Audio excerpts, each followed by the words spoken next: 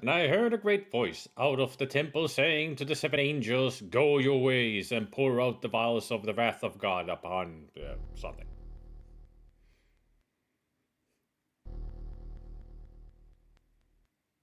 Unseen. A dwelling of pure thought shaping our destinies. The DreamWeb.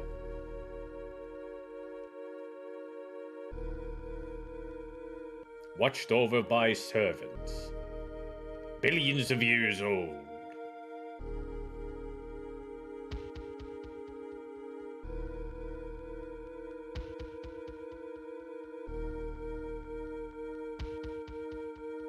For centuries, the DreamWeb has been stable. But now evil is about to take control.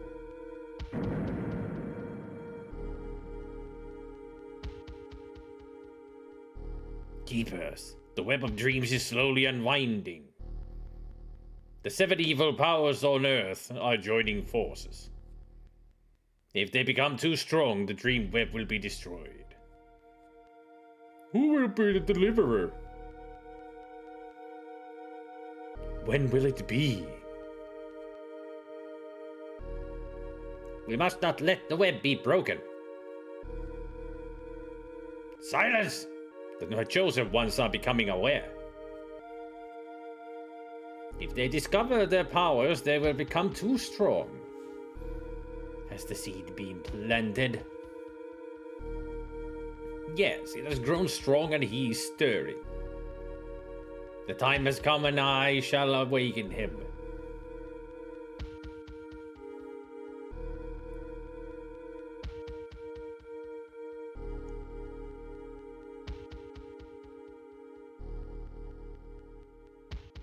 So basically, the sleeper must awaken?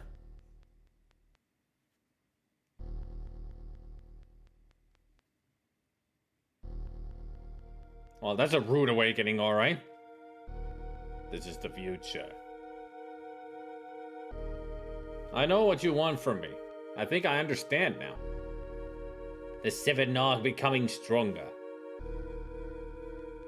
They have haunted my dreams. I know. They control the 7 points of the DreamWeb. Must they be destroyed? Yes.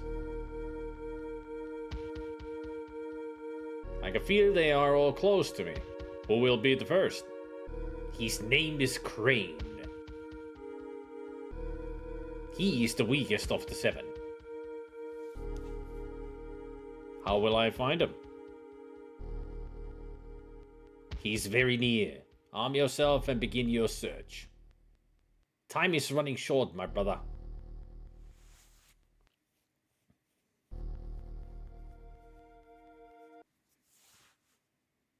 Empire presents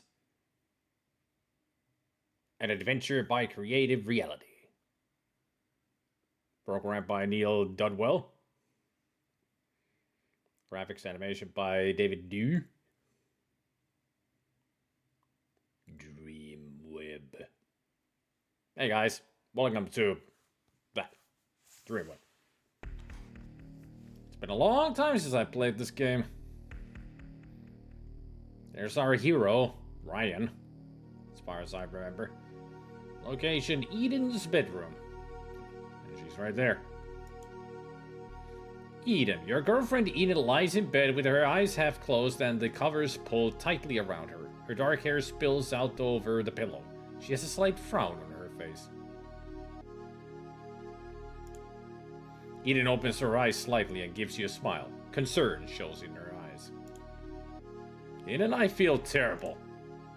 You feel so hot, your skin is soaking wet. You were dreaming again last night and it scares me when you shout out that. I thought the dreams had gone away, but last night it was worse than ever and I don't think it's just bad dreams. What do you mean not just bad dreams? It all seems so real and so vivid. My mind is telling me to do things that I don't want to do. You have to stop talking like this. You need to see a doctor. I'm so worried about you. I'll be okay. I'll just need to sort some things out in my mind. Look, it's late. You'd better get to work or Sparky will be mad with you. We'll talk more when you get back. Alright, but you will be here when I get back, won't you? Of course I will. I'll always be here for you. Now hurry up. You don't want to be any later than you already are. Not to mention, I'm sure that she would be here because this is her place. I mean, it's her bedroom.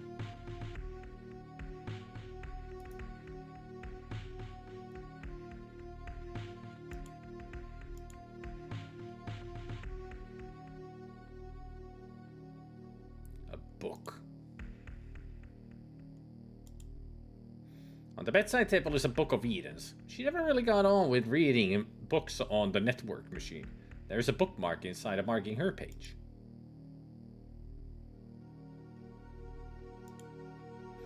A small chest of drawers that you recall Eden bought not long ago. The drawers are obviously quite old and are in need of some repair. A brush and a magazine. Apparently I'm wearing a ring, shoes, shirt and jeans, watch, gum and shades.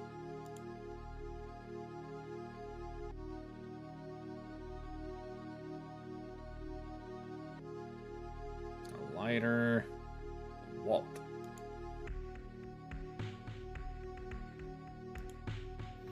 A brown leather wallet with your initials in the corner. The clasp hangs limply off the leather and the wallet has seen better days. Places. Take list, take photo, take cash card.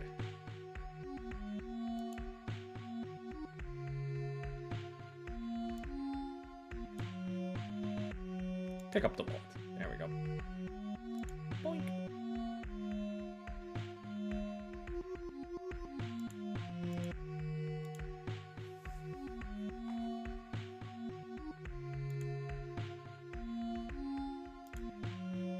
CD box that has an abstract design on the cover. The price sticker is still fixed to the box, even though Eden bought the CD ages ago.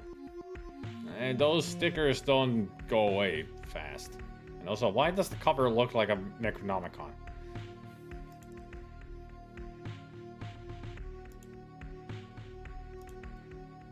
This monitor is connected to Eden's computer. It is fixed to the wall at head height.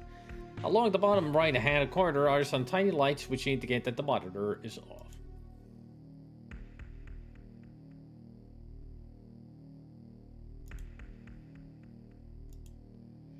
You can't remember where you got this lighter, but you've never seen another one like it. You've had it for at least 5 years, and it has never run out of gas. I guess you don't use it much then.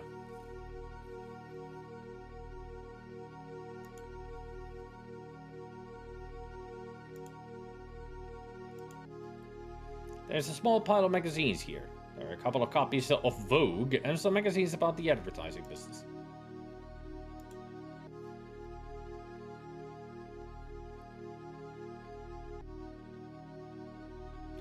Micro cooker.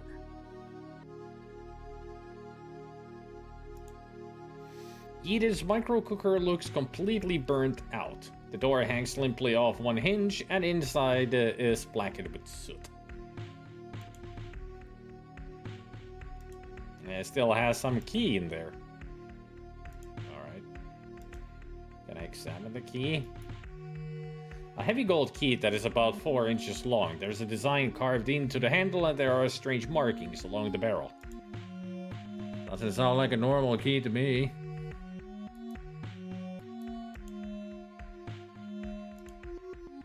A network interface that has yet to be connected. There's the usual slot for a cartridge. There's a large number of connectors at the back. The standard network cartridge has Eden's familiar handwriting on it saying Client Information Sartain Industries. Sounds like something that we should have.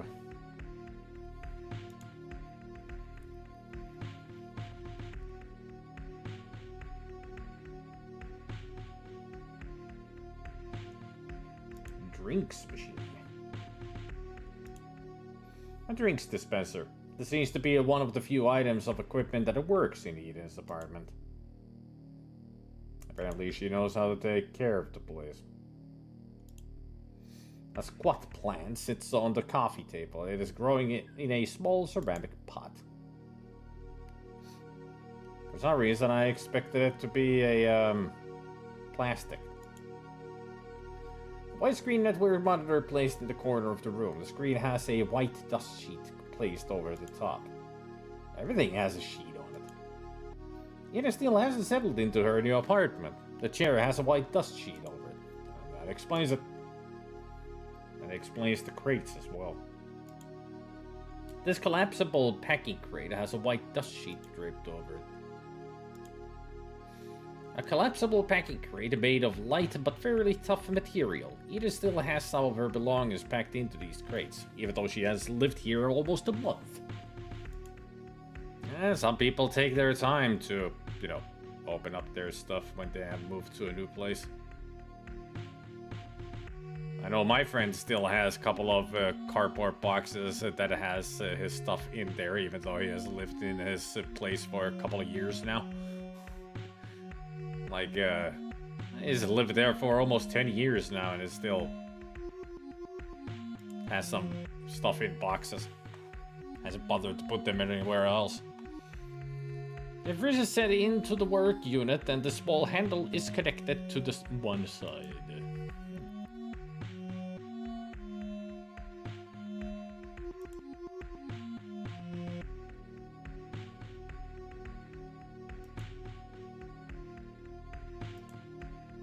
The lift doors are covered with a green material that vaguely matches the furnishings in the rest of the room. It happens some boxes you don't want or feel like opening. I mean, he knows what's in them and just doesn't care putting them anywhere else. He just keeps them in the box. It's not like super necessary items. Just some random stuff. Like all kinds of knickknacks and such that he doesn't use daily and all that, so might as well keep them in the box, no need to put them in the cupboards or anything.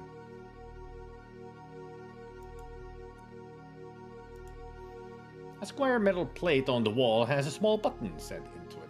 The writing has faded, but you can just about make out the word open written on it. You give the button a press and the door opens.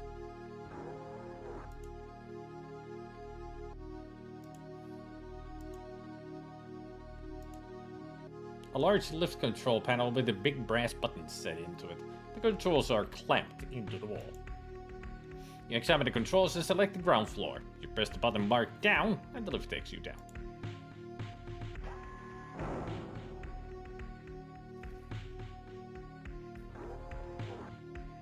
The lift takes you slowly down to the garage beneath Eden's apartment.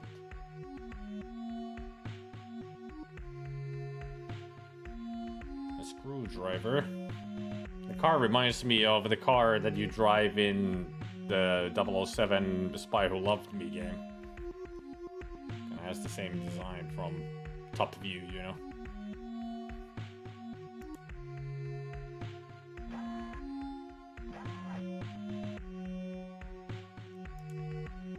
Eden has obviously had some car trouble and she's been repairing it herself. The repairs aren't finished and the car stands here with the bonnet open. A large flat-bladed screwdriver with a translucent orange plastic handle. The screwdriver belongs to Eden. Nice to know that even in the future the screwdrivers are still the same. And because I have a screwdriver with a translucent yellow handle. So it's the same. Some things never change. A strange-looking wrench with a dark red handle. The neck has a small device on it to tighten or loosen the teeth.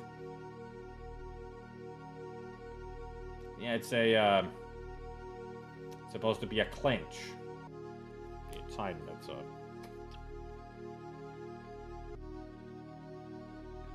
We have our own word for it. I wonder if in English there is a word for it, like I know that it is technically it is a wrench, but we have our own like technical term for this kind of a wrench.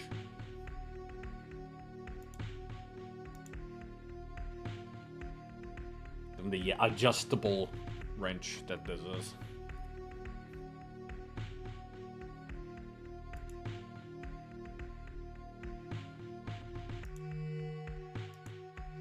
The manual lies open a page describing how to change oil filters. Fitted around the garage walls are these plain metal storage units. The top surface is covered in smears of oil. As you peer into this open packing crate, you see that it is empty apart from a few cobwebs that have formed in the corners. Ain't that always the case? Cobwebs. As you look up over your head, you see a network of large pipes covered with dust and cobwebs. This one disappears into the wall. So I'm guessing that this place doesn't really have a custodian, since covered in cobwebs and dust. No janitor, cleaning lady. She's been living here for a month, and the garage is in this kind of shape. Must be a very cheap place. The way to Eden's car is lit by this red neon lamp. The light in the garage is dim and everything seems strange in the reddish light.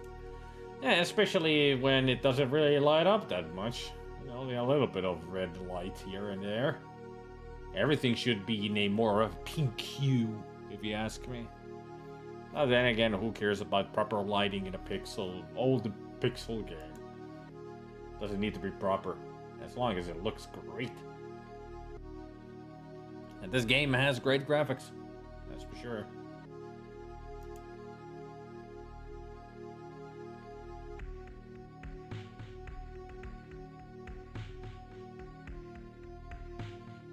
Game options. Disk options. Start game from beginning. Through the map.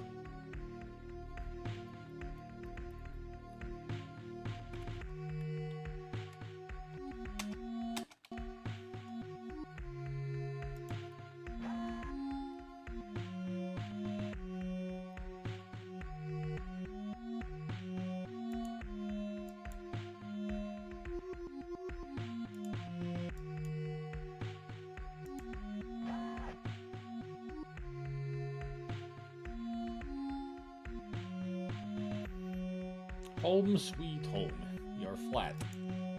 Sparky's bar, Eden's house.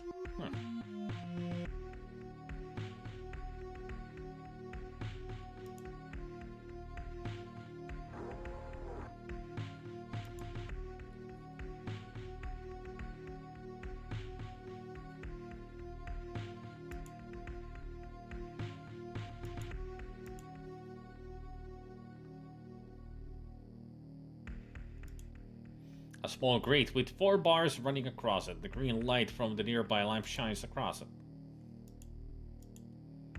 These lights are fixed around the walls of the lobby. They appear to be functional rather than decorative.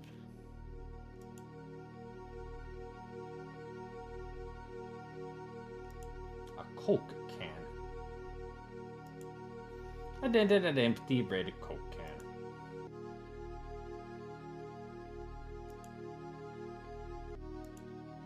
These doors are standard. They attempt to open and close at the right times to let you through.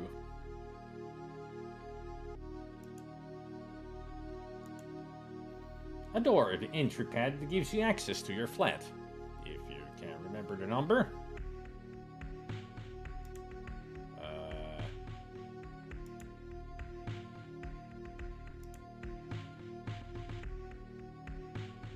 How do I find out what number?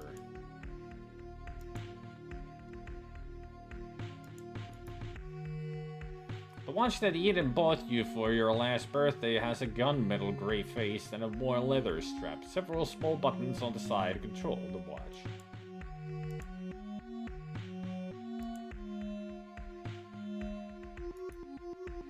A battered pair of plastic black sunglasses that you've had for ages. The smog outside rarely lets through enough light to make them necessary, but you wear them anyway most of the time.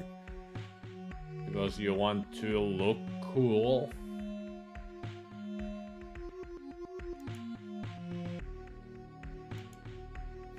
Pressing this will ring the doorbell inside your flat.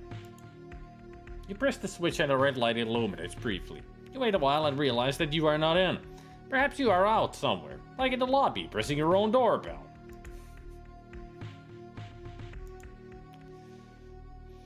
Got a lot of humor like that.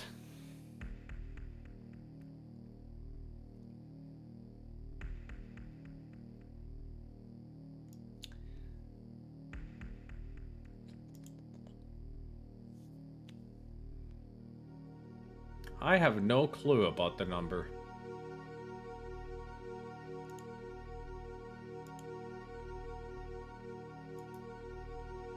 Probably the only pair of jeans you have. They could virtually walk around by themselves. They are torn, dirty, and very comfortable. One pocket at the back has almost come loose.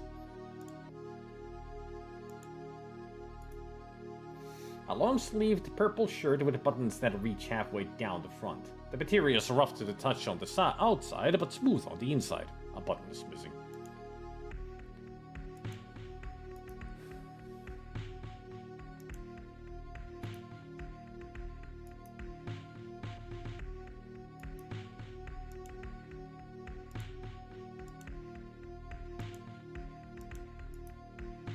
A crumpled piece of paper that has barely legible door lock numbers that belong to people you don't even know anymore.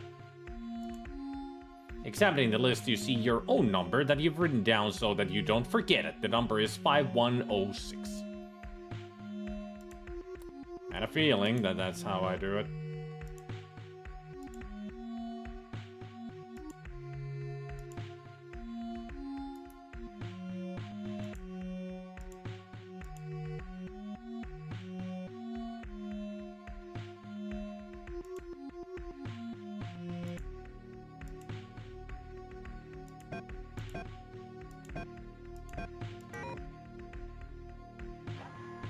There we go.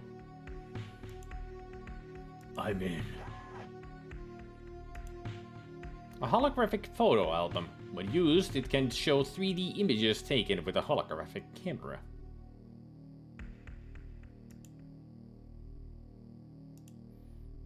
An ankh on a fine gold chain, the symbol of life. As you turn it over in your hand, you notice the word Eden etched into the metal.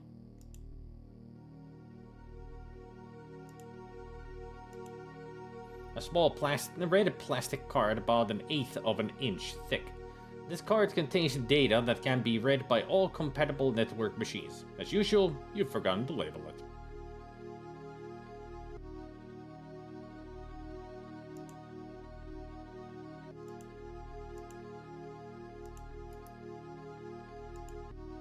Try placing it in your network interface.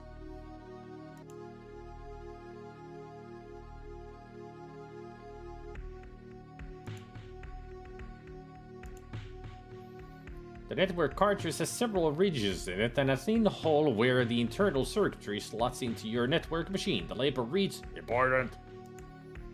That sounds like something that I should take up this network card. I'll still keep it. Just in case. A very sharp knife made of stainless alloy. It is not clean. Who cares? I have a knife. A metallic fork with 3 prongs. The fork has obviously been used recently. A colored cartridge for the network machine. Like most of the ones you own, this has yet to be labeled. A small framed picture of your girlfriend Eden with a stand fixed to the back. A ceramic mug embossed with bright blue logo that says Sartain Electronics. You recall that Eden gave you the mug. It is empty.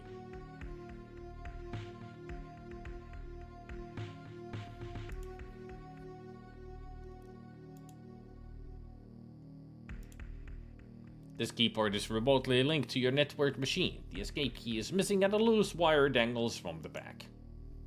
Is it safe to use? The small box perched on the windowsill has a display screen on the front giving continuous readouts on air pollution, temperature, and humidity. The screen flickers as new data is received and displayed.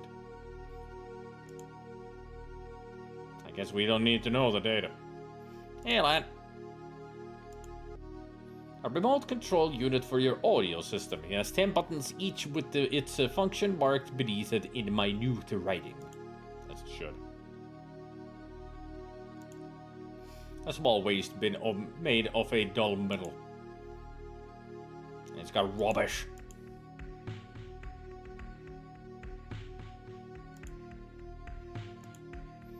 A tiny CD player that's not much wider than a CD. The fascia is covered with many buttons. The display on the front lists a song currently playing, its length, and a readout that changes in time with the music. No CD inside though. That chair has seen better places, holy crap. Yeah, there's a spring. A battered old armchair that you've had ever since you got your first flat. It looks worn around the edges and the padding has lost its spring. No, it hasn't, the spring is right there.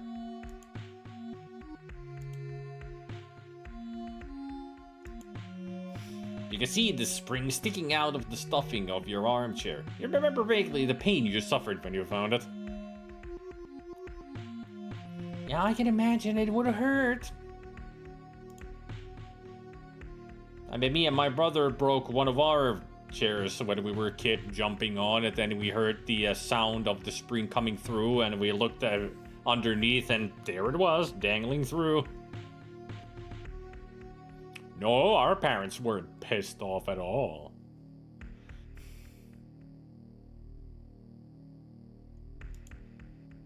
A network cartridge. It's about the size of a playing card and about 1/4 of an inch thick. There's a space on top of for a sticky label.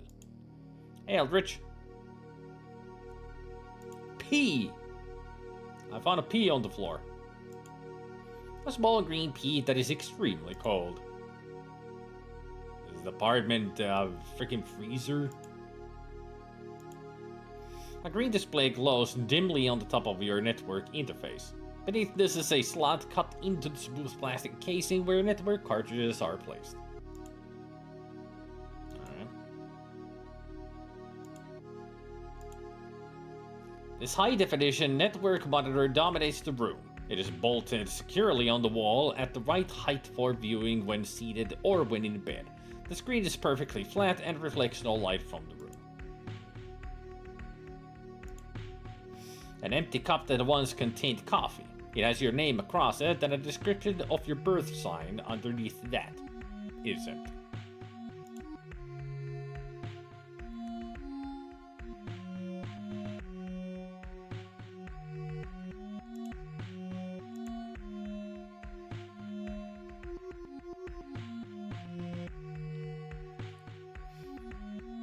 Lek Corporation.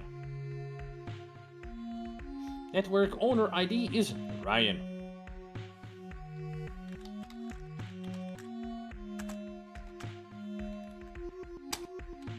Enter password for this key.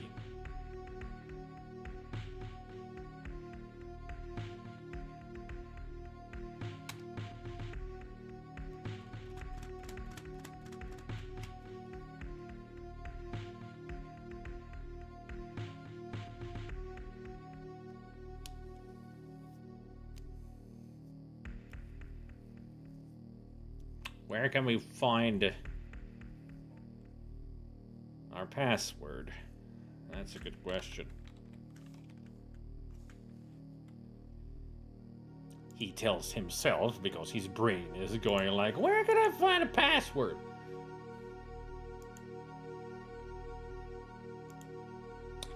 Could it be that simple?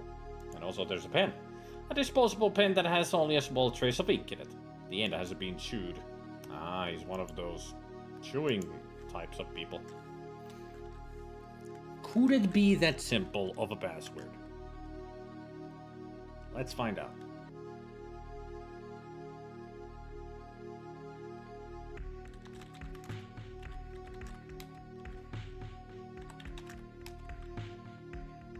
Okay, it wasn't that simple.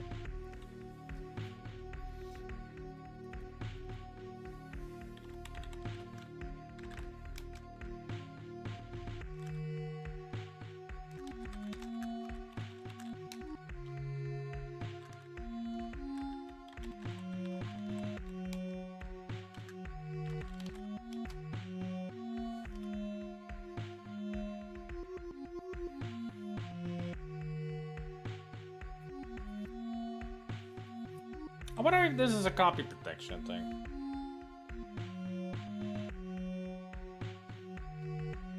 I mean, it could be.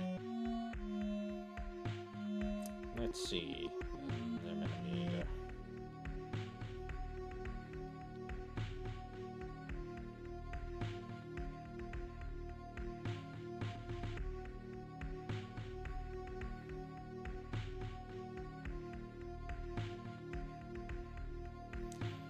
DreamWeb. Do they have manual and such?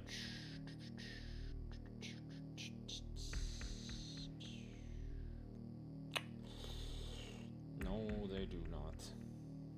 At least not on the AGA version.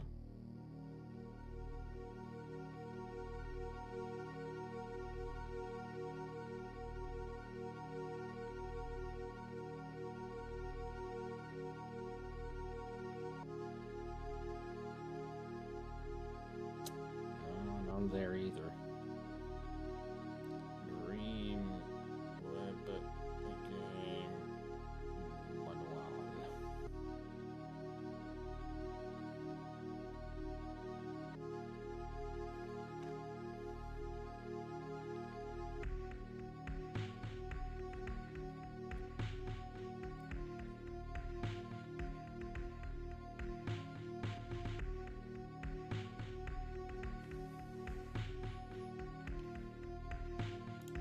If I look for it here, I can read the PDF.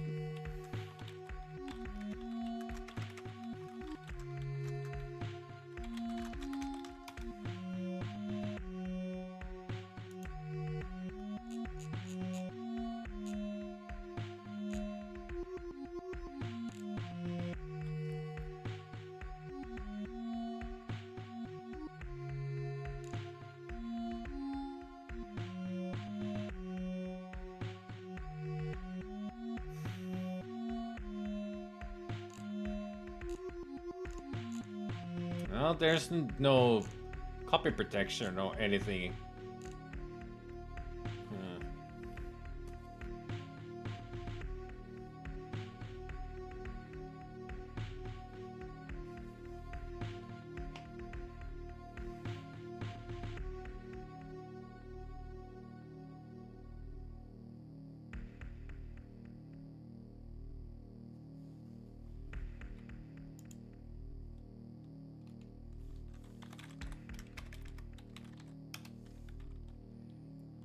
Files available. Banknet Mailbox Newsnet.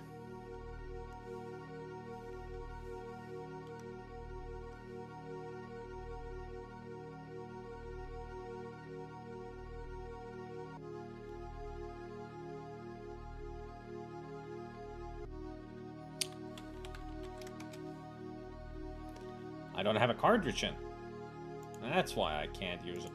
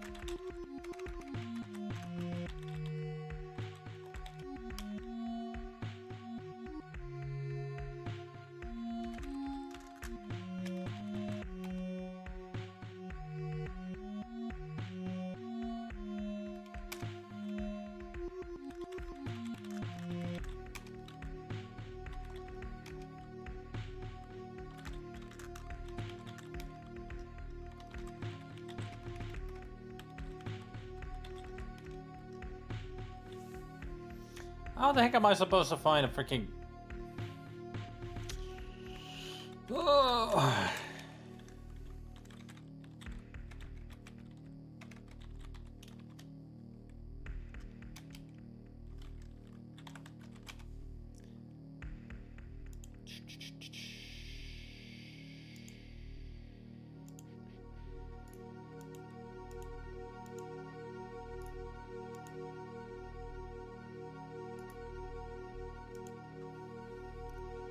Find a network interface, it only fits in one way up. Alright.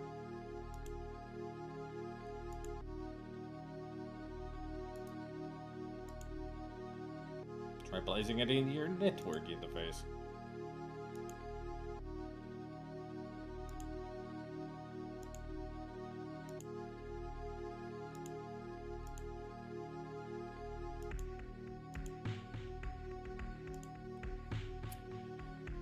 I really do wonder what the password is, because even the manual said that you can enter any kind of card as long as you have the password for it.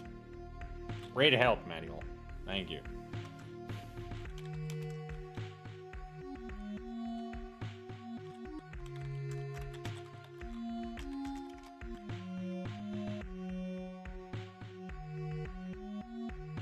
A lot of topics.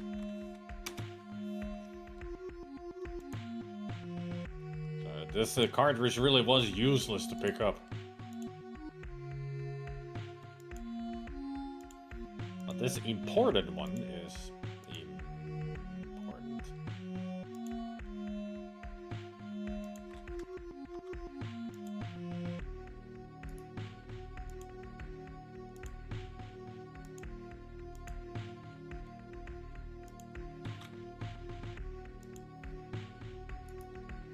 A small photograph torn from a strip of prints from a passport photo booth. The picture shows Eden with her face lit up far too brightly by the flash. You turn the photo over and see a message on the back saying, "Love Eden."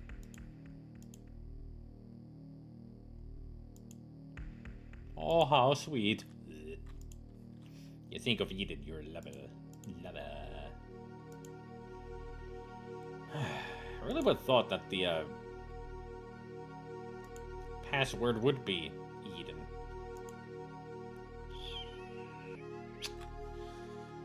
This walkthrough helps me none, as it doesn't have any freaking...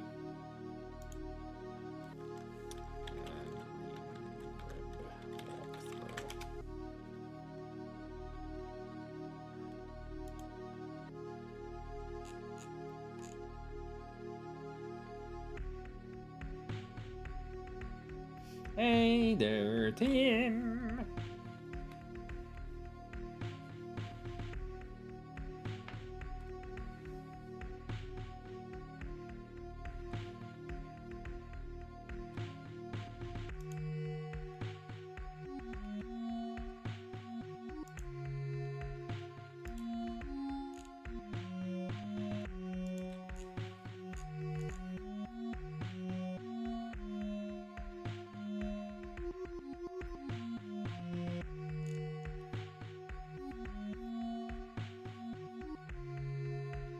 The password was easy enough to find, but none of the guides says where they got it from.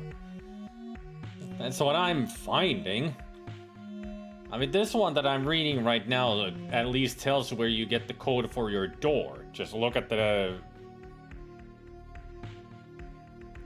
You know, look at the paper that's in your wallet.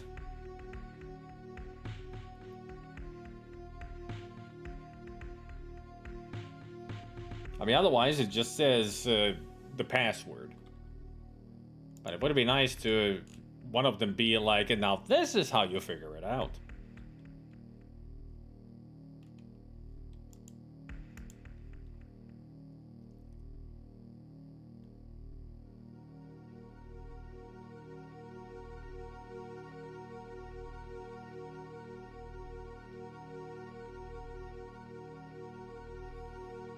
Hei Pillepalle.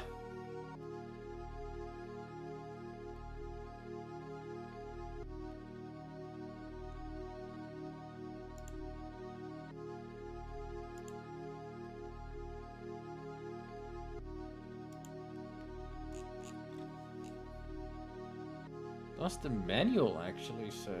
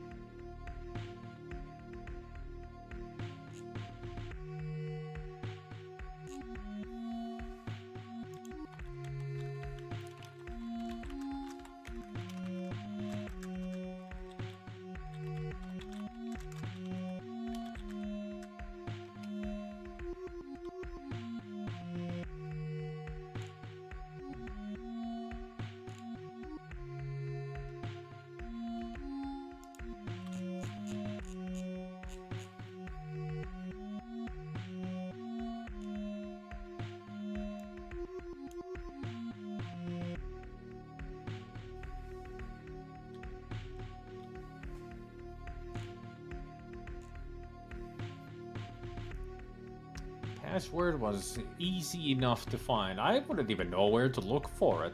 I mean, I've been looking around all the items in the room. I thought it would be Eden, but apparently it's not Eden. It's not that easy.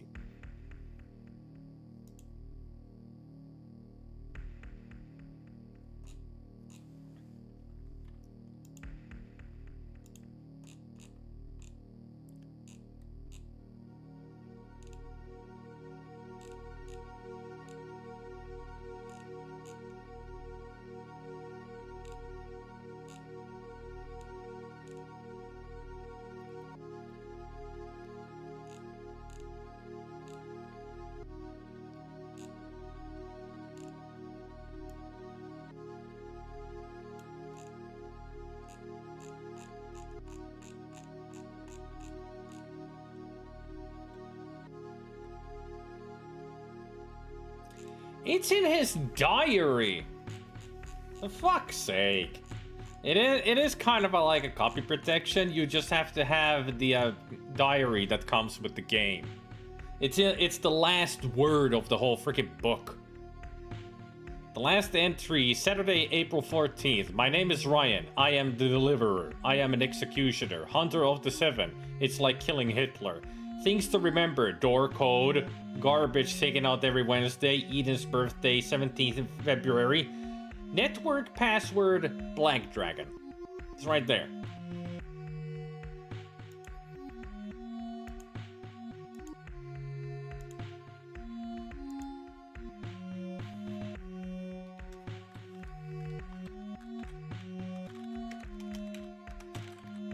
Let's make sure that I didn't put the cartridge in. Good.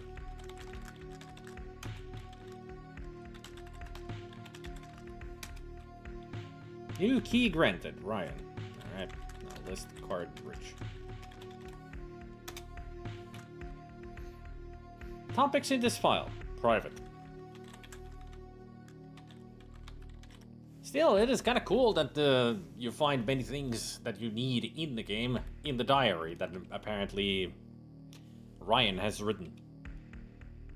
And the whole thing is called the Diary of a Madman? Like, question mark?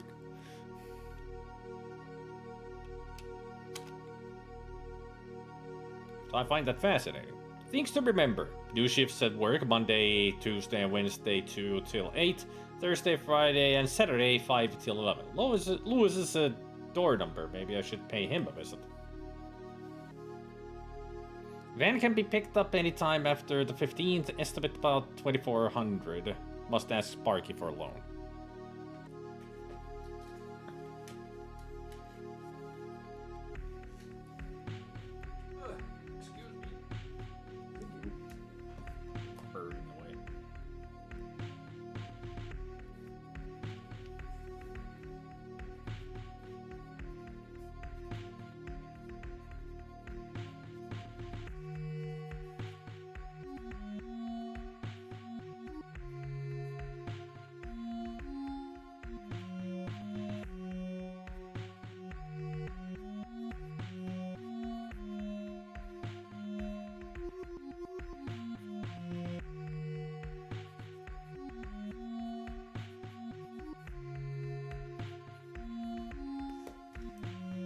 Alright.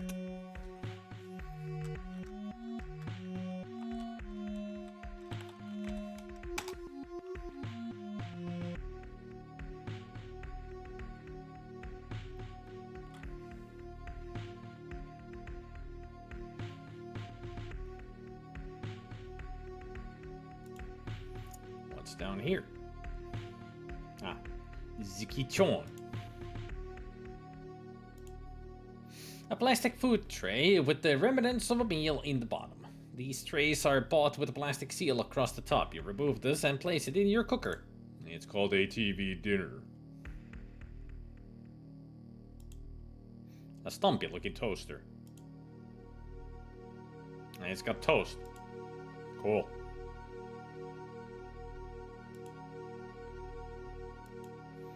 This apple-shaped magnet sticks to the refrigerator doors. As just a magnet. Multi-cooker. A cooker that looks like a microwave oven. If you put a food packet inside the machine, it will automatically read the instructions and cook the food perfectly. Smart. What if I put a human head in there? Will it know how to cook that?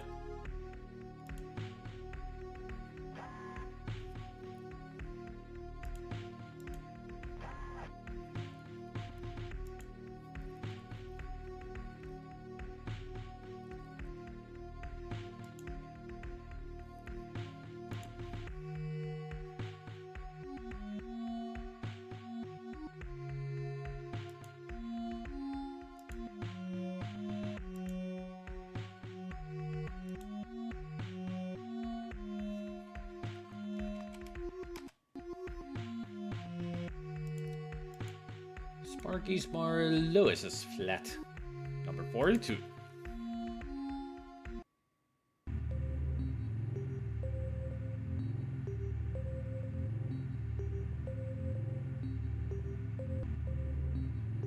Great music.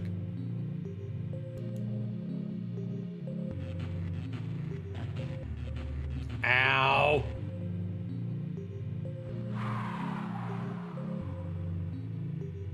Hey! Took my sneakers.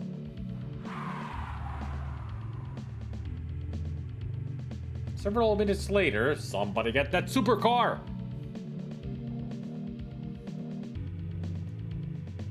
Can't believe it! They mugged me for my trainers! I mean, I thought they would take your purple shirt.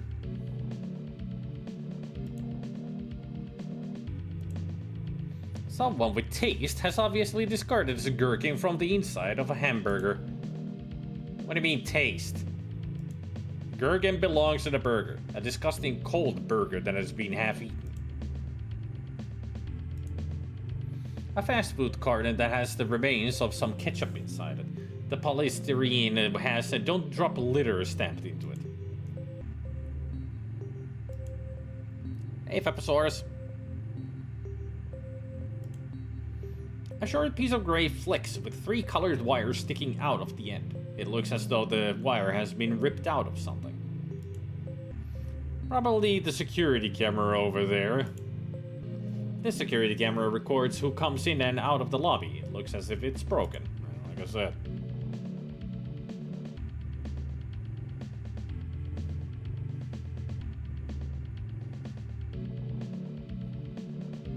Did I say Faptaurus? I thought I said Faposaurus. As the name is.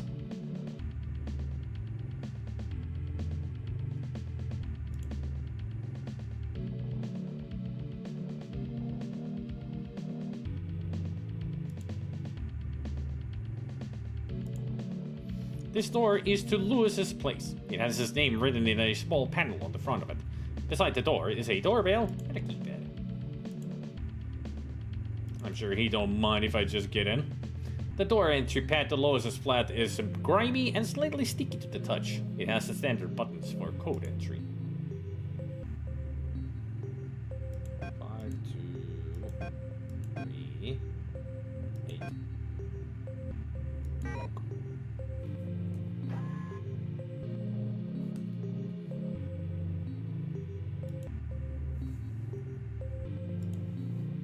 Oh, Lewis, you in? Another cigarette butt from Lewis's apartment.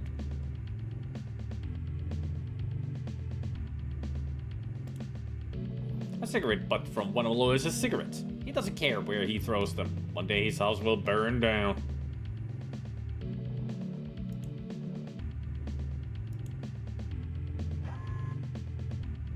Hey, what up? Lewis is one of your oldest friends. He sits slumped on the toilet. He's wearing a hideous green shirt covered in food stains and dull gray sweat shorts. His belly pokes out from underneath his shirt. He's almost asleep.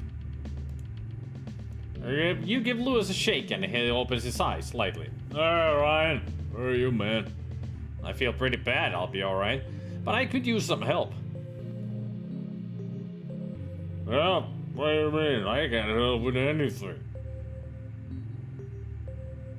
Look, I'm in deep trouble, and there are some things I need, and I think you could get them for me.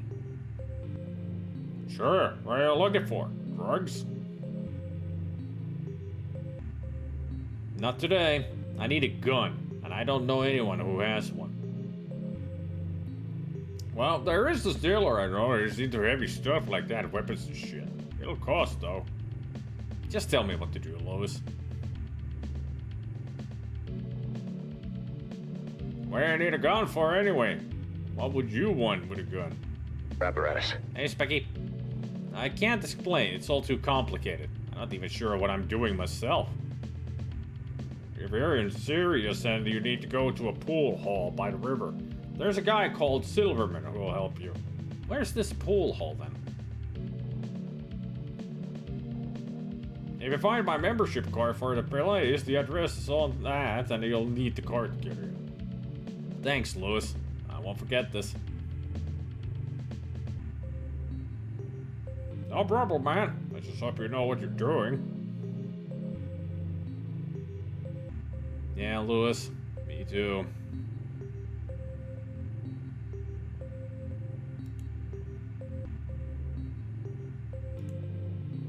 One of Lewis's white training shoes that has red stripes down each side. They're pretty similar to the ones you had before you got mugged for them. You must pick it up first.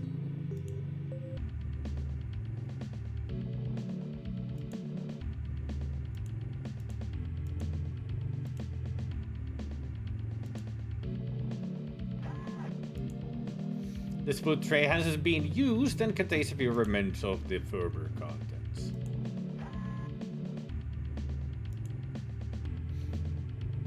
One of Lewis's trainers, which is thankfully almost new. The shoe is fastened with a Velcro strip. The soles have a chunky rubber tread.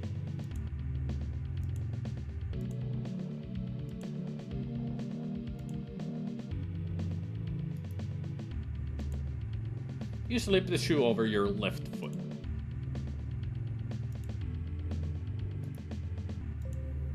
You slip the shoe over your right foot. At least he knows how to wear shoes properly.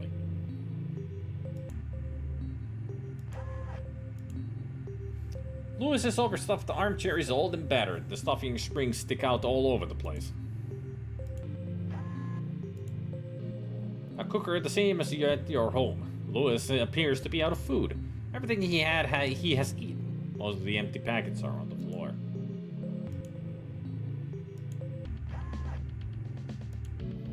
Lewis's famous acoustic guitar is on the bed. This is Lewis's most treasured possession. Well, I guess I could. I should. You slip the watch over your wrist.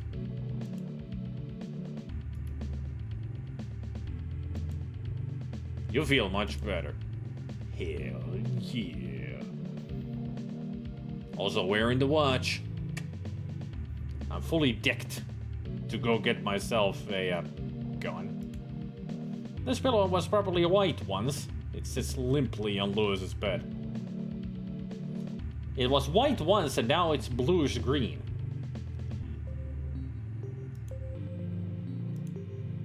A small wooden table that Lewis has next to his armchair. He usually uses it to rest his beer on. This network interface is designed to take standard cartridges. They're placed in the slot in the nearby interface and then viewed using the monitor.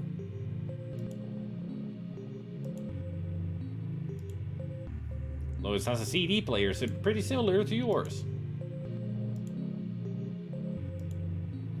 A green network cartridge with a label on it that has something written on it, but the writing has been almost scrubbed out.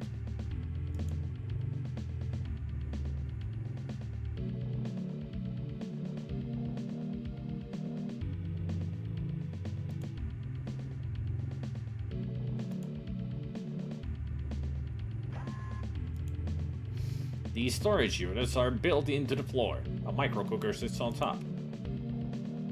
Ah. There's the card.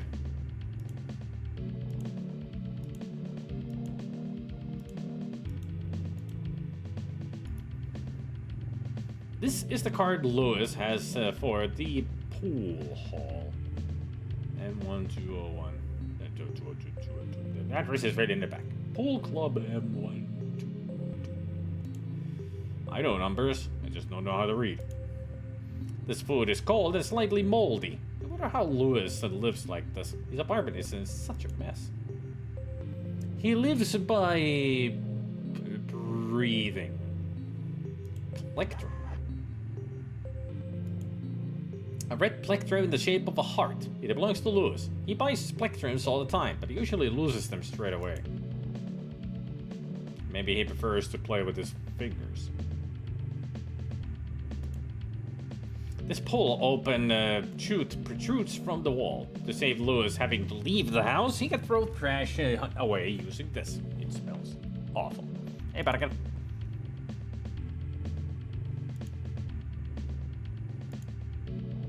Lewis's bed is in a mess. The covers are crumpled and the sheets have worn through to the mattress. The bed feels very lumpy and some of the springs are in danger of coming through. A badly made cigarette that belongs to Lewis and smells a bit strange. Ah! Not just a normal kind of cigarette. I've got you. That's why he is in such a mess. Makes sense now. You can use this to speak to someone who has just rung the doorbell to see who it is. You have to be security conscious. I played this before a long time ago. Long time ago. I mean, I don't even remember the last time I played DreamWeb.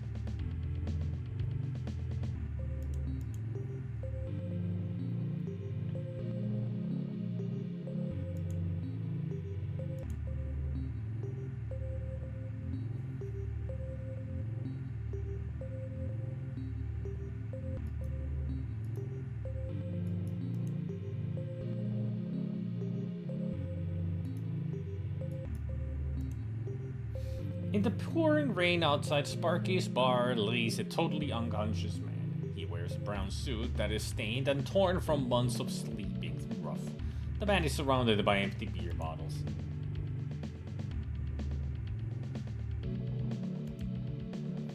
The label on this beer bottle states that the beer is 5% proof. It is empty.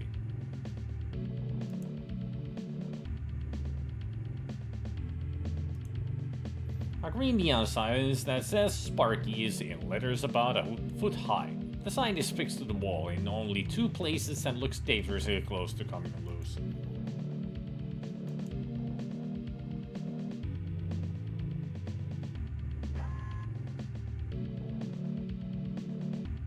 There's Sparky. There's a sleeping man, apparently. Vid game player. Ashtray. Man. Carpet.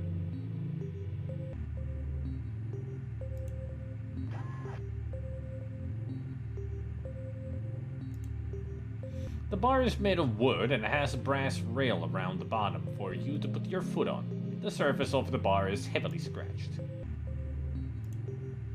A bar stool which is stuck on the floor close to the bar. It has a single leg. A bar stool with a leather cover. This stool is where you normally sit if you come into Sparky's when you're not working.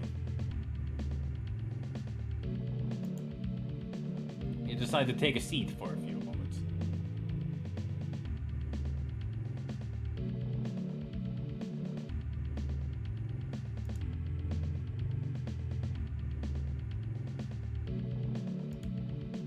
Sparky stood behind the bar.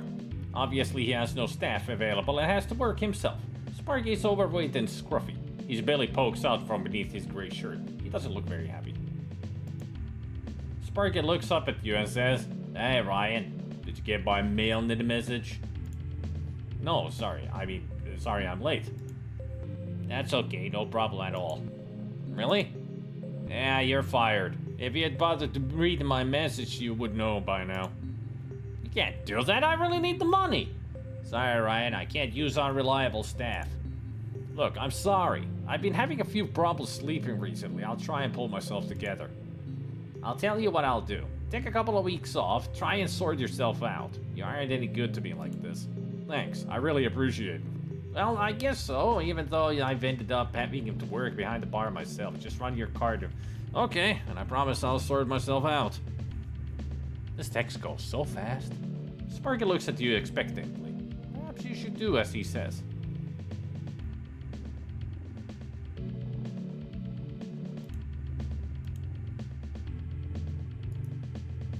A small green plastic card that has a yellow flash running across it.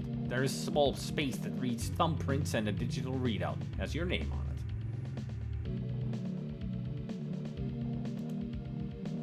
The card shows a balance of 0.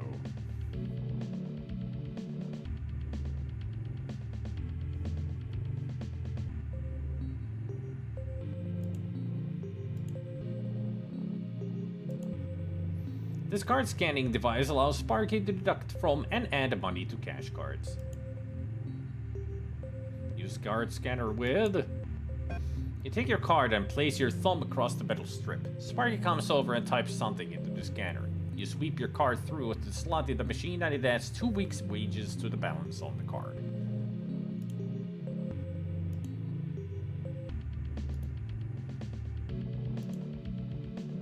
$1,243 credits and 20 cents. Alright.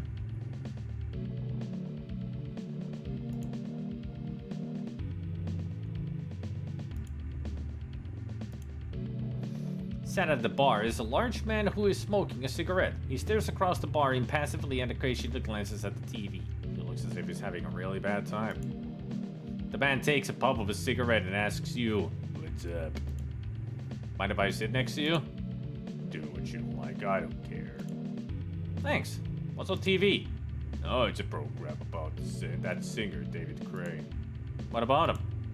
"He's playing some concert or other tonight. He's just arrived in town." "Where's he staying?" "At a hotel called Regency." "Hey, what is this anyway? Why all the questions?" "Oh, no reason. The Regency is that a big place near the bridge, isn't it?" Yeah. Now, why don't you just shut up and leave me alone?"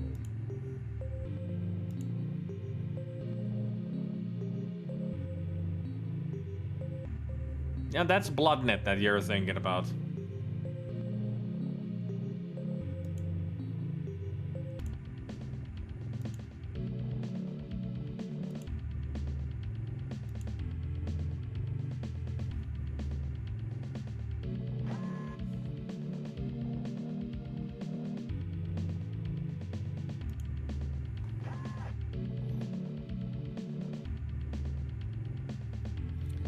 The story is that DreamWeb is coming undone because of 7 evils on Earth, and we are the chosen one to take care of this.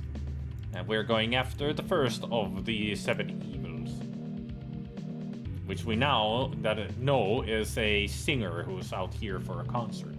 But first, we need to get ourselves a gun.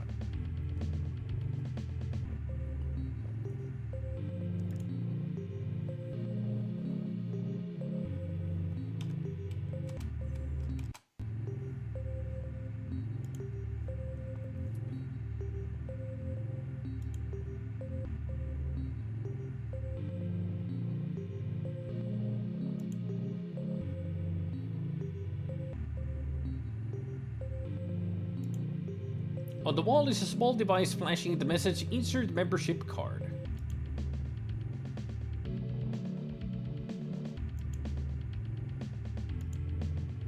Fixed to the front of the booth is a sign that is lit with yellow neon. The sign says "Memberships and Information." By the entrance to the pool hall is a small hatch in the wall that has bars over the windows. Behind the bars sits a man who is reading a magazine. Behind the glass, an assistant leafs through a magazine. He is about 50 years old and has ginger hair and small round glasses. He is sat with his chin in his hands and pays little attention to you. That's exactly what the game is, Bennigan. Look, I'm sorry, pal. If you're after a new membership, I can't issue it till next week. Actually, I've got a friend's card here. You can use someone else's card if you like. If it's okay by them, it's okay by me. Want the electric thumbprint on the card be wrong if I use this card, though? Look, I shouldn't be doing this, but if you use your card in the reader by the doors, I'll sort out the rest. Yeah, thanks. I'll do that. No problem. You can owe me one.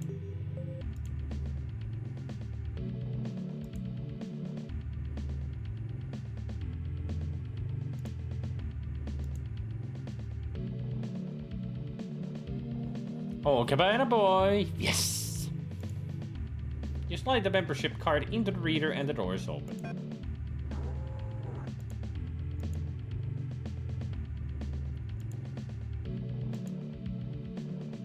The lift control has a number of lights on it. Each has a legend printed beneath it. One green light flashes that says, basement. You press the green flashing light and you hear a beep.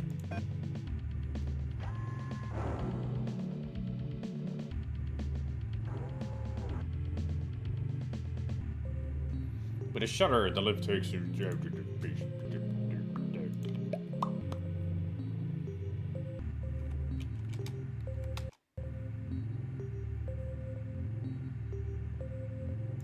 Trivia machine.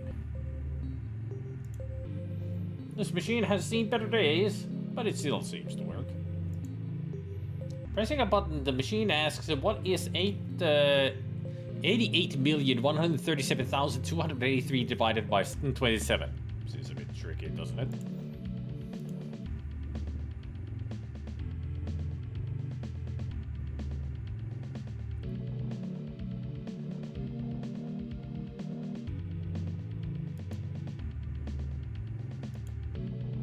Sat at the bar, facing out across the room, is a man who looks as if he's in deep thought. He drums his fingers on the bar and is looking blankly across the room. His clothes don't look expensive and he wears a gold ring. As you approach the man sat at the bar, he gives you a stern look. Excuse me. The man continues talking to the person next to him and ignores you. Look, can you help me? The man stops talking, turns around and bares his teeth. Alright, I think I'll be going. Sat at the bar is a man drinking. He wears a pair of jeans and a black shirt. His blonde hair is long and untidy. He is in conversation with the bartender as you approach him. Hey, I'm talking. Why don't you piss off? But I don't want to have to tell you twice. Alright, see ya.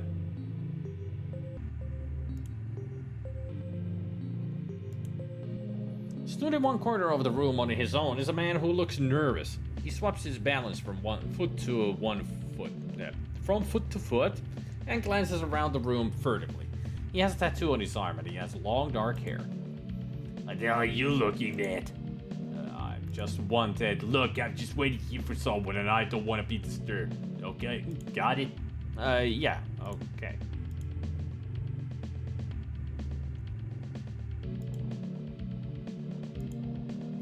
A tall and quite dirty beer glass. It's empty. The bar is made from the same material as the tables here. It is just above waist height and the barman behind it stands higher than you. There are several people sat at the bar. A large white card reading machine that removes money from cash cards. The front though has a display screen on it that currently lists the prices of various drinks.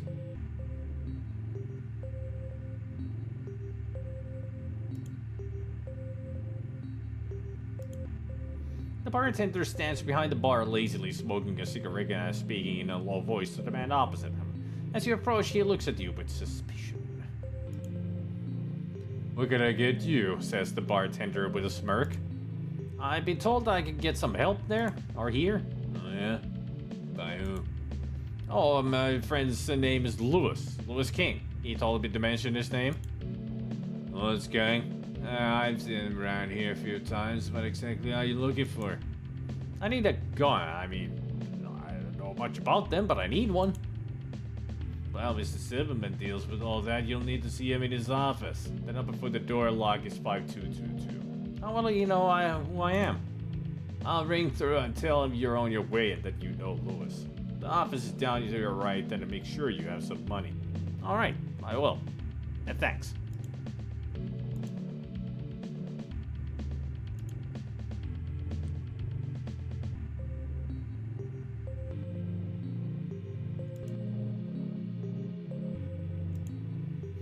The man lies slumped across the table. Like most of the people here, he is wearing just jeans and a shirt. On his wrist, he wears a large wristwatch. The man doesn't make a move as you approach him. Excuse me, can you help? The man mutters something slurred and incomprehensible. Hey, wake up! There's no response. Yeah, forget it.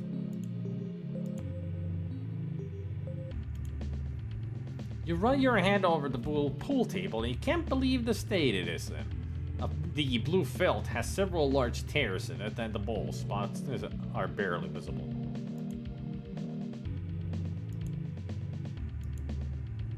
The decor in the bar is very strange. The table is made of a hard plastic and is etched with deep grooves that make a geometric design. The purple wall lighting is reflected dimly on the table.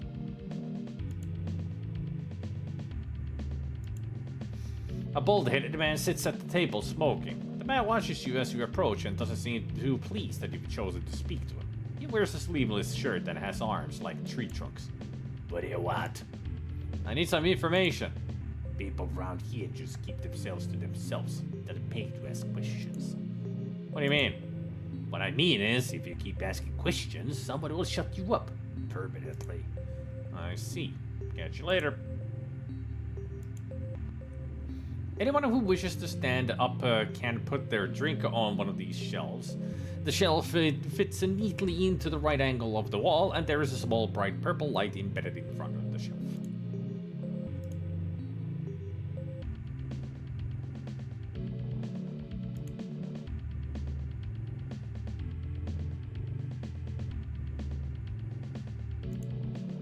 The door is controlled by the keypad on the wall next to it.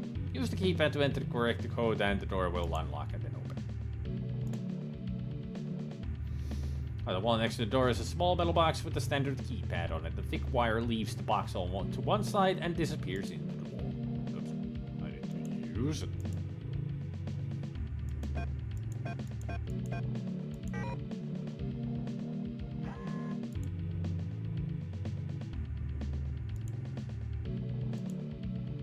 A tall metal filing cabinet with 4 drawers in the front. The nearby light shines across the front of the cabinet and you can see that the drawers are labeled alphabetically. This yellow neon light has an orange tinge to it, and it is one of the many that light this small room. The light is quite dim because of the number of lights here. The room is dominated by a large wooden desk with a highly polished top. On the desk is a card scanner and a computer terminal. Behind the desk sits the owner of this pool hall. A clock with a digital readout that shows the date and time in blue letters. The clock has polished and wooden case. The glass water dispenser is about half full of clear water. The dispenser stands on a tall wooden table. Silverman has a network monitor that seems to be displaying financial news. He has a top of the range LEK model with high resolution colored graphics. An old-fashioned blotting pad that looks as if it's only used for scribbling down notes. The paper is held in place by triangular metal brackets at each corner. A pile of computer printout paper is on the desk. A computer console that has its own tiny screen and a cramped keyboard. The screens occasionally scroll up into information. A standard card scanning machine that has a slot along the front for a card to be swept through. The display on the front intermittently flashes messages across its face. A green pot plant with white-green leaves that sits in a small plant pot. On the wall you see a black and white map of the city. The map is dotted with small drawing pins, each with a colored head.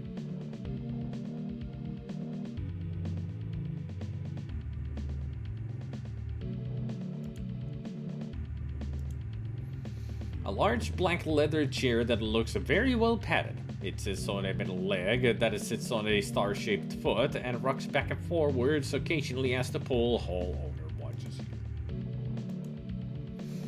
The pool hall owner sits behind his desk and puffs on a large cigar. He wears an off-white shirt and a blue waistcoat. He drums his fingers on the desk in an irritated manner. He looks as if he doesn't trust you. Good evening. My name is Silverman. What's yours? Oh, my name is Ryan, and I need your help. Louis King is a friend of mine. He said you would have what I want. Your friend Louis was right. I can usually help people out, providing they have enough money. Oh yes, I have money. I just hope I have enough. And you're after a handgun of some kind, yes? Yeah, something that's easy to use. I've never used a gun before, but I need to now. I need to kill me.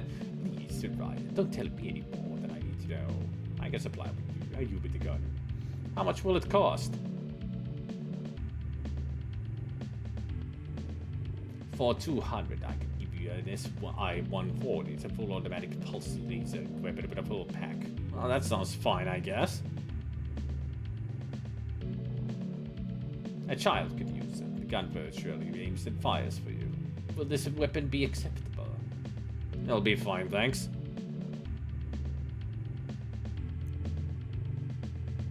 If you'd just like to put your cash card through the scanner on the desk, I'll deduct the money. Okay, and thanks for your help, Mr. Silverman. That's alright. Give Louis my regards when you see him. And there's some.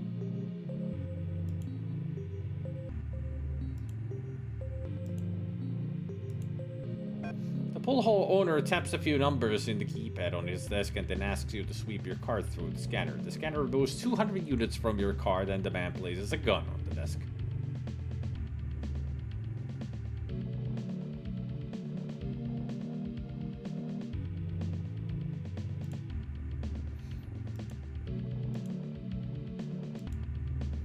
A small handgun that fires small bolts of high-energy plasma.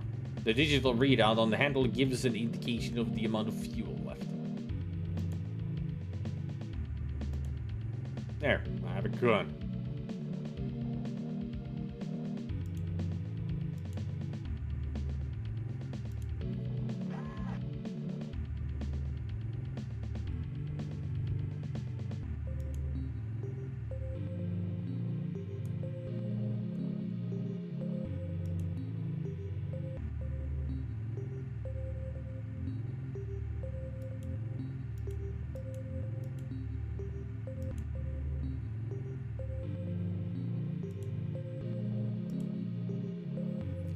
Beep. I'm sorry. Beep.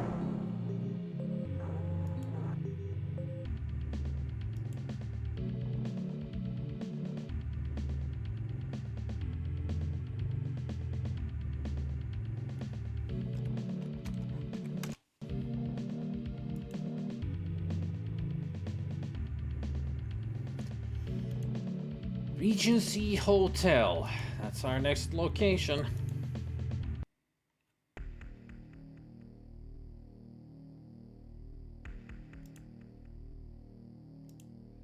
A small security camera that tracks your movements around the street and outside the hotel. I have a looking cast iron drain covered with 3 vertical bars crossing it. The sound of distant water comes from the within.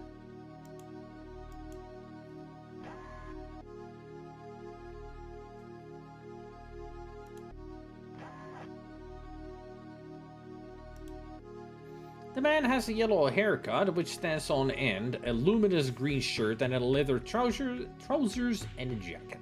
He seems bored as if he's been stood here for hours. Hey, are you waiting here to see Crane too? Really, I'm just staying here for a few nights. What do you know about the crane?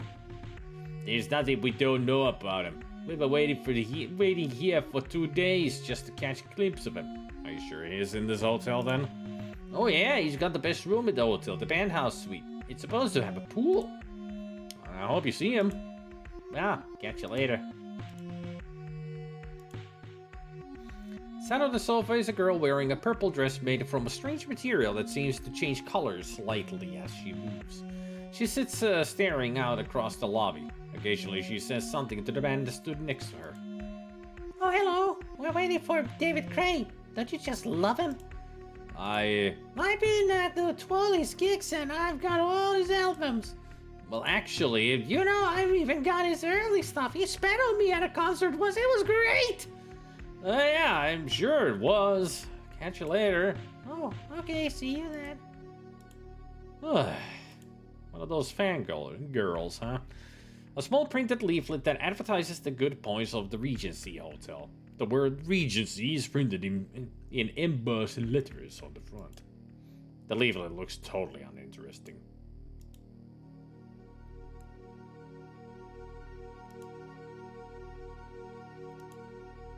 A small plastic sign that says reception in black lettering on a gold background. You pick up the sign and read it again. The receptionist has a booking terminal in front of her. It has a flat display screen that is tilted upwards slightly. A short lead leaves the back and disappears into the desk. The reception desk is made of solid wood. The fact that it shows just how exclusive this hotel is. Behind the desk is a middle-aged female receptionist.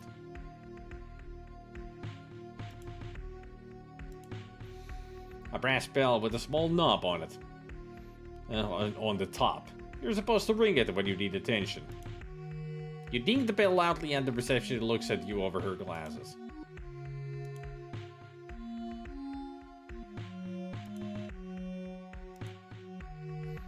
The receptionist is a middle-aged woman with a red dress who is looking decidedly agitated. She hammers away on her keyboard and stops occasionally to answer the phone. She's wearing a pair of large glasses.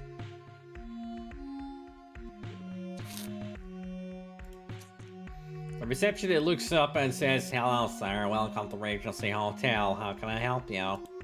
"I'd like a room for the night." "Well, we haven't got many left, and they're all quite expensive. David Crane, the singer, is staying here, you know." "Oh yeah, I suppose he's got all the best rooms."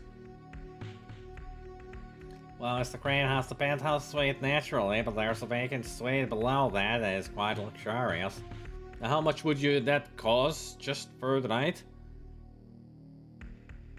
"I'm afraid that's $830 altogether, including tax. Will that be alright?" Yes, I guess so." "Well, if you'd just like to swipe your cash card through the scanner, I could give you a room key." "Right, thanks."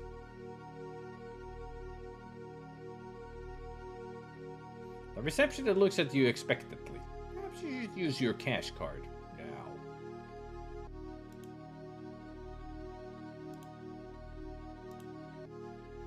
When booking a room, you must place a cash card in the scanner. There is a slot across the top and a display above it. The receptionist displays the rooms available on her monitor. Considering that the rockstar has the penthouse, you choose the suite directly below it. You push your card through the scanner and the room costs you almost everything you have. Yeah, I'm sure that we don't have much left on the card. $213.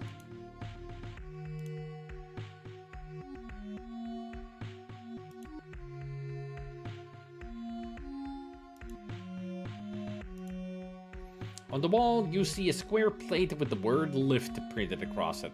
Below is a button labeled call. You press the button and it illuminates briefly.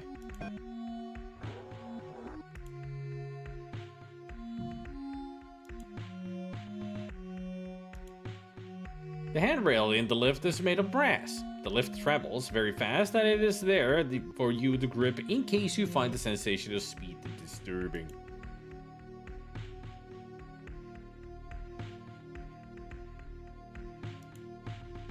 The lift controls are completely blank apart from a thin slot. You're supposed to place your key here. I kind of forgot to get the key, didn't I? There. Key card.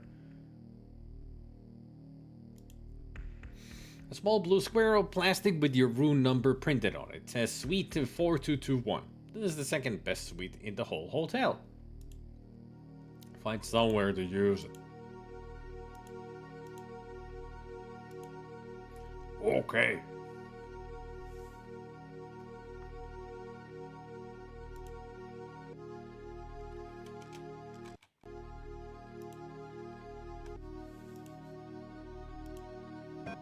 You carefully insert the key card into the control box. There's a muted beep as the controls accept your card.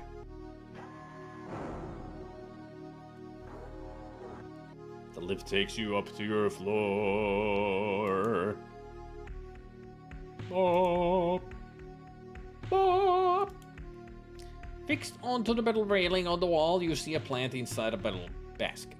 You're unsure if the plant is real or not. Should be easy to tell from the touch and the smell.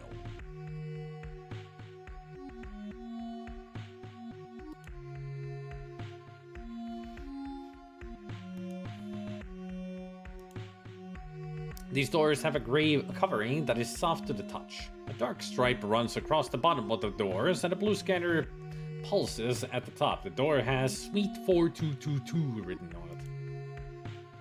Was it mine 42221? Yeah. So this is the wrong door.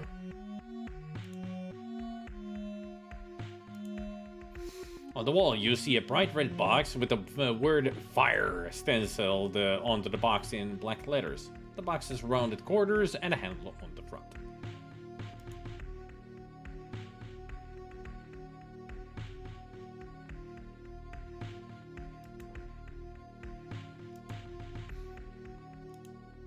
I'll take the axe. I'm sure that'll come useful.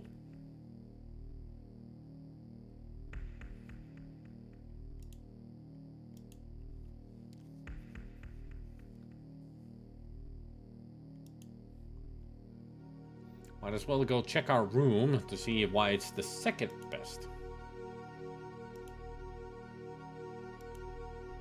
The doors don't open as you stand in front of them because they're locked. The brass plate on the wall by the door has a thin slot in the one side. Above the plate is a message reach. Insert your room key. You sweep your key through the slot in the lock and you are hear a tiny beep. The doors are unlocked. Not you here, you're here.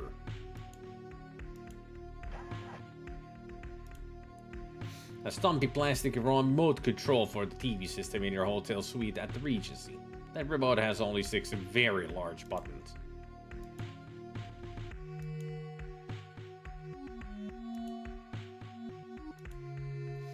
A Gideon Bible that's small enough to fit in the palm of your hand. It has a large cross embossed onto the cover. On the bed, you see a light green bath towel. It has been neatly folded with the Regency Hotel logo uppermost. On the shelf above the bed is an ornate glass fruit bowl. It has 4 small feet on its base.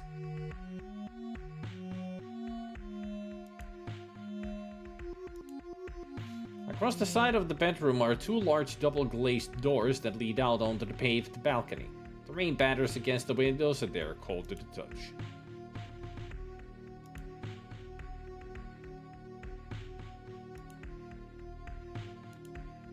The bath is a deep blue color with a square plug hole. Hole with a W.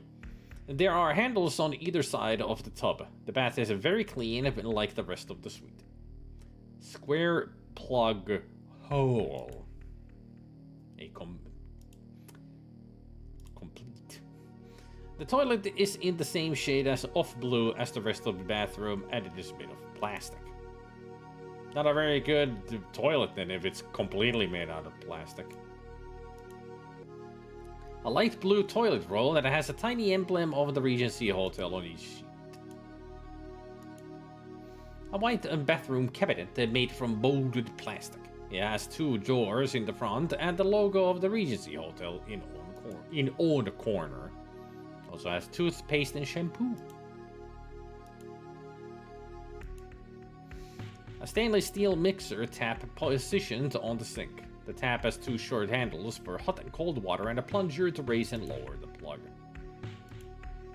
A dark blue sink that comes out of the wall. The bowl is so clean you can see your face in it.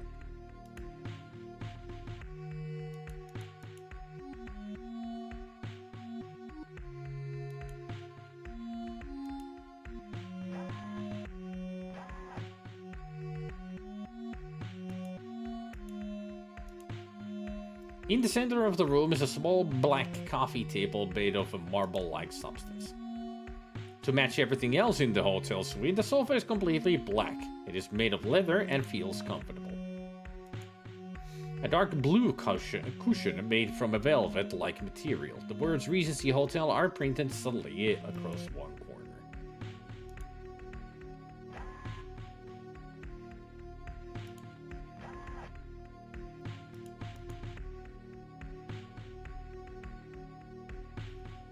Well, we are not here just to stay in the hotel. We're here to kill, kill, kill.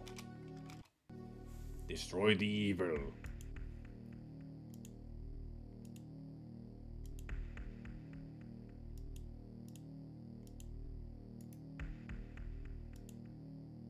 Find something to use it with.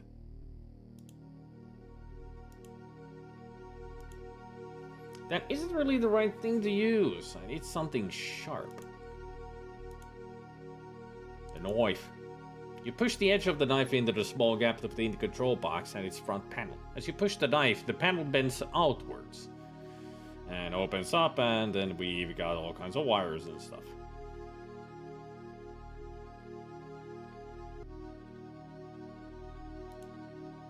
A small piece of green wire that pokes out from within the depths of the lift control box. Cut it. Taking the wire in one hand, you use the knife to cut it in 2. There's no visible effect, but you assume that the lift can't be called from any other floor.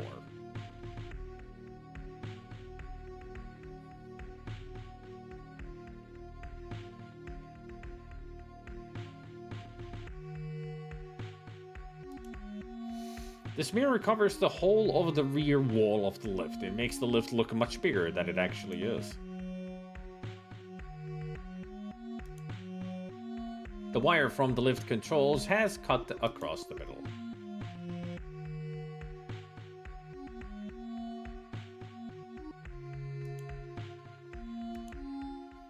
In the ceiling of the lift, you notice a small metal handle which comes out of one of the roof panels. The handle has a red sticker on it that says, "Danger!" Safe in the knowledge that the lift is not going to move, you stand on tiptoe and pull the handle. The hatch opens slowly and you gaze upwards into the lift shaft. Placing your foot on the...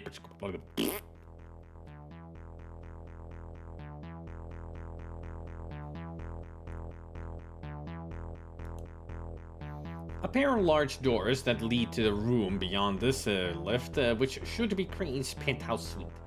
The doors are made of smooth, shiny metal that has been well polished. The roof is covered with large metal pipes and girders. Wiring protrudes from almost every small gap, and a group of heavy cables reach up towards the roof.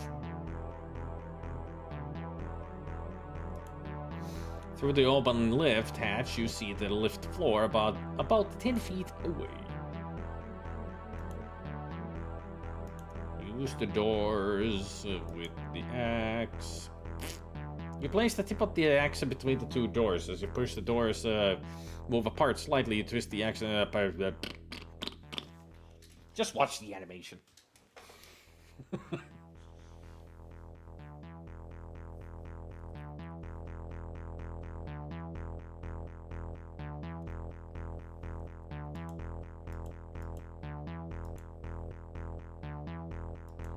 Where else have we gone?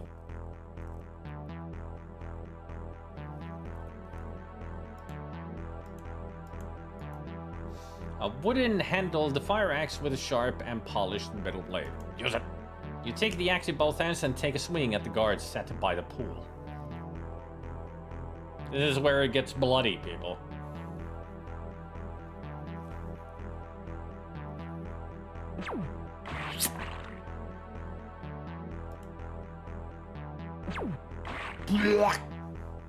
I are dead.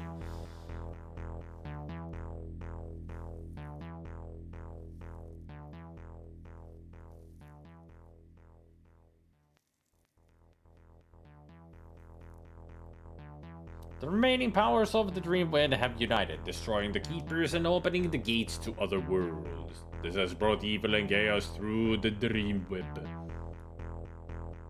Evil that has been channeled down the thoughts and dreams of the human race. Your death had remained unnoticed by billions of people, but in reality it affected every other human being. The cities grew. Pollution increased. The skies clouded with dirt. Big money won. Fascist governments prospered on greed and persecution. The world expected and received war. War on a global scale. The nuclear threat was evident. All hope was lost. Billions burned in the fire. Yeah, we get it. Evil won. The world was destroyed. God.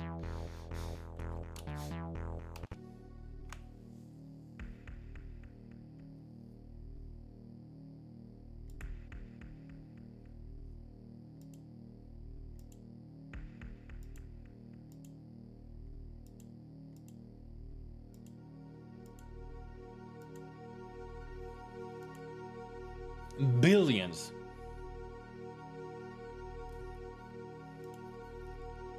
I mean, at first it said billions, maybe then it said millions, yeah.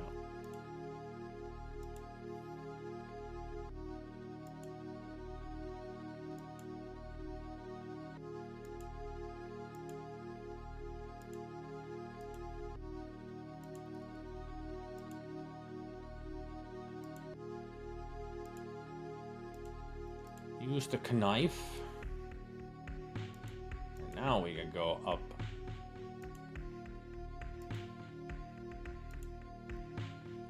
Hoist yourself on the roof. Lift the roof. I should make a save here.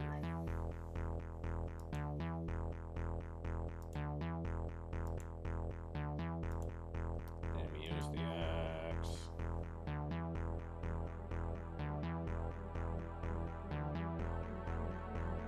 There's just enough of gap for letting you through.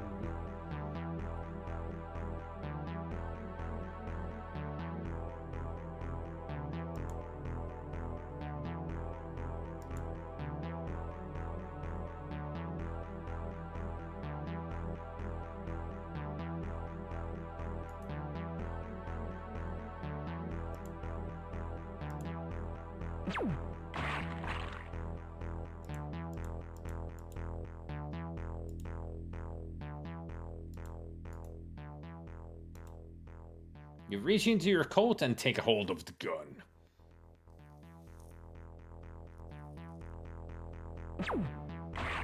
Whoa, brutal.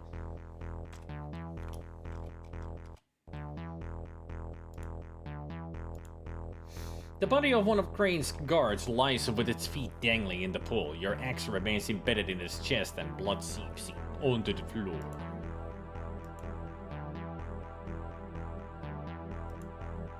The body of one of your adversaries lies partially covered by a bush. The limbs are limp, and from the chest you can see blood seeping slowly onto the tiles. The small tube of metal is an empty shell from a plasma gun. The casing is scorched around its edges. It's unpacked.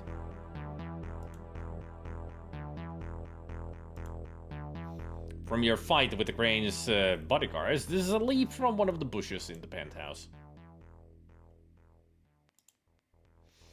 A small cluster of grey rocks that are placed amidst the shrubs. The rocks are damp and cold to the touch and look shiny with moisture.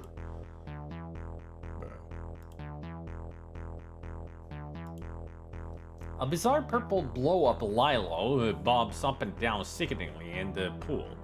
One inflatable arm has a plastic tray attached to it to put a drink on.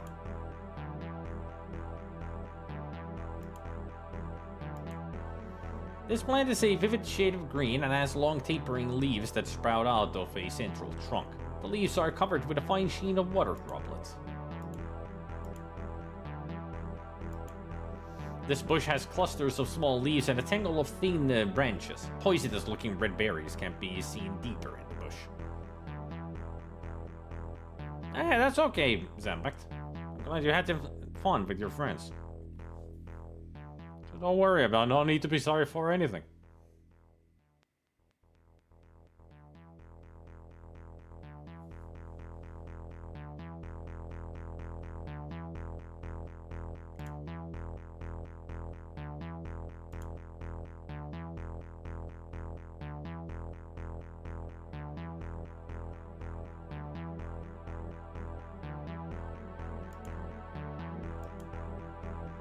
A leafy plant that is disturbingly strong green color. The plant doesn't look very real.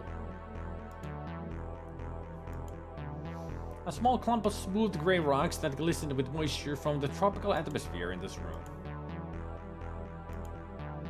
In the corner of the room is a small fish pond surrounded by aquatic plants. What about aquatic fish? The water in the pool bubbles around the few rocks that poke out through the water's surface. But what about the aquatic fish? We have to know. After all, can't be just normal fish. Has to be aquatic fish. The light is fitted into recess in the wall and is a pale blue color. The circular face of the light stands slightly proud of the wall.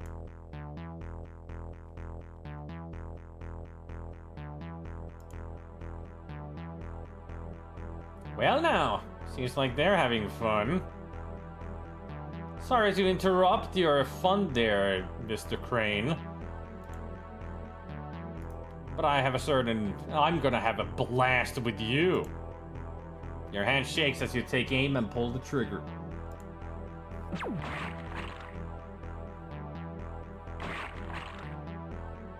Yeesh. He was embedded with a blue orb. No wonder he was evil. There can be only one.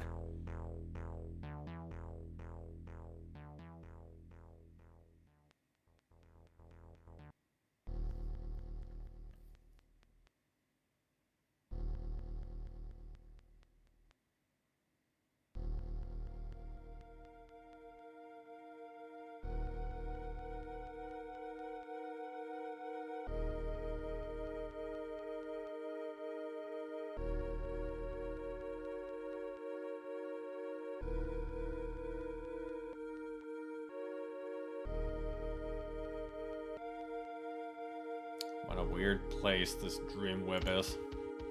The keeper of the DreamWeb stands before you with his head bowed and his hands clasped together in front of him. His robe hangs heavily from him, and you can barely make out the face beneath the hood. Ryan, your path has been chosen. I know. It has begun. The power released from the human crane has entered the DreamWeb. His life energy must be consumed by the web. Use the key of the ancestors to unlock the power. We have a long way to go. The remaining 6 are becoming stronger. I can feel it.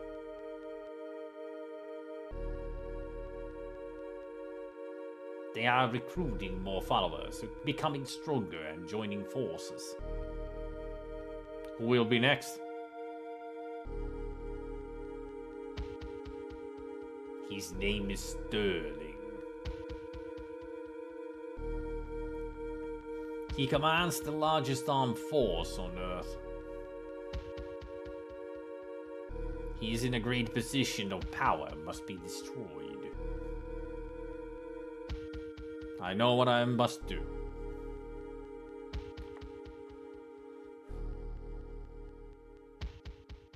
That's it. Repeat conversation. Alright. Well, since we know what we must do, let's go do the thing that we must.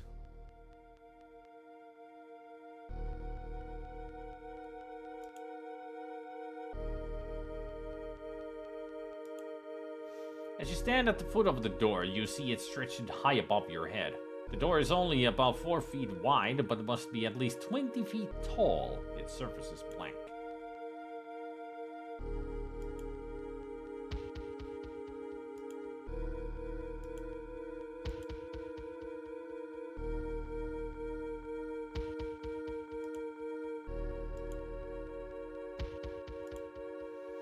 As you hold the crystal in your hand, it glows a strong purple color. You feel the power of the DreamWeb pulsating through the crystal. So I don't need to take the crystal with me yet? Alright.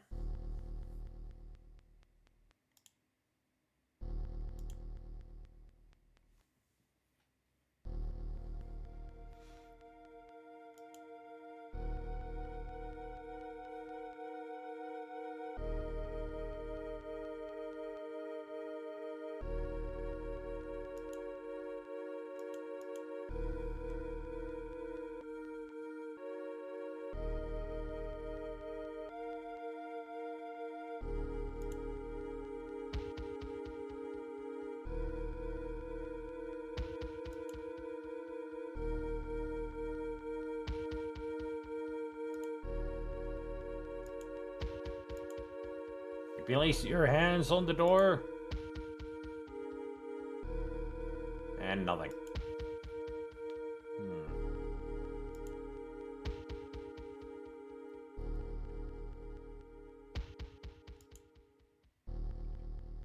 Is it this door?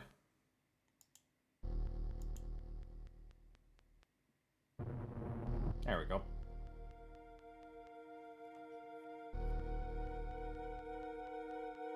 Plinth.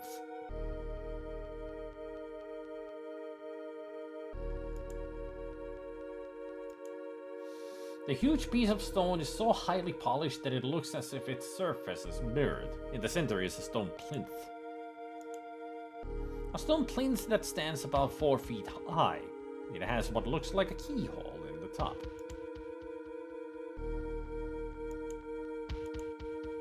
You take your key and place it on the plinth.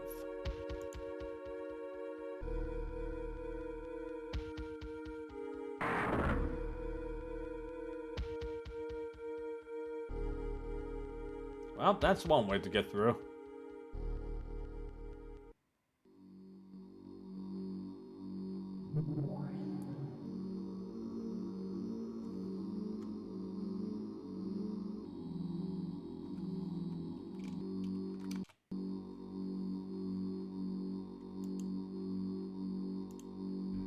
Peering over the edge of the skip, you see an assortment of other people's rubbish. Most of it seems to be brightly colored fast food cartons. The skip smells disgusting. The bottom of the skip is covered with a 4-inch deep pool of decomposing and decayed trash. A metal drain cover that emits gurgling sounds from the rainwater rushing beneath.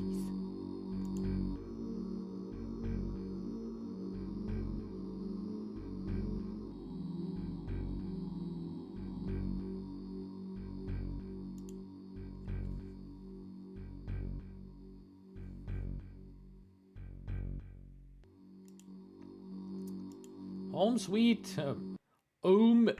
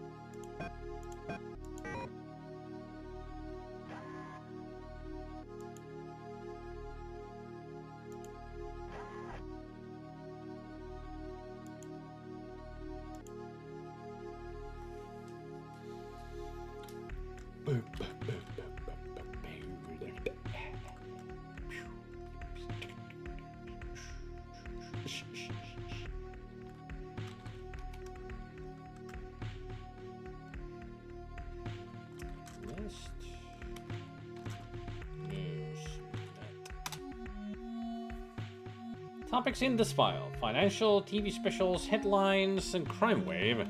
Weather.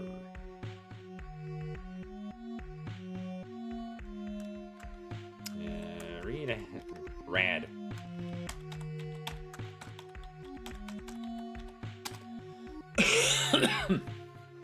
Reports are coming in thick and fast over the murder tonight of singer David Crane. The man has been murdered by a lone gunman who broke through security at the Regency Hotel where Crane and his band members were staying prior to the concert planned for tonight. The gunman forced entry into Crane's bath. Why is it going so fast? Stop it! I can't read any of this out loud because it's going too fast. This is so stupid. Why is the game going so fast? Didn't they know how pacing works for people to read? Like, give us the option that the text stops and then we push a button so we can continue reading. Police could give no possible motive for the murder, but say that the man is dangerous and possibly deranged. He should not be approached. Dark brown overcoat, jeans, and training shoes.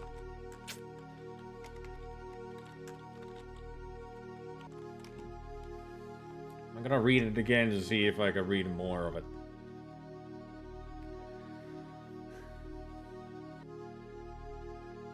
Gunman forced entry into the garage shaft, axed one bodyguard in the neck and shot another and went to shoot Crane in the head. The gunman then escaped to a low build. Police are unable to give details how he did this. Described a slim build with long disheveled hair, unshaven, about 5 feet 10 inches. Wonder is the screen top command for list in DOS works. Wonder is the screen top command for list in DOS works. I'm trying to figure out the Bennigan's English right now. If the screen top command for list in DOS works. Never know. I mean, just one typo made that sentence incomprehensible.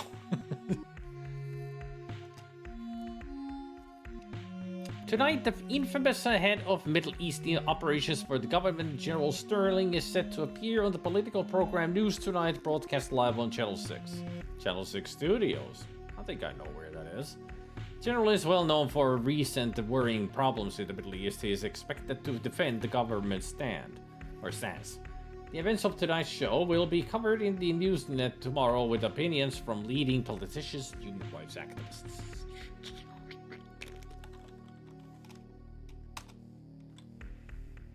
So we know that the General is at the news studio.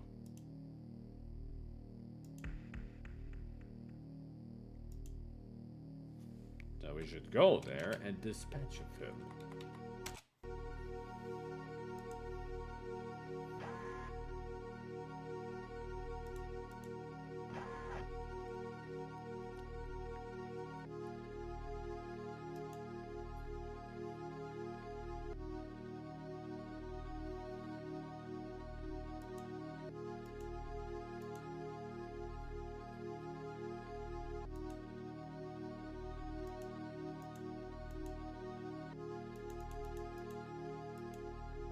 Channel 6 Studios.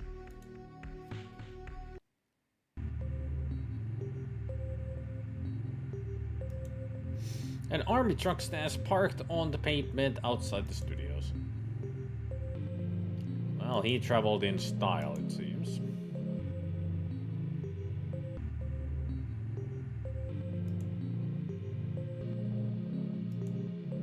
The soldier is dressed in camouflage with leather boots halfway up his shins and a large machine gun gripped firmly in his hands.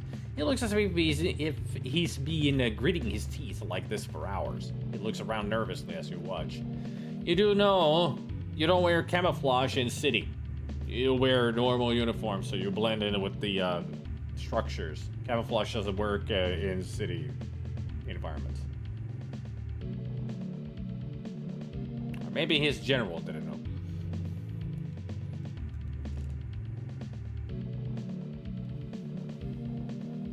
The command was -P in the DOS. Damn, it hasn't been a while since I've used DOS. Yep.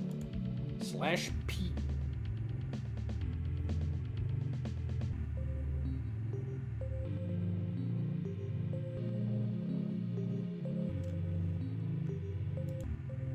The soldier looks straight at you and ignores you. Can I go inside? I have an appointment. No, nobody is allowed in or out. Security regulations. But I have an important appointment. You heard me, now please leave. Alright, I get the message.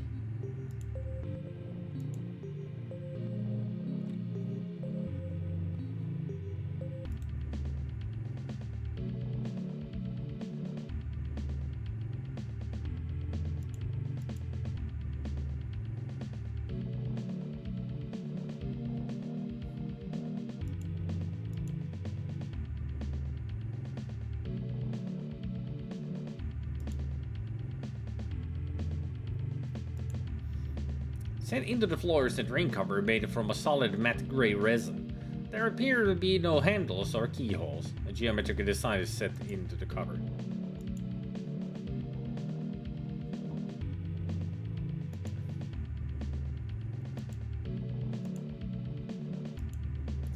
A circled parking sign indicates that the parking for Channel 6 is located around this corner.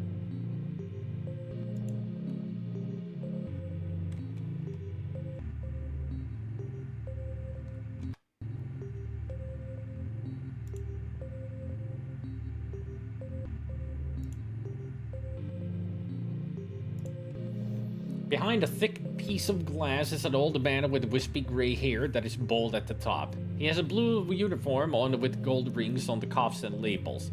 He leans on the counter as if he is waiting for someone. How can I help you, young man? I've got an appointment. Look, the military have closed the store for today. No one has an appointment. But You must have made a mistake. I can take your name and book you in for tomorrow if you like.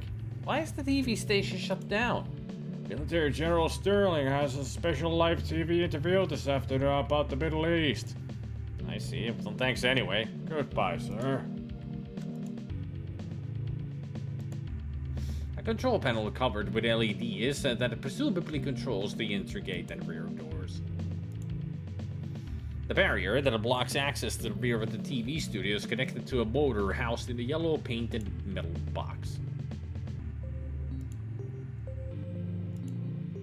Across the road is a metal barrier painted with red and yellow stripes. A red sign is fixed to it and announces all vehicles must show a authorization.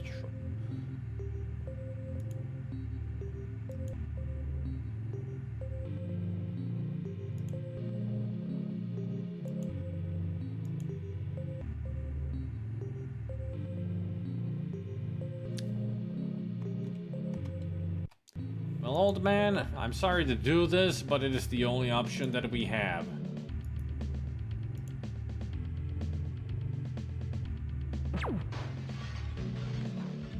Sorry. You lean over and press a button marked the rear door. You hear a noise to your left.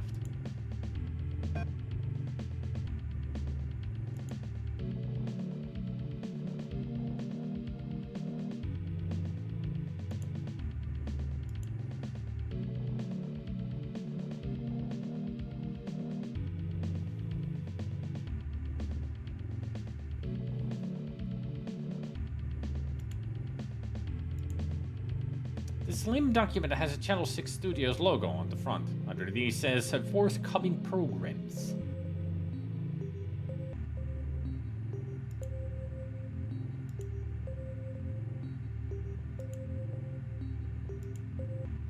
This looks like some sort of electronic passkey. It is slightly thicker than your cash card and has details of a cleaning company employee on it. Find something to use it with.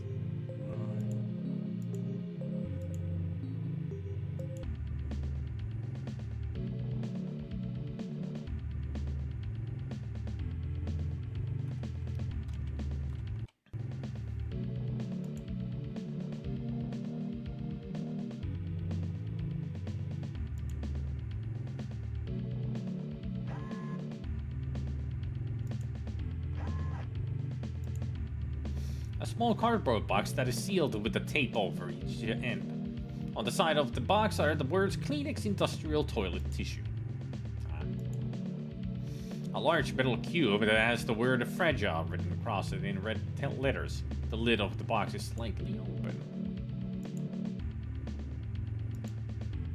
Peering inside, you see a mass of cables and lighting equipment, but it's no use to you.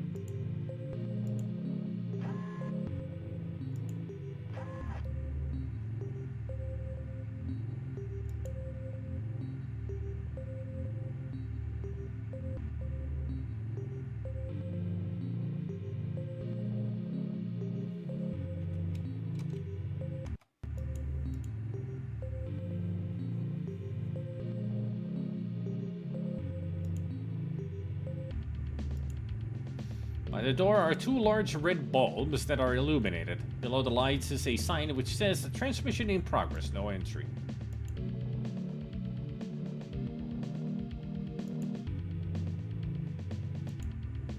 On the wall by the door is a small square box with a slit in one side. A small illuminated panel on the front informs you that the door is locked. It requires a key. An automatic sliding door that opens when approached. The door is a dull metal and is totally unremarkable. You sweep the cart through the lock and the door opens.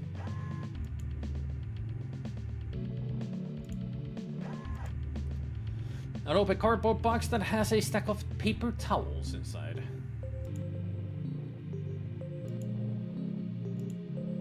A wooden handled mop that sits in a bucket. The mop has a clump of string as a head.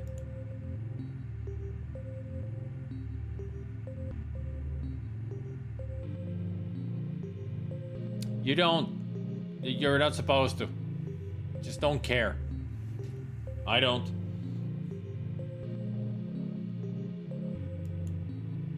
The small metal box holds a fuse and a switch for the light next to it. The front of the box has a small panel held on by screws.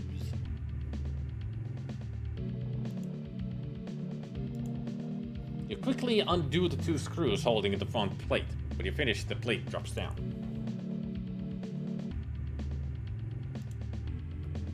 The fuse box remains open from your work with the screwdriver. A tiny electrical fuse that has a red cover on it and a metal contact at either end.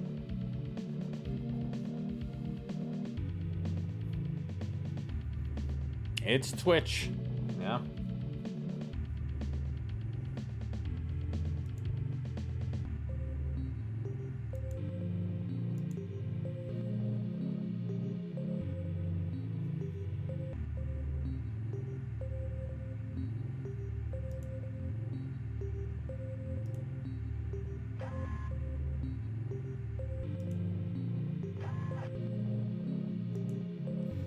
The lift doors stand firmly shut and a small red LED flashes on the compact control panel to the right of the doors. The control box is very small and it has a slot on one side. On the front of the box, some lettering instructs you to enter your security pass in order to activate the lift. Sounds like we're not taking the lift. Yeah, but it's like nothing. You get the same amount of watching somebody for a couple of hours.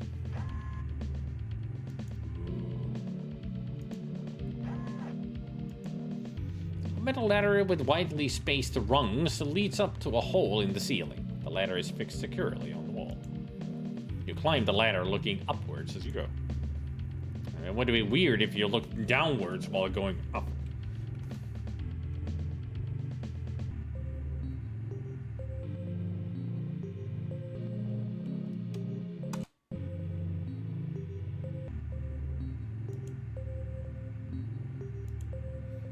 This heavy-looking metal crate is suspended from the winch using a large hook. The crate looks extremely heavy. From your position in the lighting gallery, you can see in the chair a modern design and is made of leather. Beneath your feet is a metal gantry. It seems to be made from quite flimsy metal bars, but it easily folds your weight. Through the bars, you can see the studio below.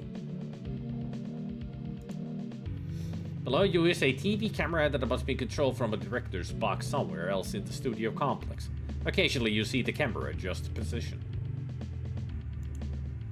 The winch control has soot around the edge of a small panel in the front. The lights on the top are all off. The winch control must have blown a fuse. Nothing happens. There, take the blown fuse and put the new one in.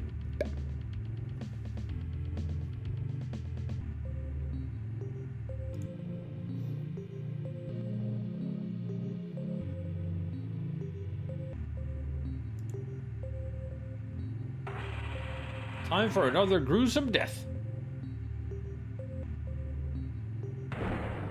Bam. Live on TV. Death.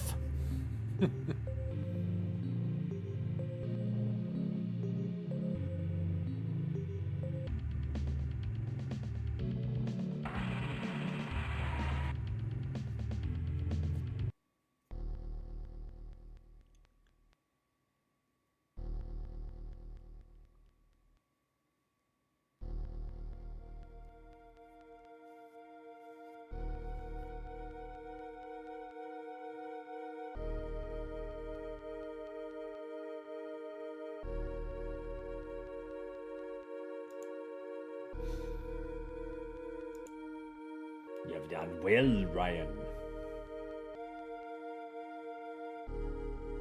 Sterling's power has been absorbed by the web, but the remaining 5 are aware of your presence. They will try and stop you. Now they have a leader.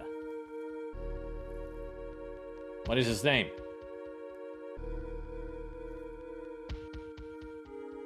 His name is Sartain. He's a wealthy and influential businessman.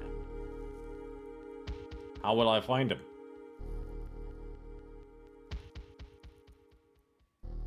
We feel that he is close to someone you know well. This may provide a path to him. Must I release Sterling's power from the DreamWeb? Yes, Ryan.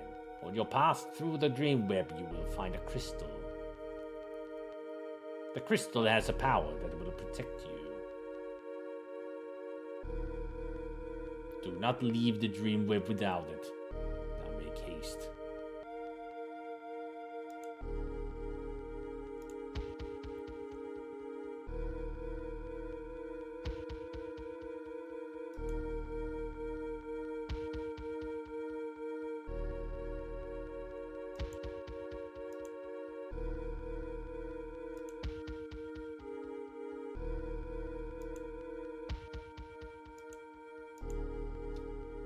Got it.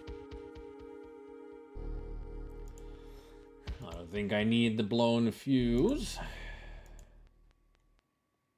I don't think I need this pass card anymore. I don't need the...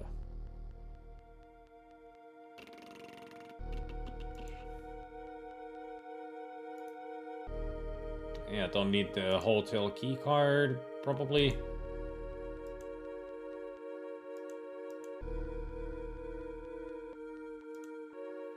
Above your head is the center of the room is a clear orb suspended in a stone ring.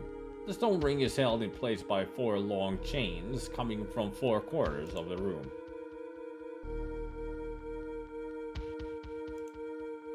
One of the 4 stone chains used to suspend a central orb from the ceiling. The chains are joined firmly to the wall and are intricately carved.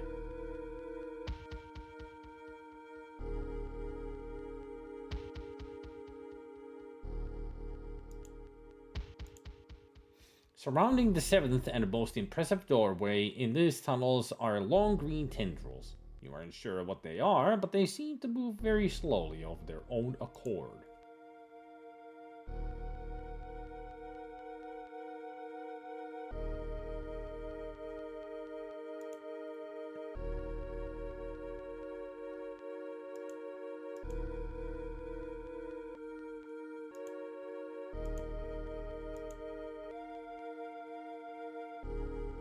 That door.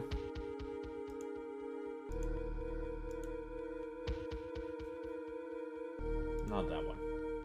Could it be the next one? The next to the one that we opened before. Let's go check it out.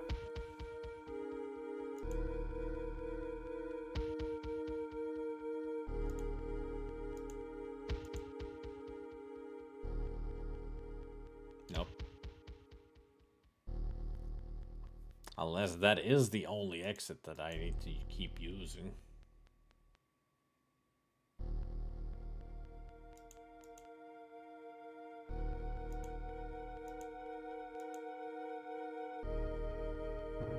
Oh, that was the new one.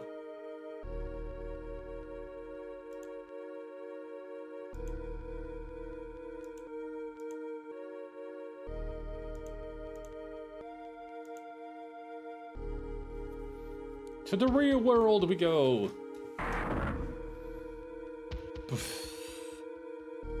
Whee!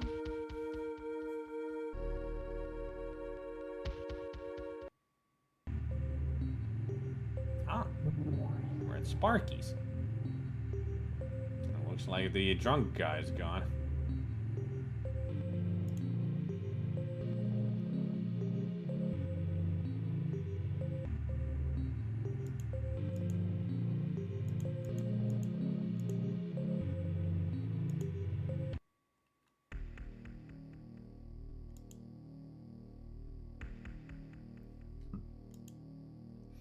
The strong metal door leads out into the street.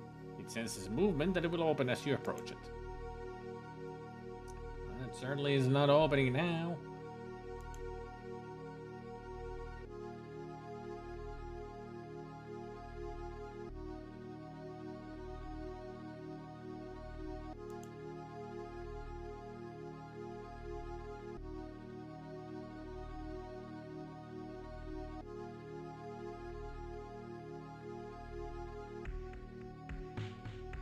Keypad. That's what I needed. On the wall, you see a bulky keypad set into the brickwork. The pad has metal buttons with numbers etched into them. The keypad will allow you to enter Eden's home if you know the entry code. Well, I do because I wrote it down. 8, 6, 5.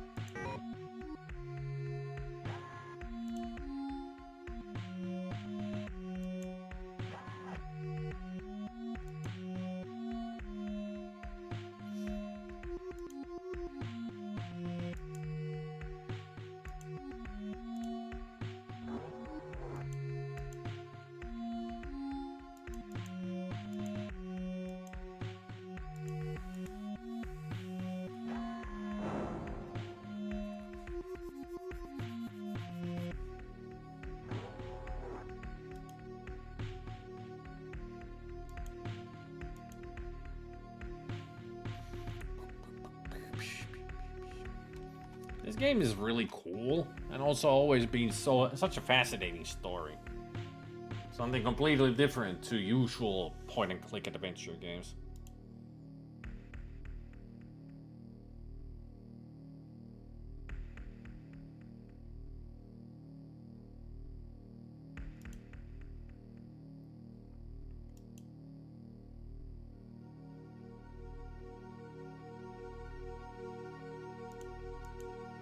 Look at the window, goddammit.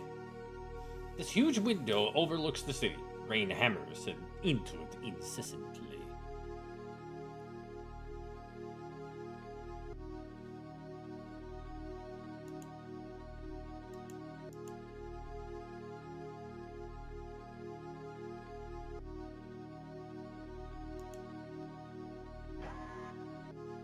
Ah, hey there, darling.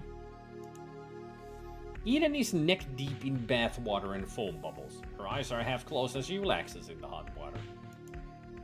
Fine, where have you been? I'd be worried about you. I got the sack. Sparky finally got fed up with me. Where have you been? You look awful. I've been with Lewis. I suppose that explains why you look so sad. He's my friend. I needed to talk to him. You could have talked to me. Look, I've just got to sort this out on my own. I worry about you. I know.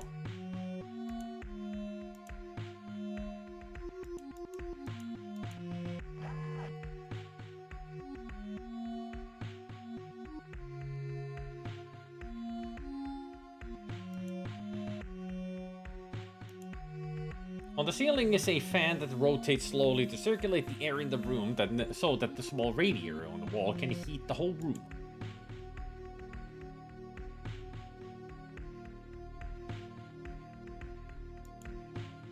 Eden must have made the bed while you were gone. She has straightened out the quilt and pillows.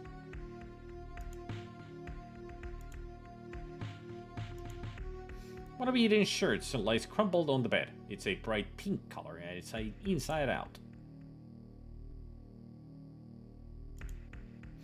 Eden's pocket organizer lays on the bed. It has a compact keyboard above which is a small plasma screen. A small LED blinks on and off on the top.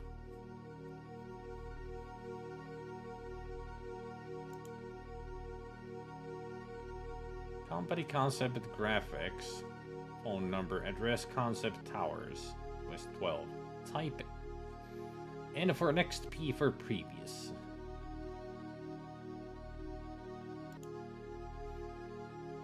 AGC consultant, Monolith Street. Color copy at Thames Road. Facts and figures. Keeble Place. Print safe at the Riverside Estate. Here it is. Sartain's address is in the northeast of the city. I think I know whereabouts. Sartain Building. Kennard Limited Service Road. Gyrotech. Network Action.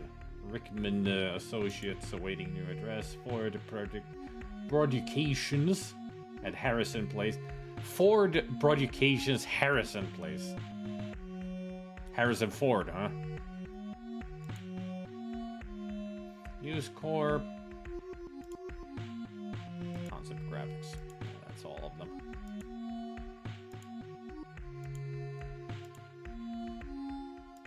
Nice to see that they have a little bit of a reference in here.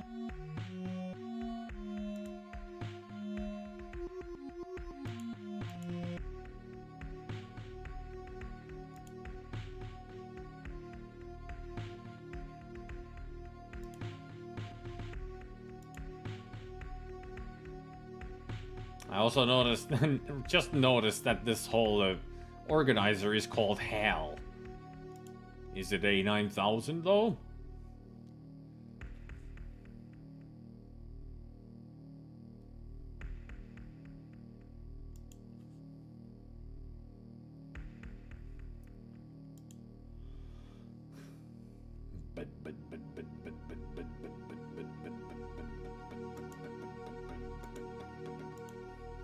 Now back to home, so we can read more stuff.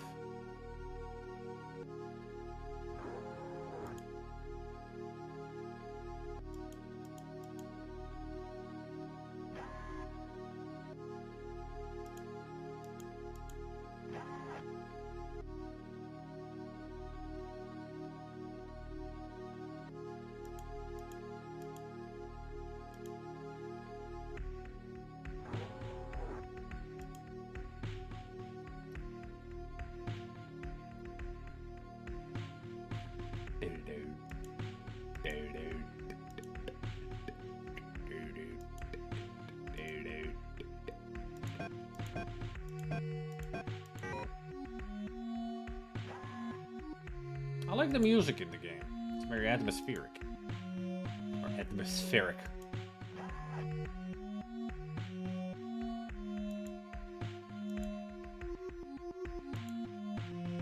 You get out of there. Don't really need you anymore. You get in there. Now let's check this cartridge that I got from Eden's about the Sartain.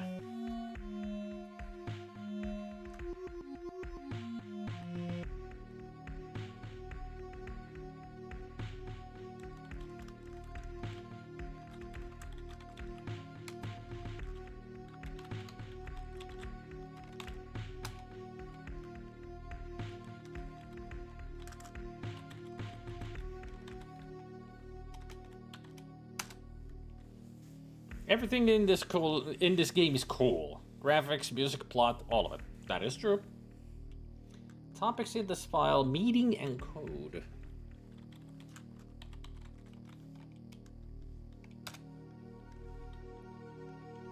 Meeting with Mr. Sartain and his executives is on the 14th at 9:30 a.m. Discussion of new product lines and promotional ideas for launch.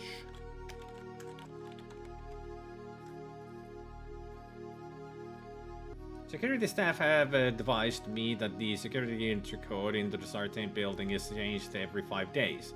Code for this week, up to and including the 14th, is 7833. Advice of password for security computer is to follow. Sartain...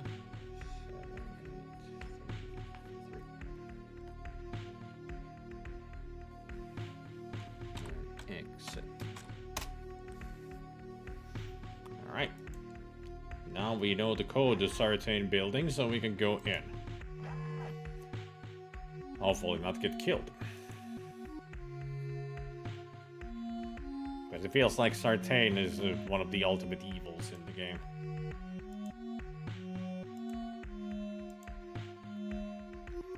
But it is 5 left. Sartain Industries.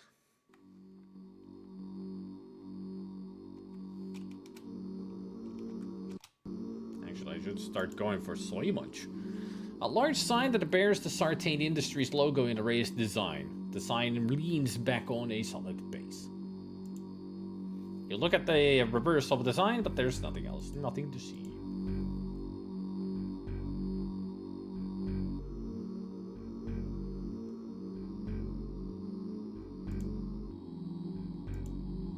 Next to the door is a large door keypad with the Sartain Industries logo printed at the top. A pair of distance-sensitive electronic doors that are unlocked using the keypad next to the door.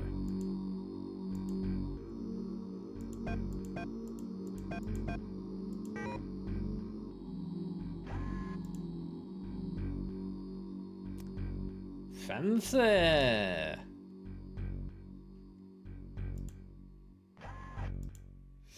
Imprinted into the carpet is the logo of Sartain Industries. You can see what it says. There's no need to look again. Sartain Industries. Yes. That is what it says. Let's pause the game here. I'm getting hungry. So I'm gonna go get food. First of all, we'll look at kitty cats. Then I go get food.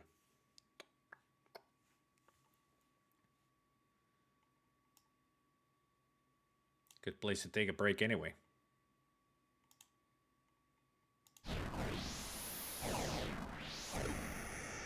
Just about to get into the hellhole of the Sartain Industries.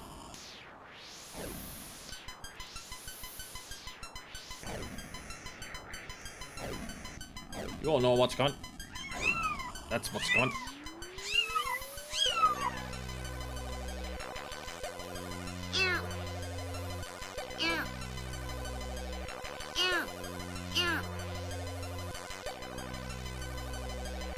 My boy Socks in the pyramid again. And also we have Fred.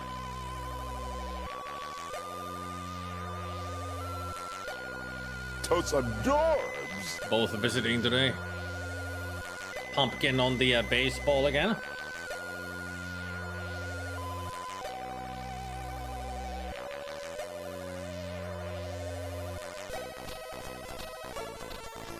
There's Lexi on the Zanzibar cushion.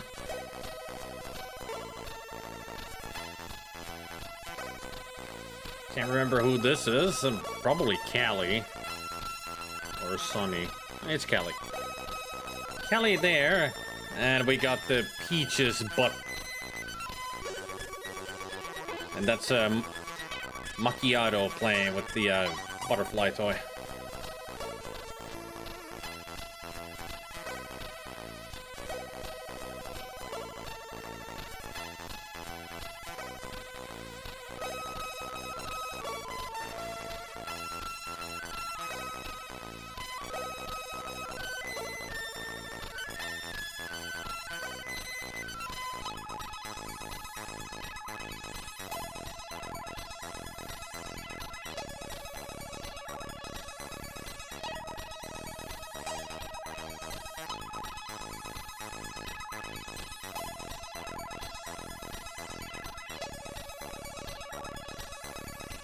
Pretty much Even though we got 5 more left of the enemies. Of the evil ones that I need to destroy. We can pretty much go really through them quickly. As far as I remember. I mean, according to the walkthrough, we're halfway through already. But I know there's gonna be moments where I gotta be really quick. Otherwise, I'm gonna die a lot. I remember that being a problem. Well, not a big problem with the game, but one of the challenges of the game.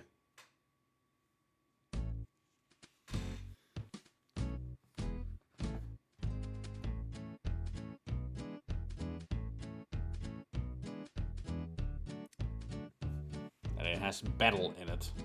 Like those moments that you have to quickly go to your inventory and use your gun or whatever item to defend yourself.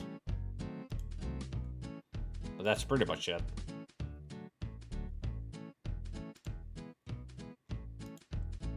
But I shall return. With food, most likely.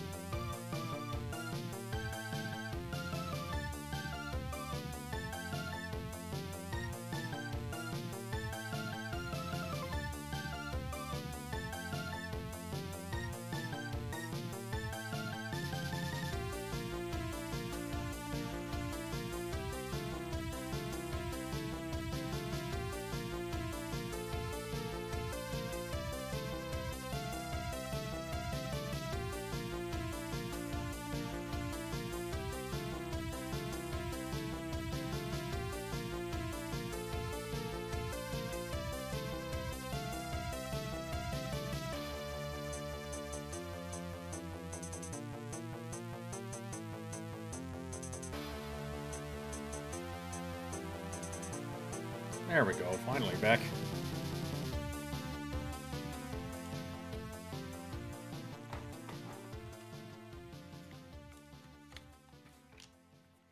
Isn't it great how many points you get from a watching streak? It's so important.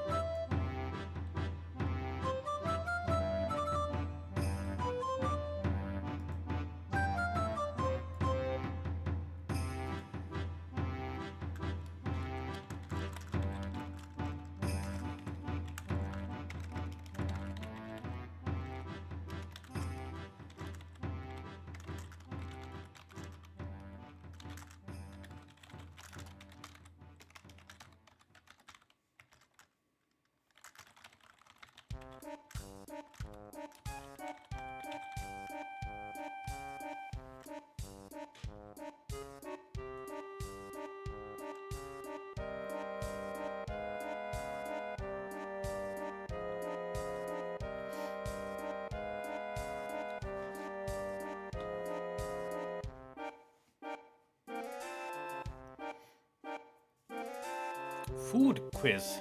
Never seen it prepared as posh as they had it though. Huh.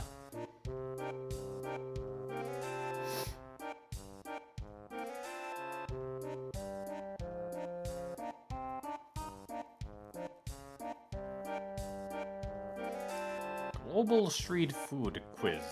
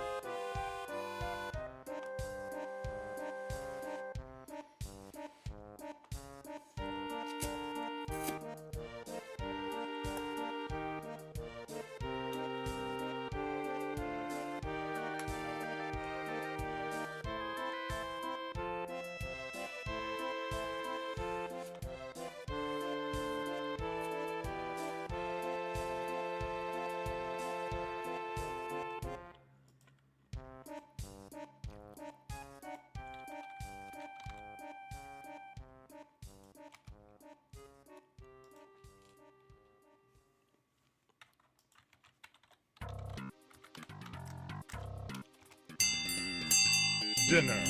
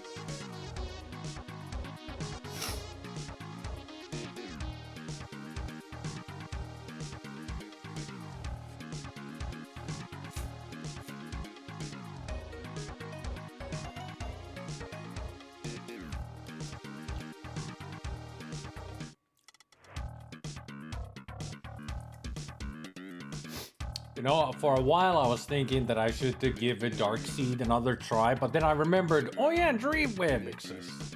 That's why I'm playing DreamWeb today.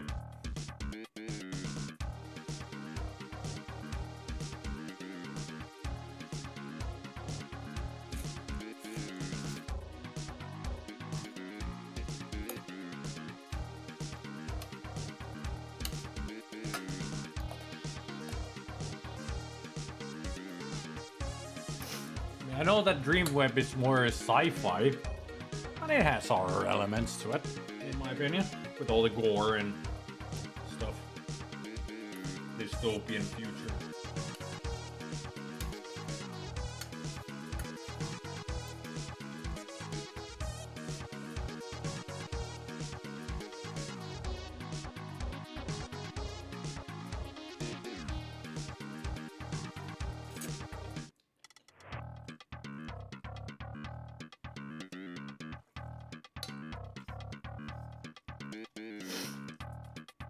It doesn't always have to be vampires, werewolves, skeletons, or zombies. Sometimes it can be the evils of, you know, corporate evil trying to take over the world. And we're the hero to stop them.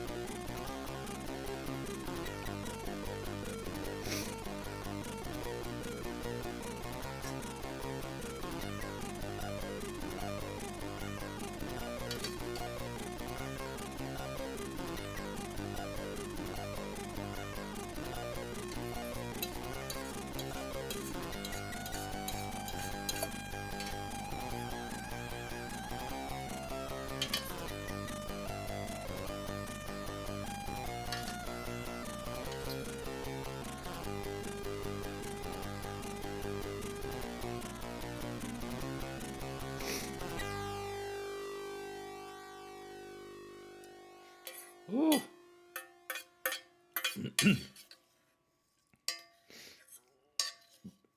Man, was I hungry.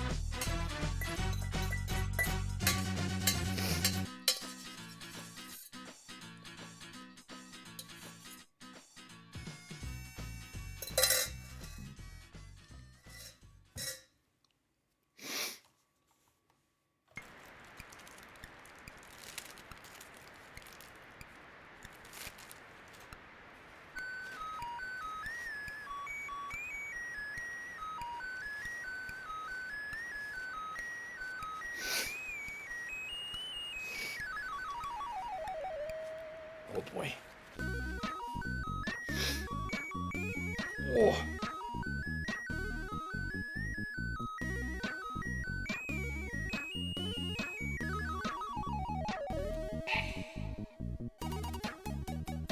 Very.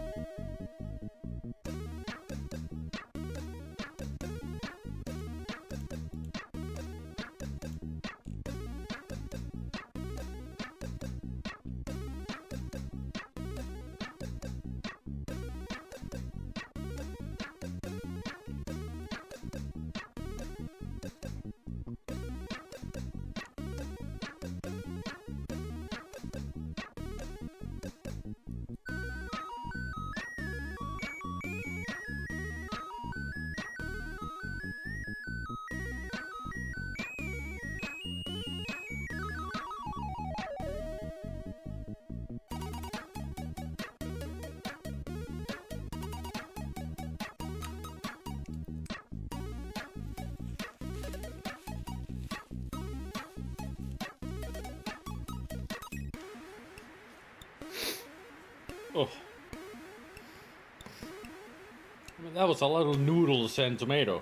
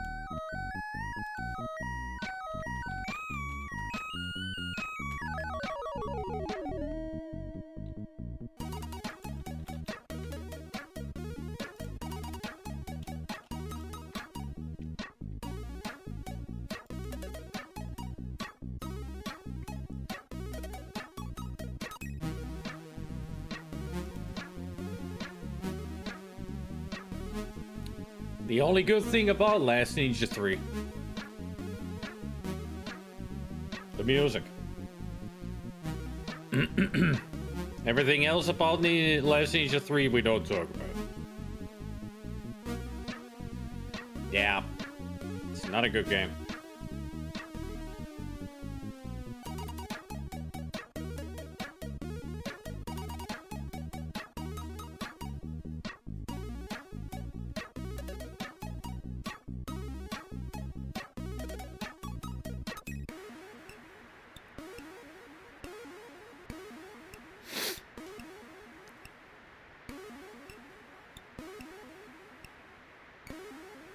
Yep.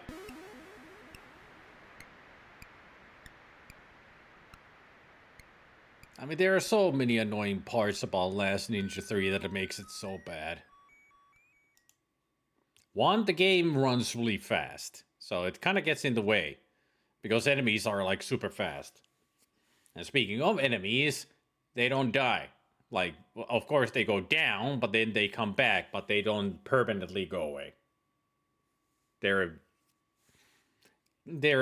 constantly respawning enemies.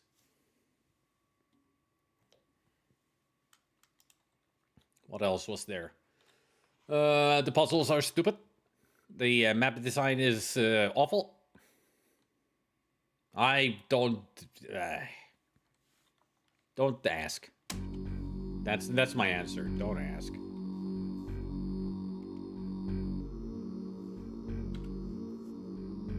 Sephitor series is not for me.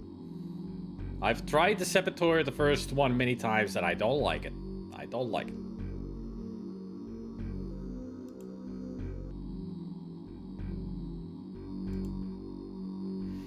A security computer that controls entry to the building. Can I use it? The computer says, please enter handprint. You press your palm on the space indicated on the side of the screen, but the computer refuses you access.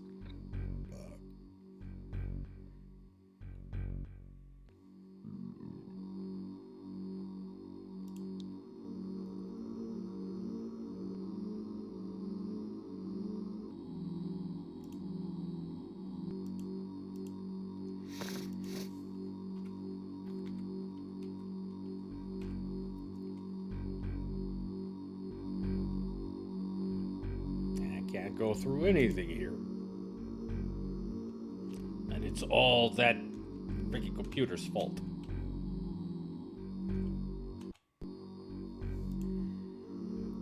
Alright, let's bypass security.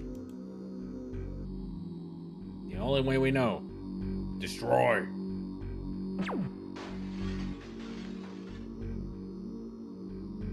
There, now I should gain access to everything.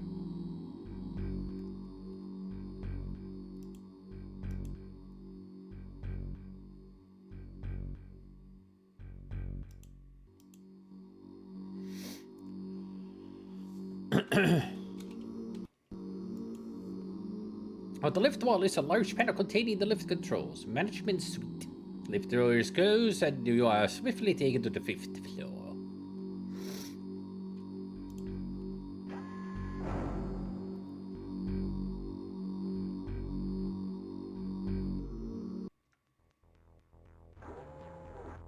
The lift arrives with a gentle bump at the floor marked management suite.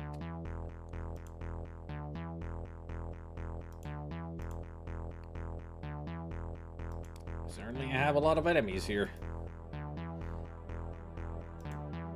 Now is not the time to use the power of the crystal.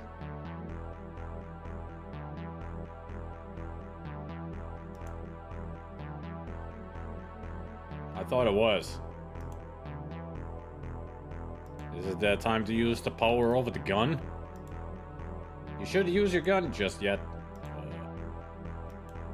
I mean, these guys are about to shoot me. You hold the crystal firmly and raise your arms. I guess I used it too early. Just 2 seconds too early.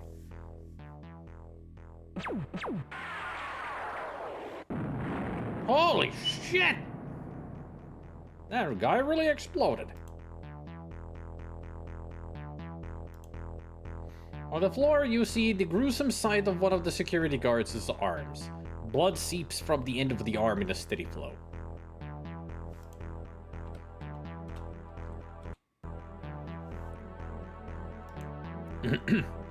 You see the remains of the guard who was hit by his own plasma bolt. Blood runs down the smoke-blackened walls and an occasional spark of plasma runs across the rubble from the wall.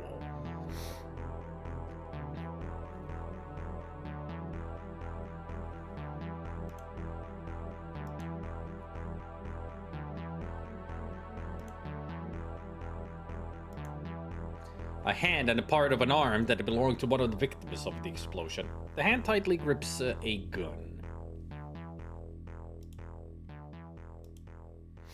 A new-looking leather briefcase that Sartain must have discarded in his haste to get away from you. There is blood on the handle, so perhaps Sartain has been injured in some way.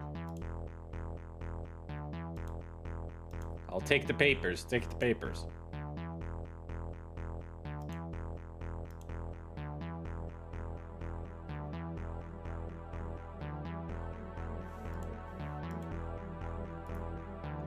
A metal folder that contains a thin sheaf of computer-printed papers. The front of the folder has Sartain Industries punched into it.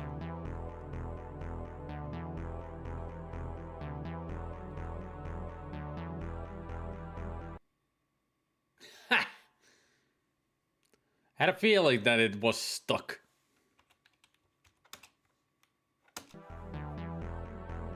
Because it was loading for way too long.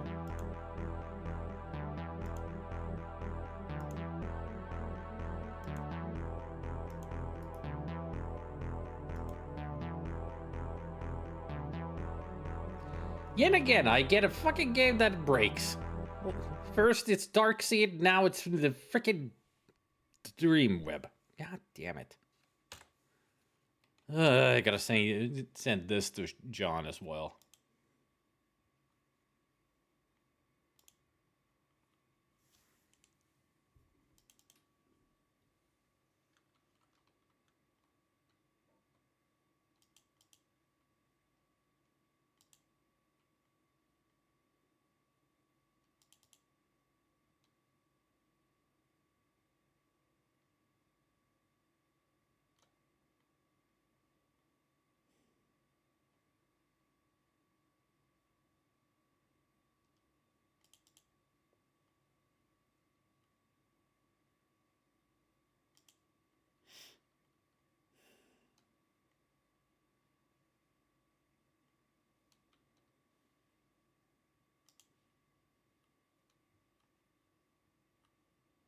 It is. Because those papers show me the location of the next target.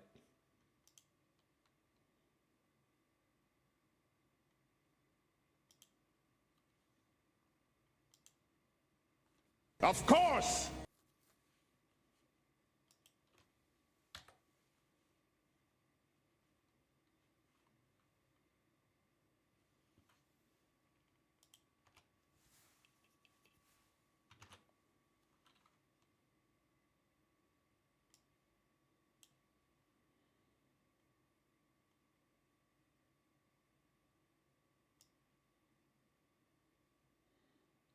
I'll try from a previous save state. See if we can actually do this. But still, I'm gonna save this error message and send that to John. DreamWeb error. There.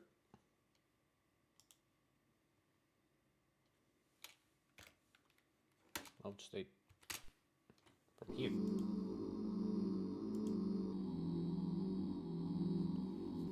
Hey, Goblin. Welcome to hopefully this works, DreamWeb.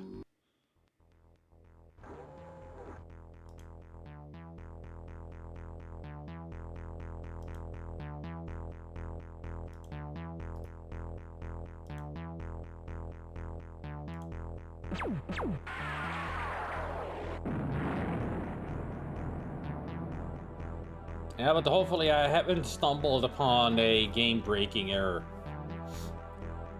I mean, this is suffering the same problem as Darkseid last time.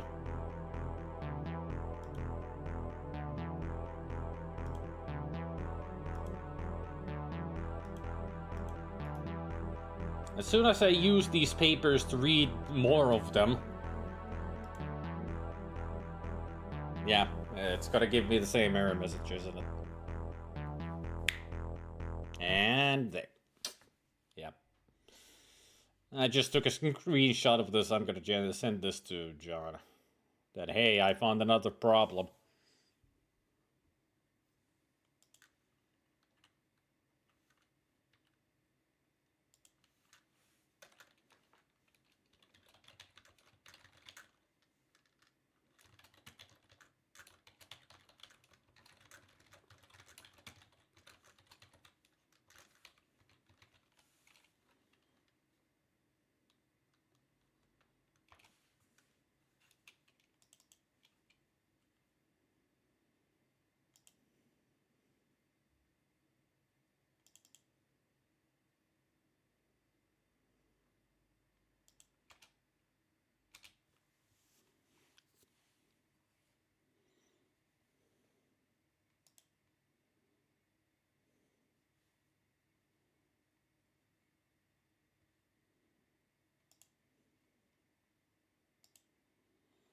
Hey, I will.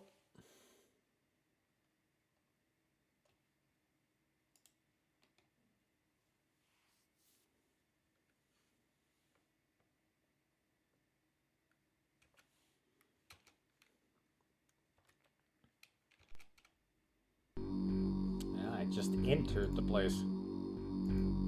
Let's see. Let's see if we start from here. We do that. Kablao. Gain access to the building. Go to the elevator.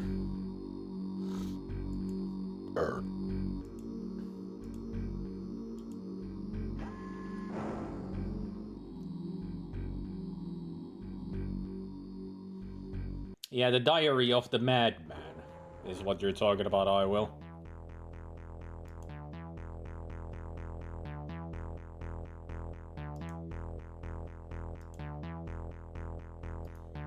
That's how you find out his password to his freaking computer. All the walkthroughs just say that this is the password, but they never explain where you get it from. If you want to try to find it in the game, you won't.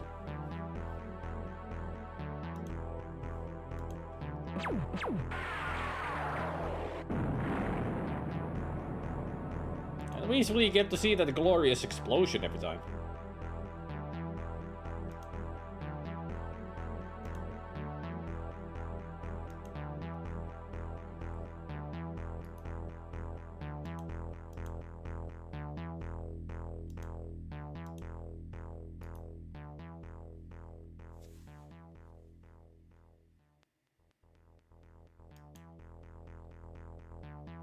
No.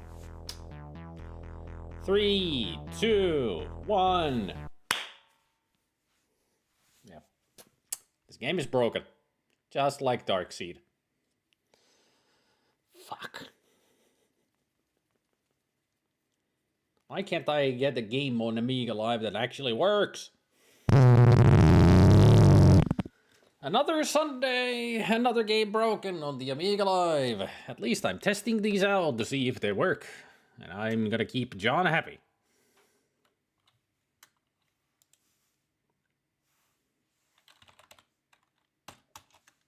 Fuck, unknown command.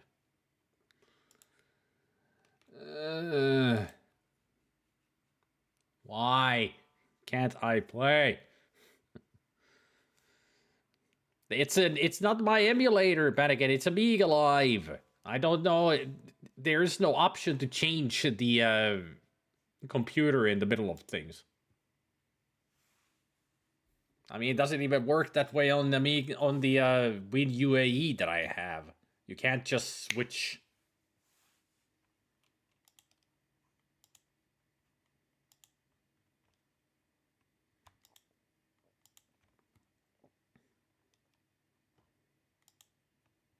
I will check Mantis WHD load the bug reports in case there's a fix. Good. And hello.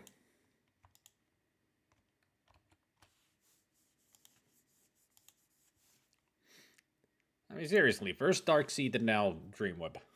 I'm really good at finding broken games, aren't I? I mean, I did play it this time with the save states, unlike with Darkseid.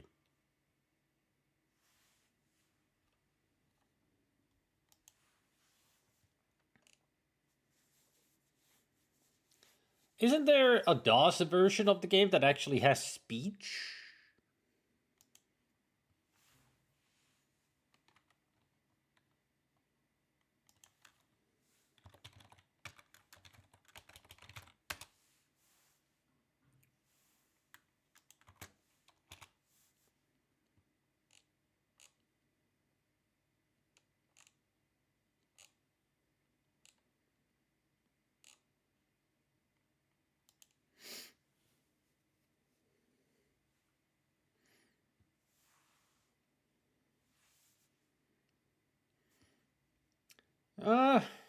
Better be careful with that one, Zampact. It's a doozy. It's a great game. I have no mouth and I must scream. Really great game, but ooh boy. If you want the proper ending for that game, gotta be very specific with everything. It's not an easy game. 828.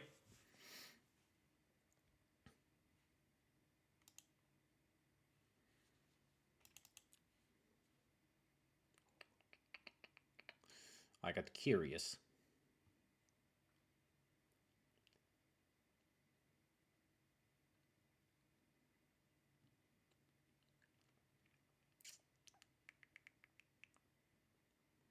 Mostly games crashed because 3.0 ROM and AGA chipset didn't always work nicely with progress made for 8500. Fonso reports game always crashes at 2 points on AGA version when you try to use the monitor in Lewis's apartment, when you try to use papers in your inventory. That's what's happening to me. It's the papers. I do have a walkthrough, I will. That's what I'll be using to play this.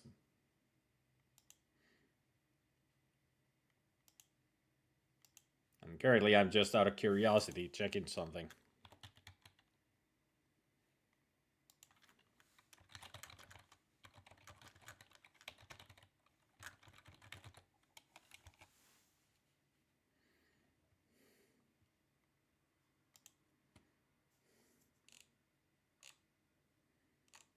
No, I don't have DreamWeb on GOG, apparently. Don't own it.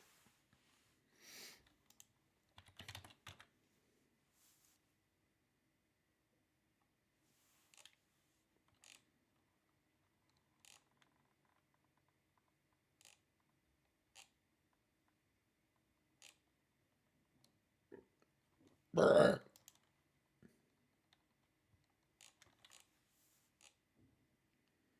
There's Weird Dreams. I don't see DreamWeb on GOG.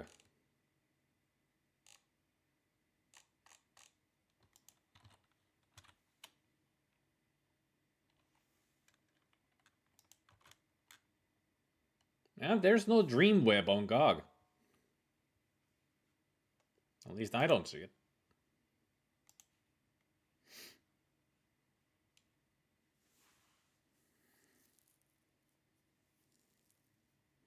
Reading the papers I will let me find the next target.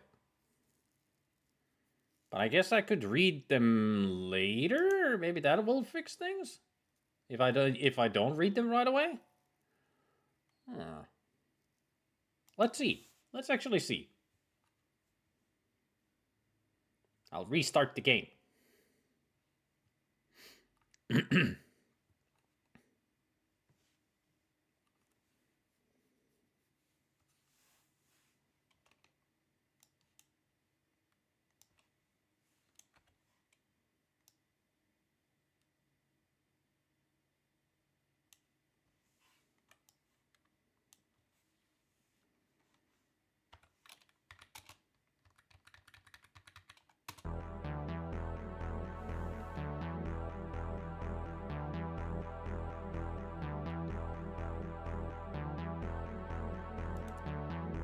The game looks okay on stream. Good.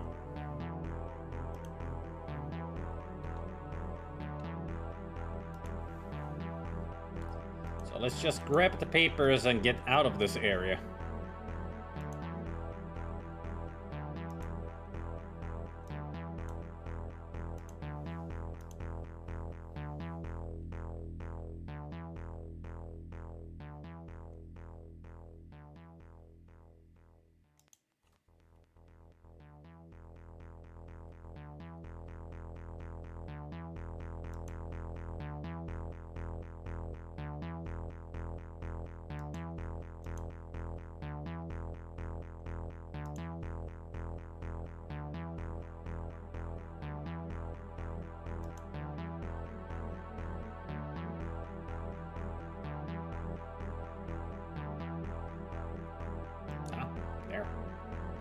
Door that I missed. I see some blood on the steps.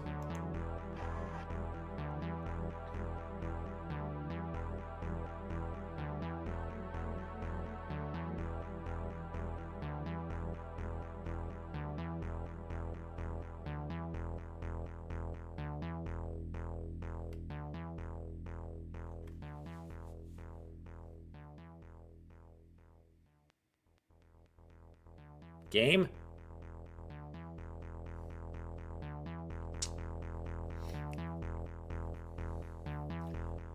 I get the feeling just grabbing the papers is breaking the game.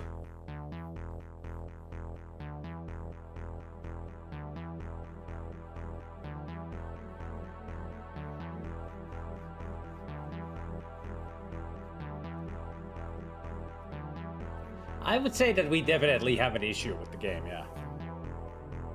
Just having the papers in my pocket is enough to break the game somehow.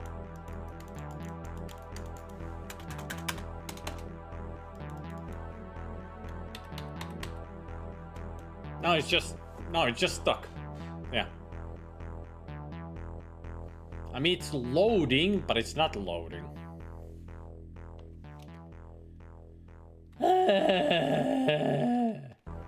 How lucky am I?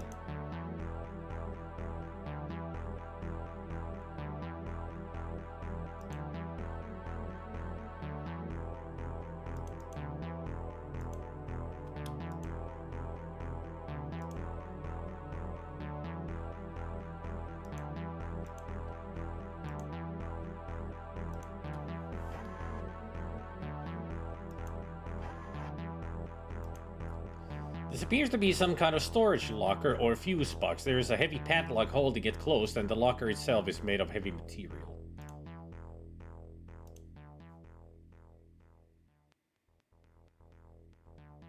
Ah, I saw that flash of glitch. Yep, the game is glitched. It should have loaded the next screen, but I saw that flash of a glitch. I know that error. I've seen that with my own games back in the day on the Amiga 500. It's just broken. WHD load patches all games to work for Amiga systems with extra memory and HDD, but every new version of WHD load may require the game's slave files to be fully tested and repatched, which is a task on its own. Yep.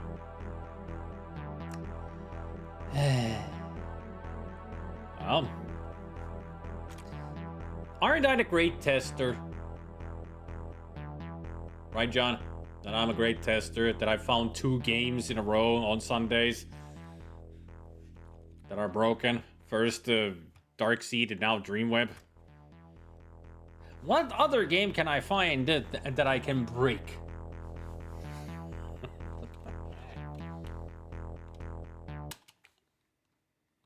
The weekly bug hunt. Yeah, it seems to be that.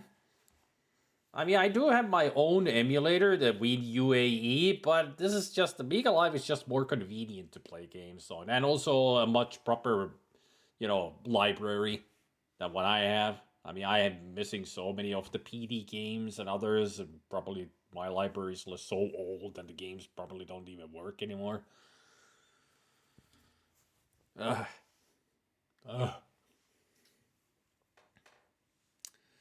Would you play DreamWeb if I add a Scum VM version to it? Yeah. Probably. Most likely. It would be interesting to play the game with full speech. That's the only version that I actually haven't played of the game. With the full speech.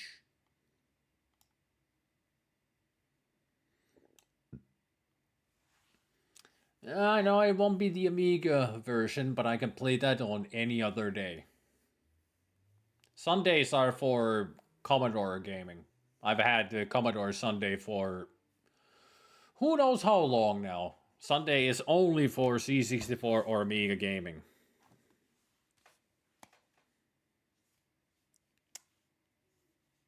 It's reserved for that, even though I can play C64 Amiga whenever I want. But if it's going to be a DOS or a Windows version of a game that I know, that is not going to be played on a Sunday.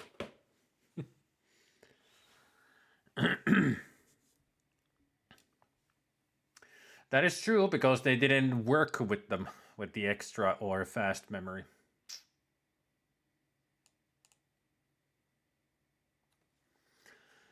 I did try BloodNet at one point, and it is not a good game.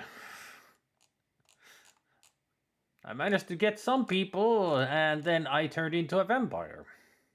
And yeah, I just didn't know that I was on such a short time limit to help myself to get a suppressant or something, so I won't turn into a vampire. Then I got into a long fight that I didn't understand how to play. No, I don't like Horrorsoft games that much. Only Simon the Sorcerer, but that's when they changed to Adventuresoft.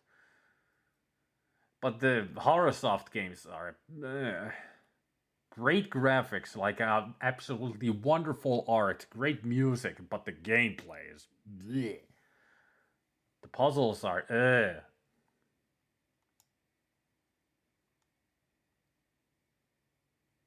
Atmosphere is also great in the games like Elvira and Waxworks.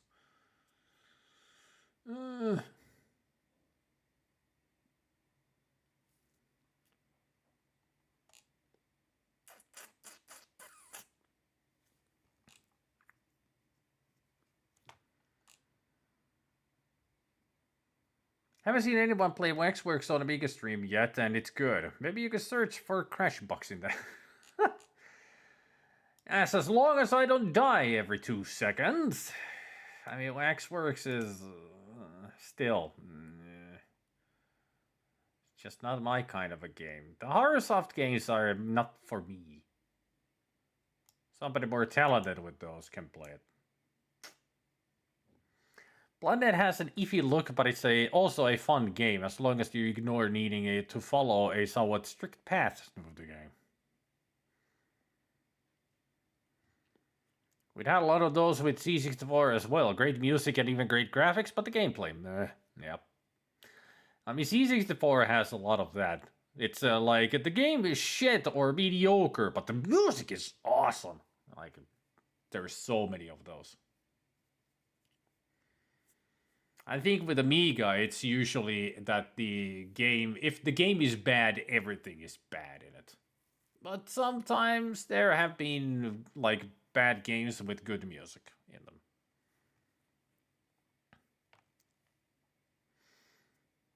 Alright. Hopefully I find good patches.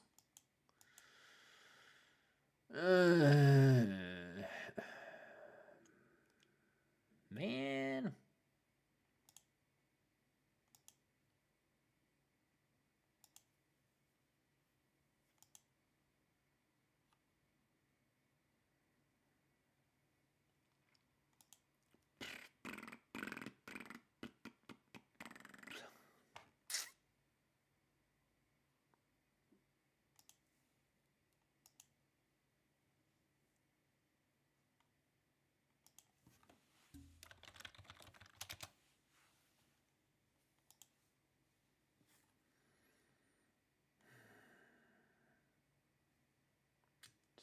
Sucks. These games just don't like me. That's what it is. The Amiga Live doesn't like me. And I don't mean John, I mean the program. Just gives me games that just refuse to work for me. But hey, I'm an unofficial playtester now, since I found 2 games that don't work. I mean, when it comes to when you watch Amiga Live, if you ever go watch their Twitch, there's usually the same players playing the same games over and over. Very rarely do I see people play, like, just random games from there. Like, it feels like they all have their own niche of kind of games that they play. And that's what they just play there. Most games are untested with latest WHD load. If I had the time, at some point I could have done like start in the morning streaming from Amiga Live. Just play online and just play whatever game comes to mind, just to play them and see them and show them off at the channel. So people could see different kinds of gameplays and not just one game every time. Even though some, people who play the same games over and over are freaking awesome at the games. Like, they know how to play those kind of games. Me, I'm just a casual player. I ain't no master at anything that much. Except maybe Impossible Mission on the C64.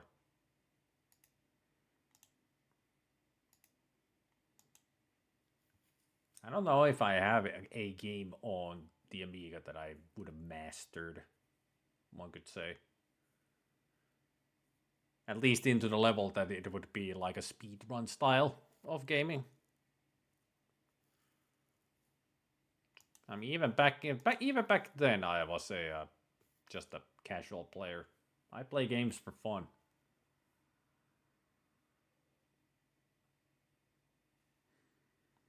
No, I don't have any game running at the moment.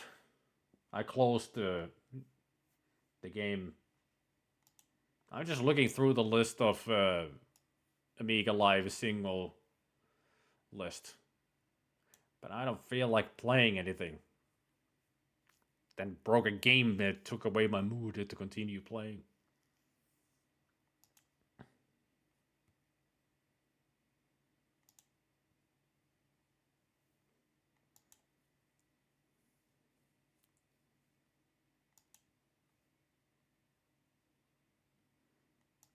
Oh boy, I landed on Mortville Manor. Mortville Manor. That game. I don't know if you can even call it a game. Just a weird experience, more like it. Mortville Manor is that French game that was translated into English. Pretty okay, but that's the one that has like 20 commands to use, which of like 15 is useless. Because it's a game I know. I can play it in a heartbeat. It takes me like 40 to 45 minutes to play through. A lot of people struggle with the game on the C64. A lot of people just struggle with it, but that's the game I have mastered. I know how the game works. I can see into the code. I'm like in the matrix of the game. Like sometimes I even know how the freaking robots behave in the game, even before I'm in the room.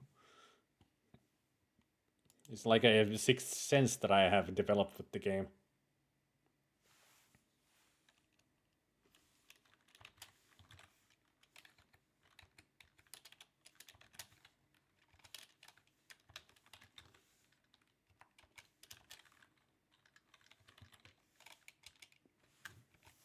I mean, that's why I have these on my channel.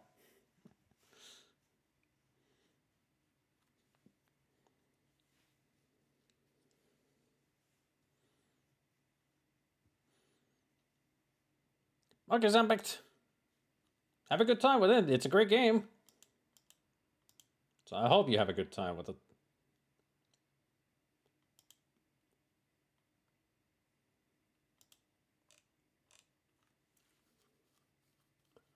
By the way, Specky, tomorrow we are going to play Phasmophobia, and Zelda is up for it too.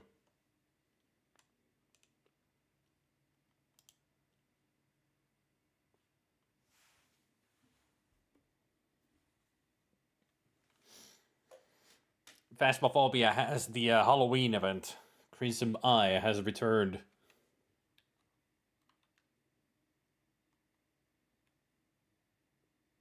Niche, says Gabriel.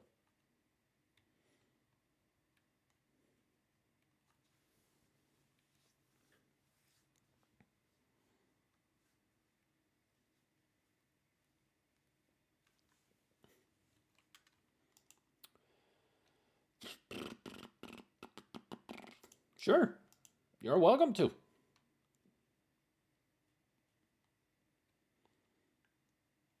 See you, Zambic.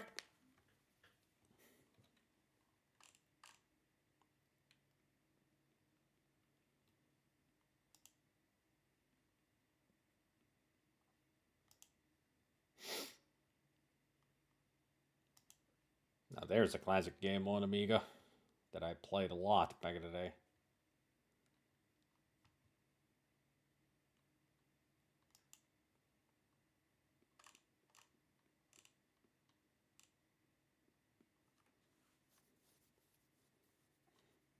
If we have space. Yeah, if there's an open space, you're welcome to, Gabriel. I mean, it could be that there might be at that time if Zambat goes to play with his friends again. Or then do a stream. I mean, we'll find out tomorrow.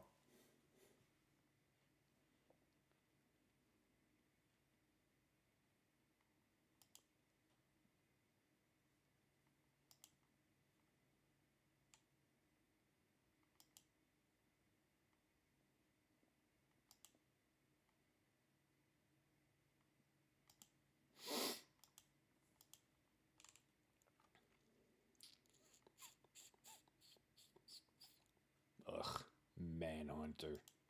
Ugh.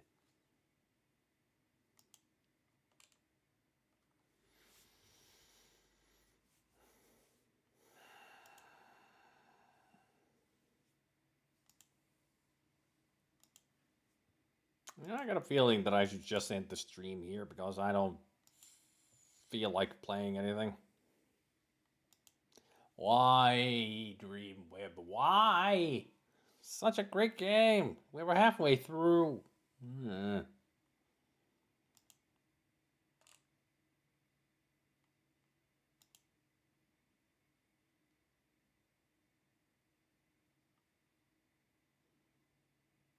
How did that one meme go? Meme song go?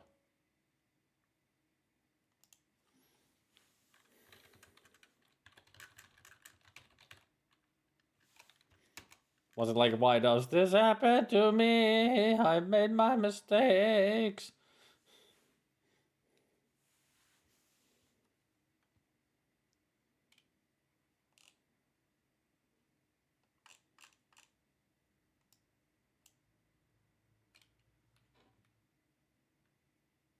Or how can this happen to me?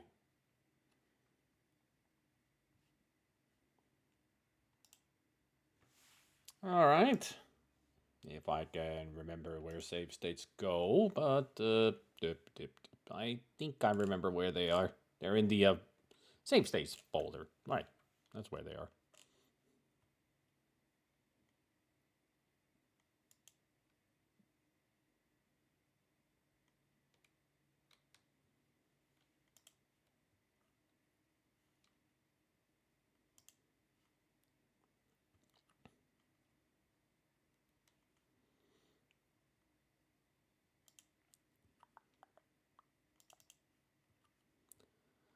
Let's see.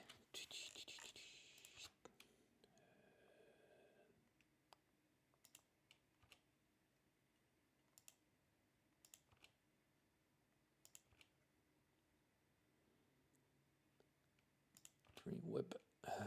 Let's see, which one was the latest one? There we go.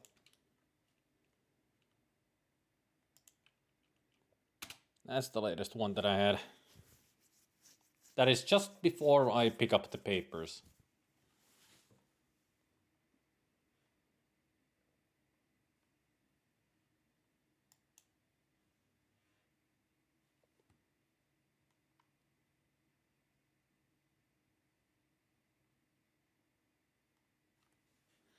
It could be that I would continue. I mean, John is working on updating the game.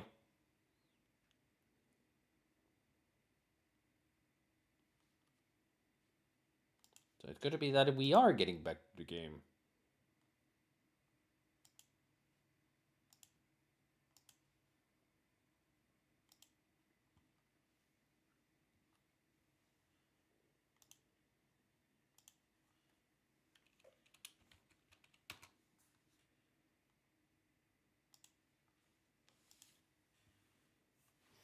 I already had my dinner break an hour ago. I'm not hungry at all. I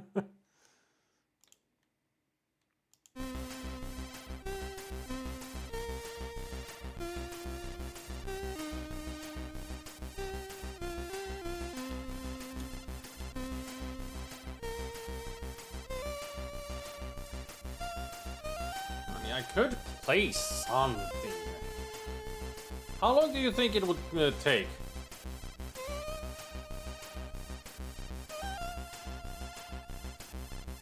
Got any estimate?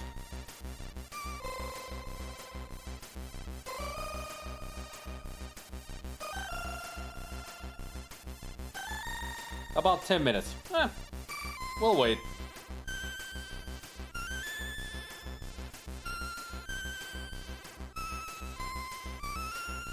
We could easily wait 10 minutes.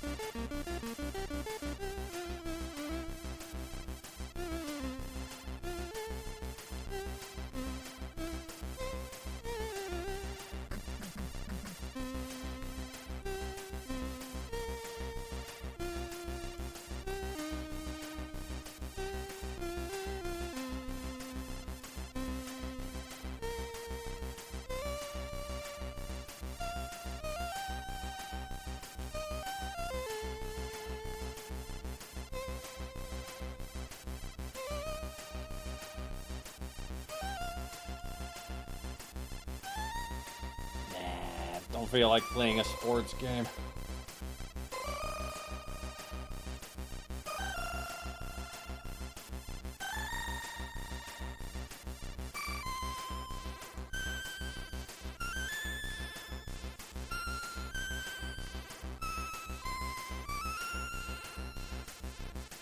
Alright.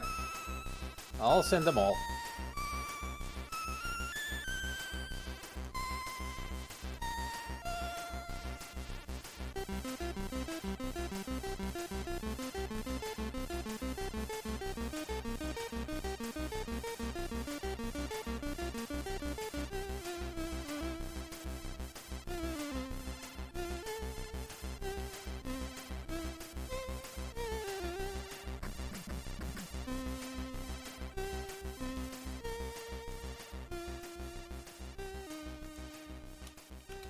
There you go, that's all of them in a neat zip file.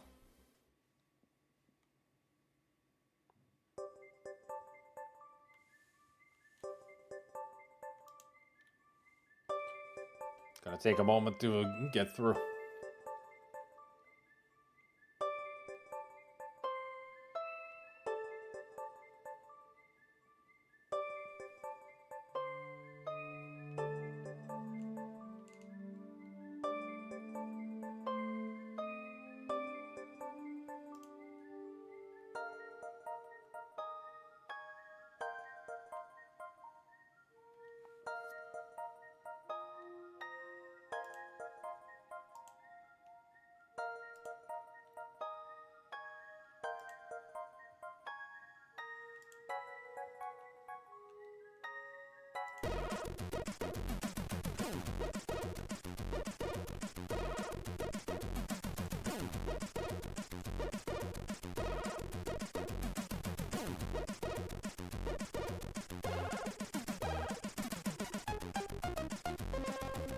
What games do you have in ScummVM? Moonstruck, Secret of Monkey Island, The Dig, Curse of Monkey Island, Simon the Sorcerer, Sam Max Hit the Road, Ringworld, Phantasmagoria,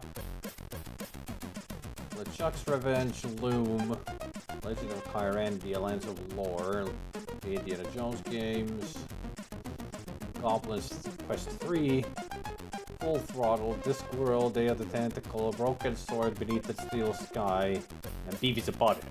Alright.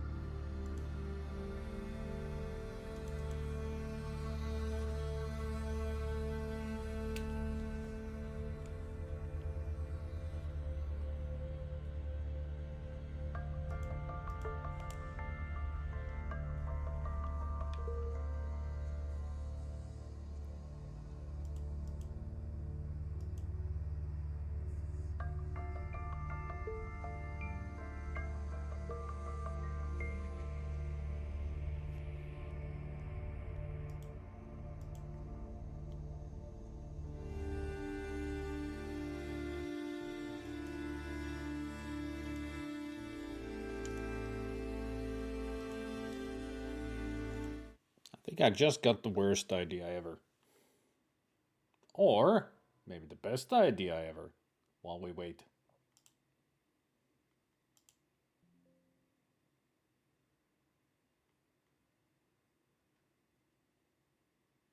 Ah, never mind.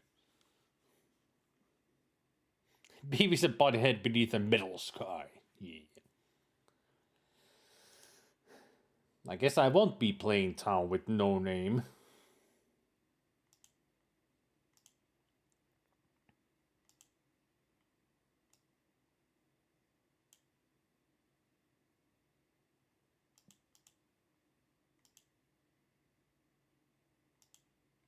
Bummer.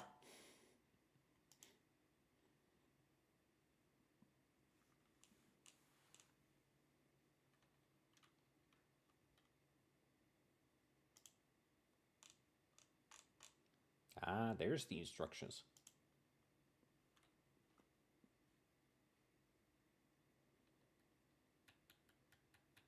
That's why I couldn't play Town with No Name. Soon I will.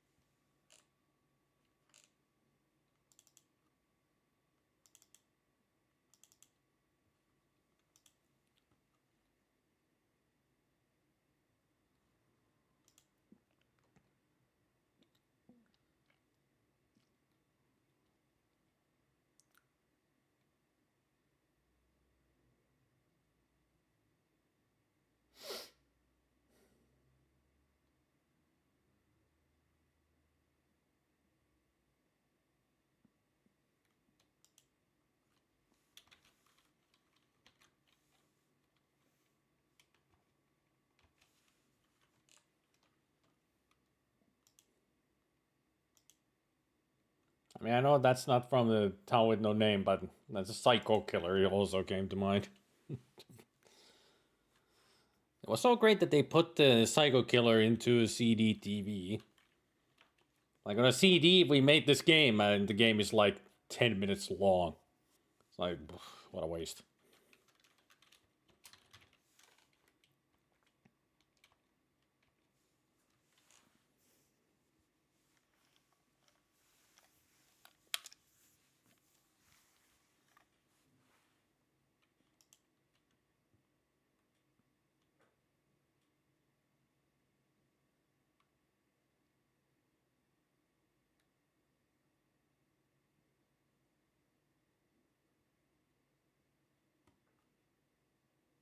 Almost there.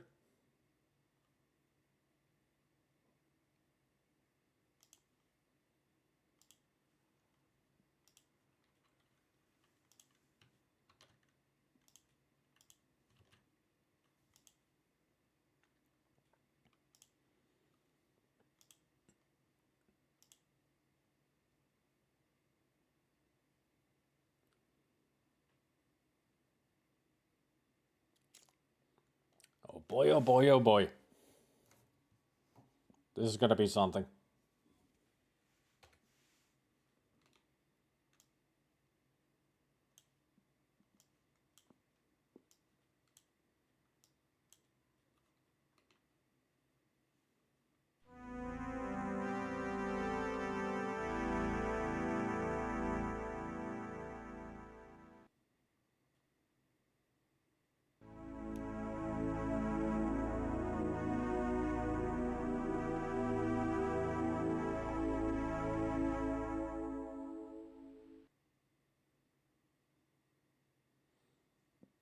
We are not ready for this.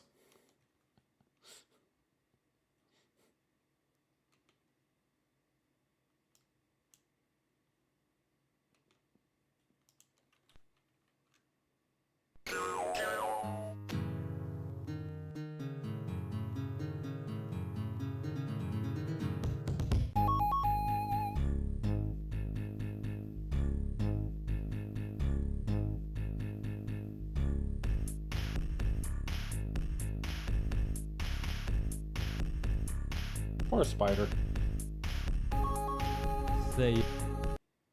Say. Get back on the train.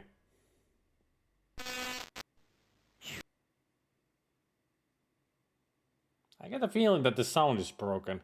It should have been. I'm back, Shane. My name's not Shane, kid.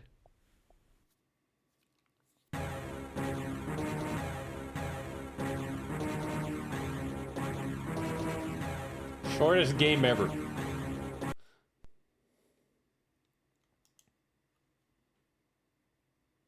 Be warned.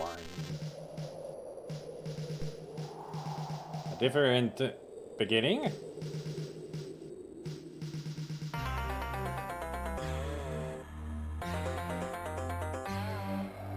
I don't get to talk with the old man.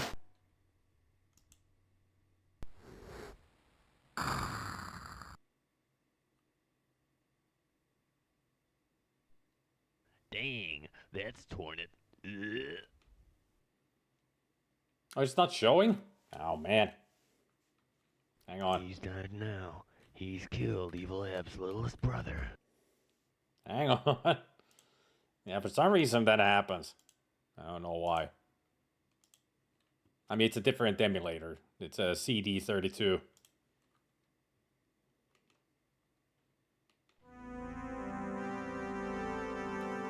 Now you get to see the beauty of this.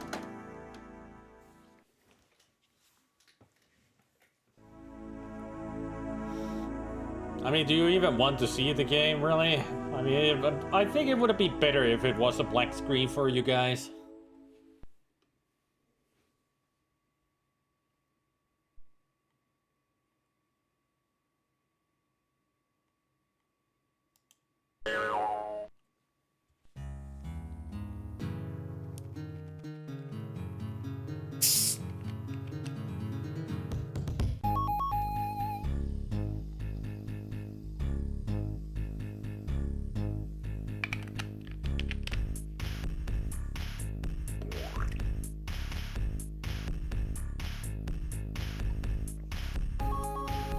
Say, old timer, what put? What You know blip? where you are, sonny?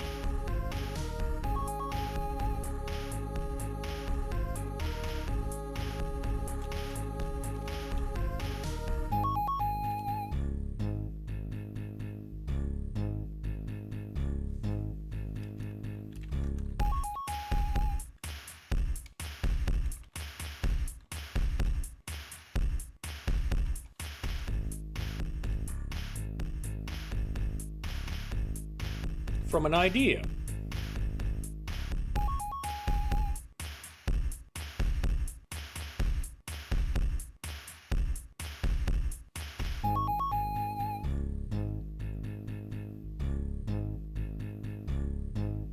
An interactive Dingo Pictures. Music by the Jester, alright.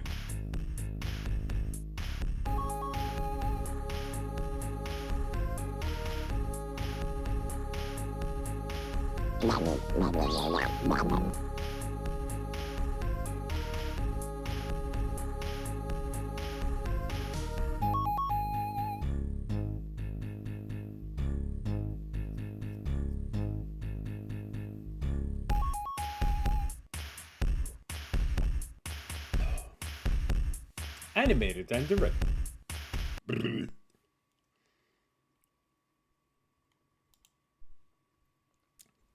Say, boy, have you seen my pet spider? I've been looking for him everywhere.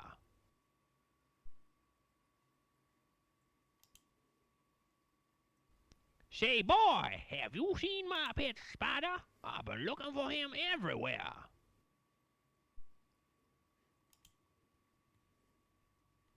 Head on into town.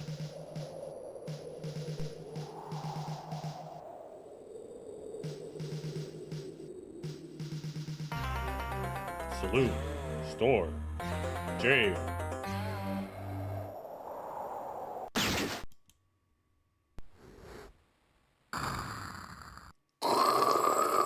This is what a gun sounds like.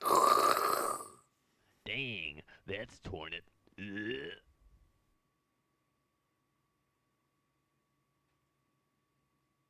He's died now. He's killed Evil Eb's littlest brother, and that means trouble.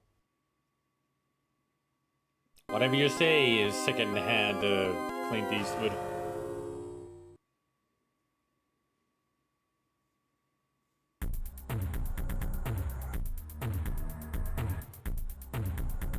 Always the best place, the saloon.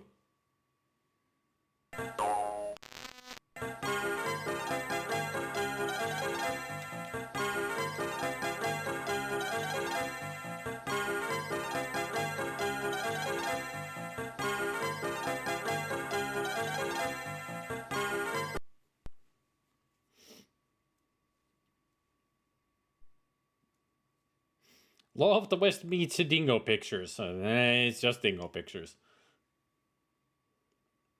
Get a drink. Give me a drink, bartender. Will I be able to make it?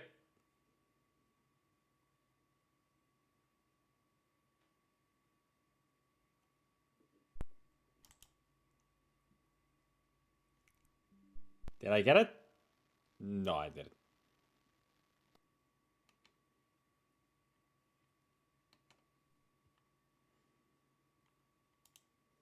I mean, definitely the sound is broken. Sure is a quiet town. Not many people.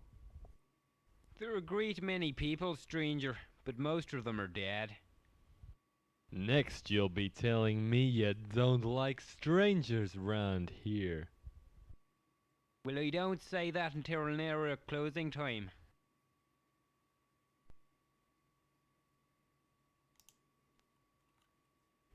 Give me a drink, bartender.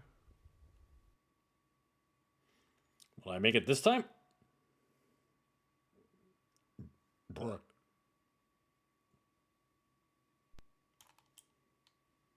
Don't think so.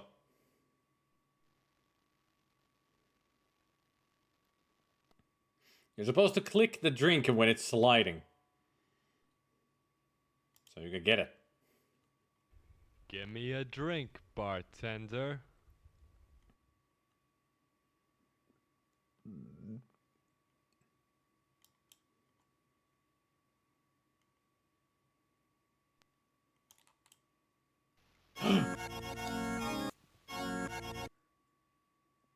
Yay! We got the drink. And now we can go upstairs.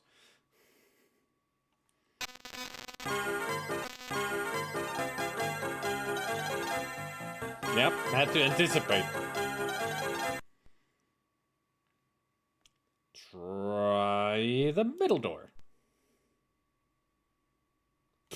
It just rolls in.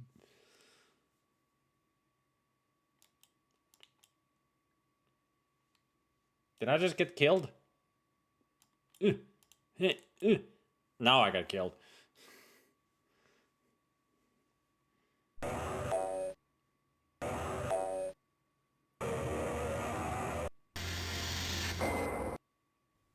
The ghost with no name says, press button A to begin again, boy. Okay, Slim Pickett. You can say so. No, it's a mouse only.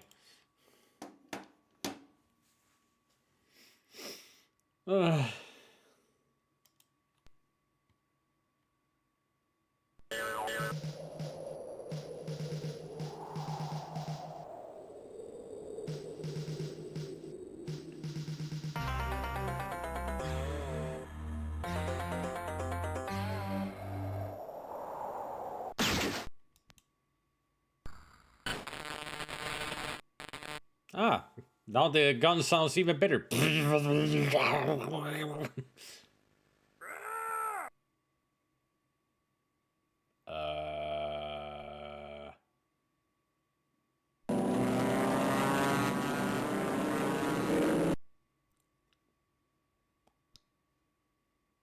don't remember this. You missed me.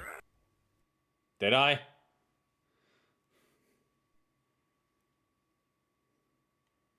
I would say I didn't. He's died now. He's killed Evil Eb's littlest brother. No, And that was means the vulture. trouble. It wasn't me. I shot the vulture, but not that guy.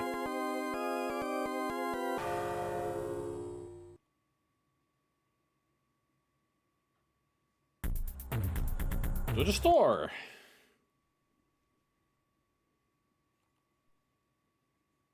Step right up, sir. Step right up and take advantage of today's once-in-a-lifetime, never-to-be-repeated mega special offer. Rush back outside to buy the special offer, say I'm just browsing. Thank you very much.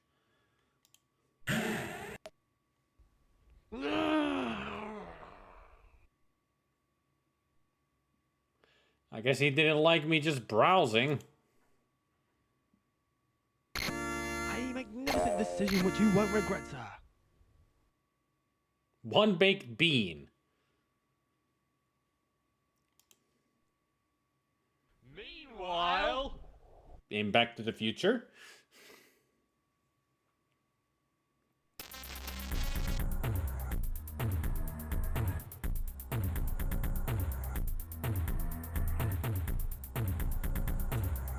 It's how with no name welcomes careful riders, huh? back in town.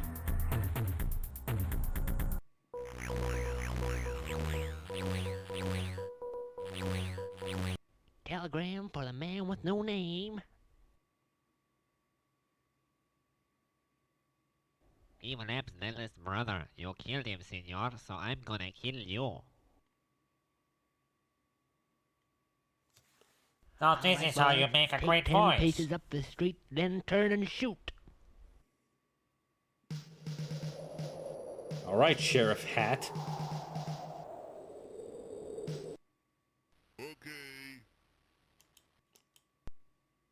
Caramba, that really hurt. Oh, I've got a follower now, so bye.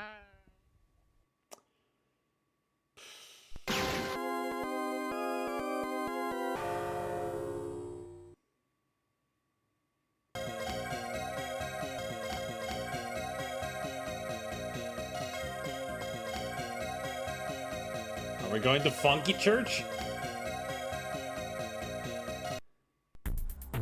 I guess we're going to Funky Church.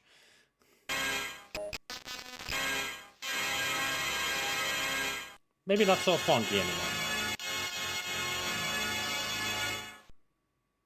anymore. Sit down in peace for a few moments.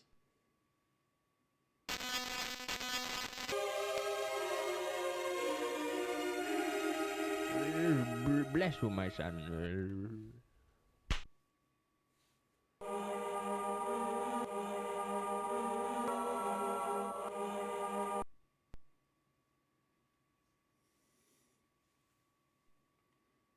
Am I going insane? Meanwhile,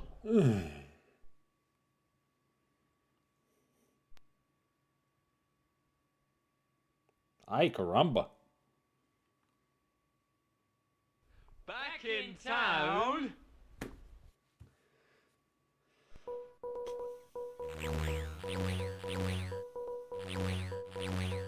Telegram for the man with no name.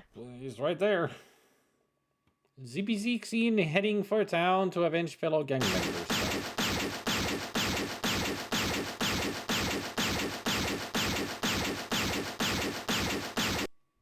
I think I got him. Darn. No. Just one more page and I would have finished this book.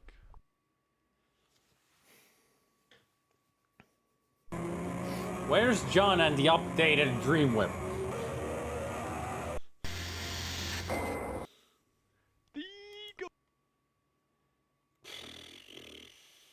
Why am I playing this? At this point, it comes to the question, why am I playing this?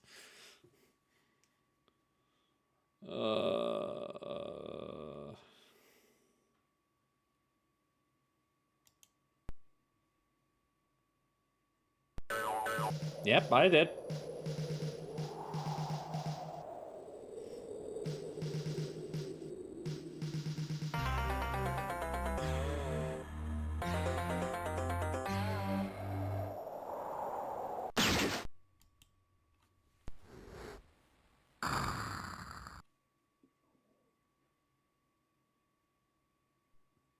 Dang, that's torn it. Ugh.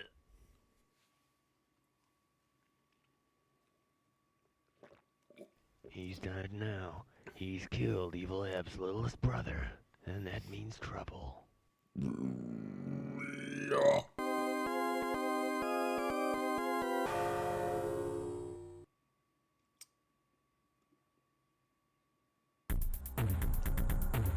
Let's go to the stable. Yes. Why not?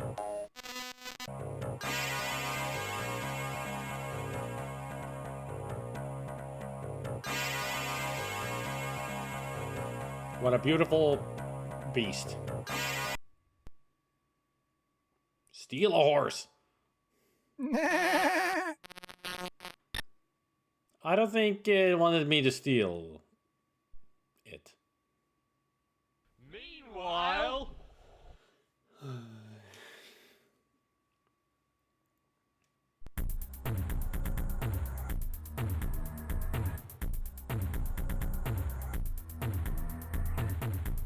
Back in town. Back in town...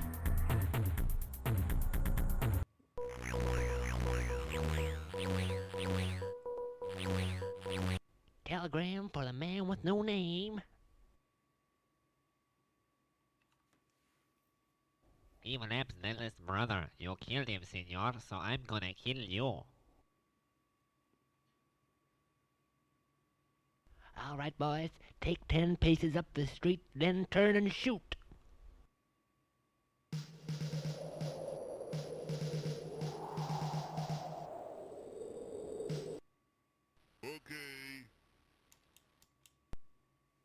Caramba, that really hurt. Oh, I've got a fall over now, so bye.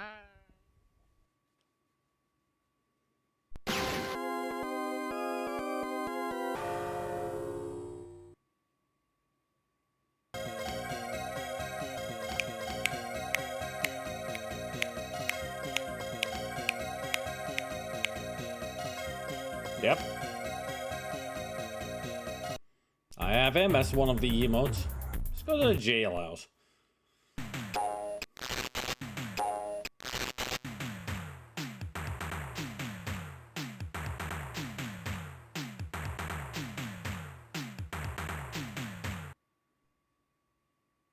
Check out the Rogues Gallery.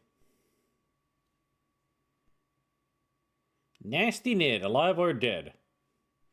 Uncle Jesse was here. Who? Zippy Zeke, dead or not. 111 reward. They never take me alive. They killed him here, they killed them there. Gone fishing, probably alive. Immortal Isaac, probably alive. Crafty Clint, dead or alive. The man with no hat. Wildcard McVee, alive or preferably dead. 4999.95. Massive Jake. That's why I shot my dad. I love my mom, that's why I shot my dad. If a tree falls in the woods, right? And there's nobody there to hear it, does it make a noise? Stick up for your dad, he stuck up for you. Fire a walk with me. Well, great to see the development team. Meanwhile... Zippy Zeke now? Phew.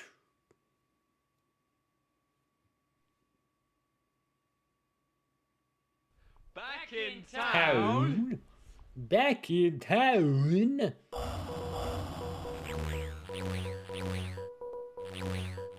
To tell that they're actually British.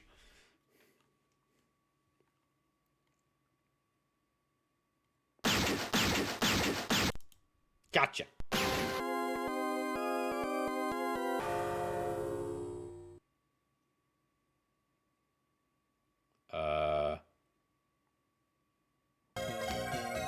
Yeah, I think I got him.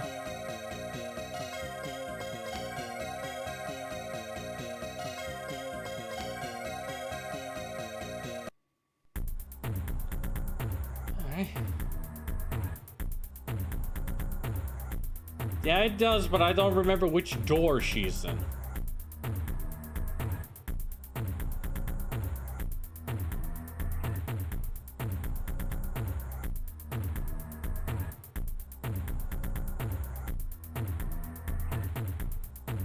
Excuses.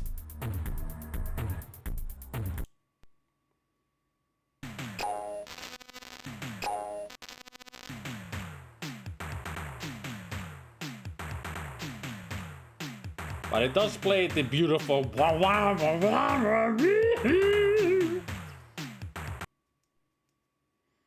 rummage pointlessly and indiscriminately through the desks. I searched the office and found this. Die now, pay later scheme. Yeah, the Undertaker is called Mr. Diablo. That's his official name. Meanwhile, Okay, who are we gonna get this time?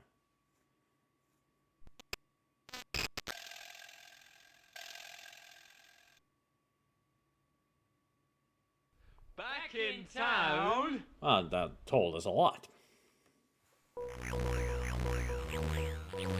Telegram. Telegram for the man with no name. Crafty Clint seen heading for town to avenge etc. blah blah stuff.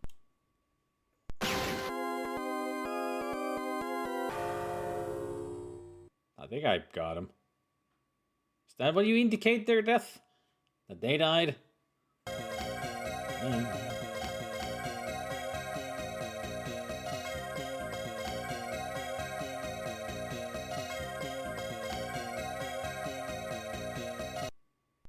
To the saloon!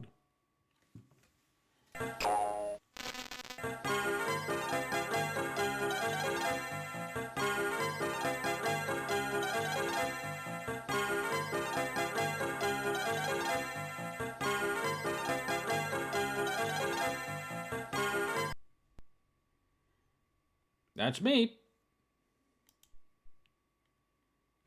Give me a drink, bartender. All right. I've just been playing this for some reason. Damn it. I missed it.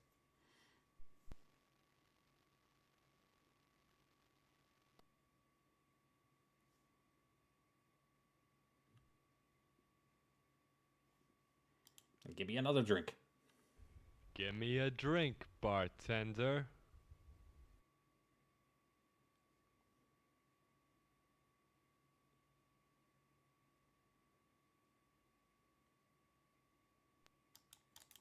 Damn it.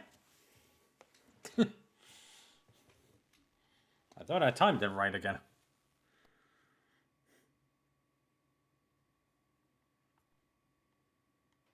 Third time's the charm? Give me a drink, bartender.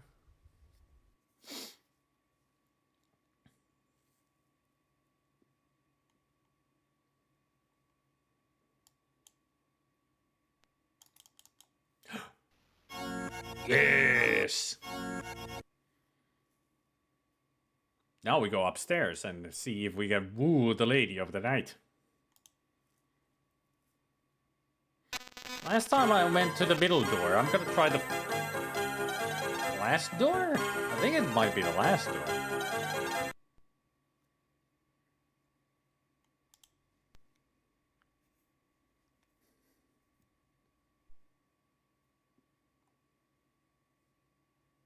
Oh no, what a time to discover I have a hygiene problem.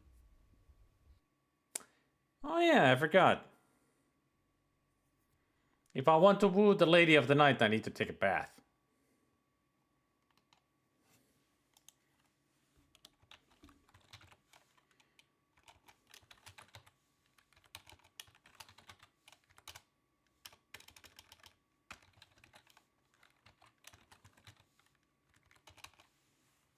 I made a town with no name emotes on 7TV.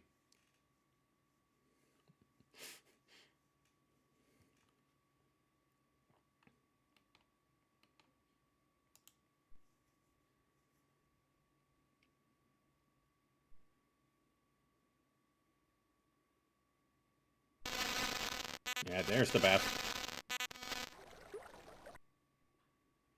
Darn, there's a bathtub in here. You were thinking of using it. Were you? Yep. Yarp.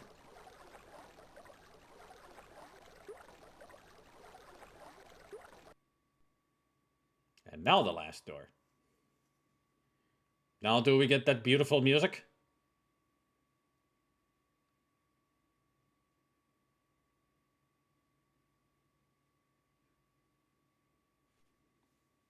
We don't approve, you understand. Where's our saxophone music? Damn CD wouldn't play it. Should be playing right now.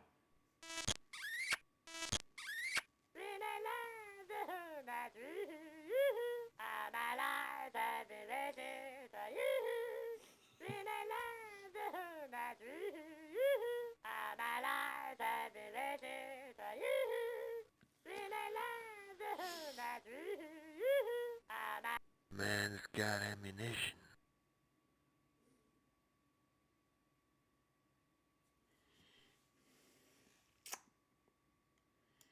So that happened. That's one way to get downstairs.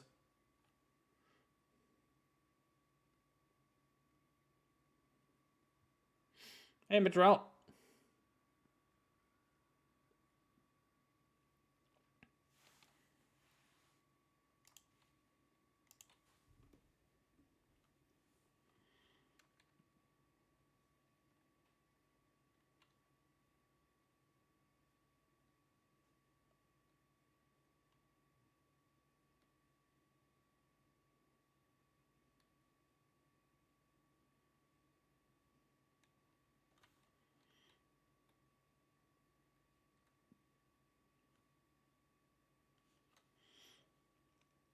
Let's go see if the DreamWeb works. Because I'm done with this. Still was fun.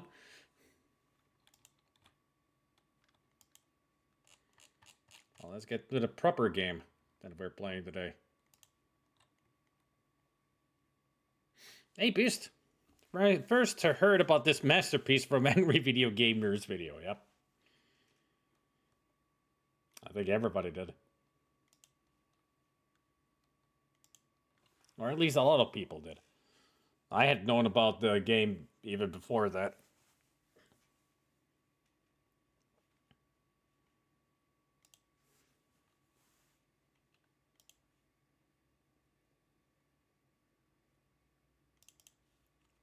Oh, hang on. Before I start the game, I actually need to do something. Something first.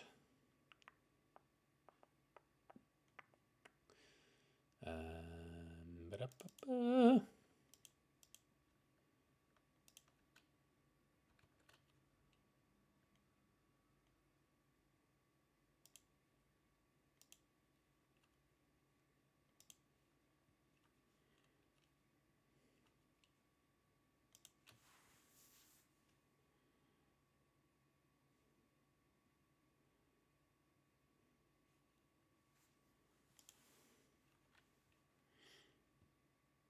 Yep.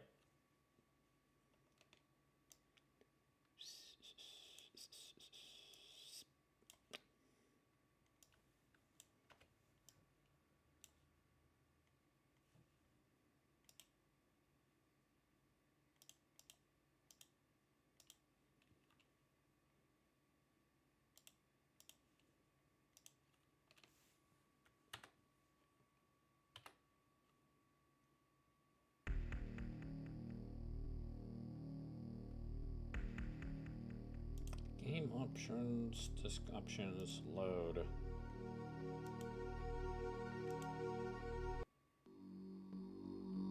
Hey, we're pretty much where we left off, so we're not too far.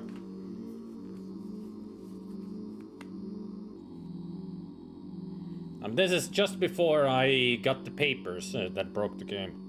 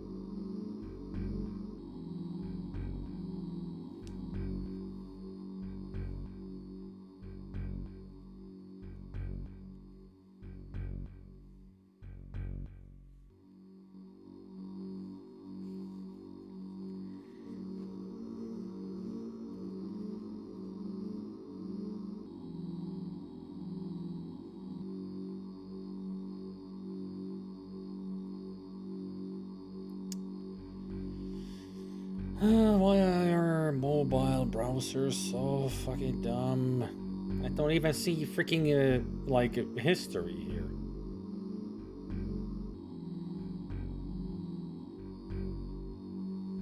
I've lost my walkthrough that I had before.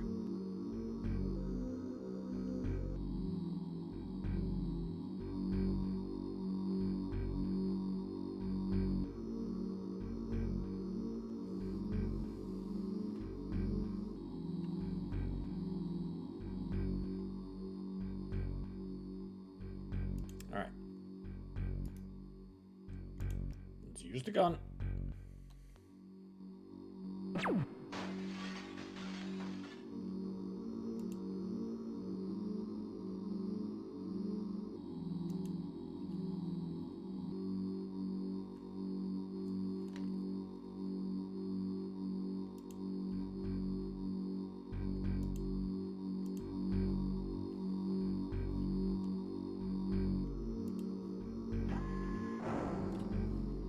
So now I can use save states.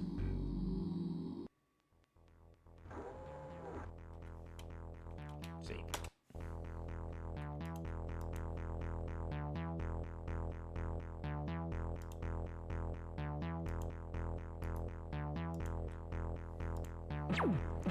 Kablow!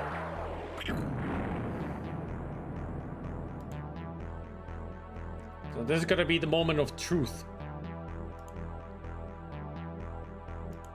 We'll get the papers, get the papers.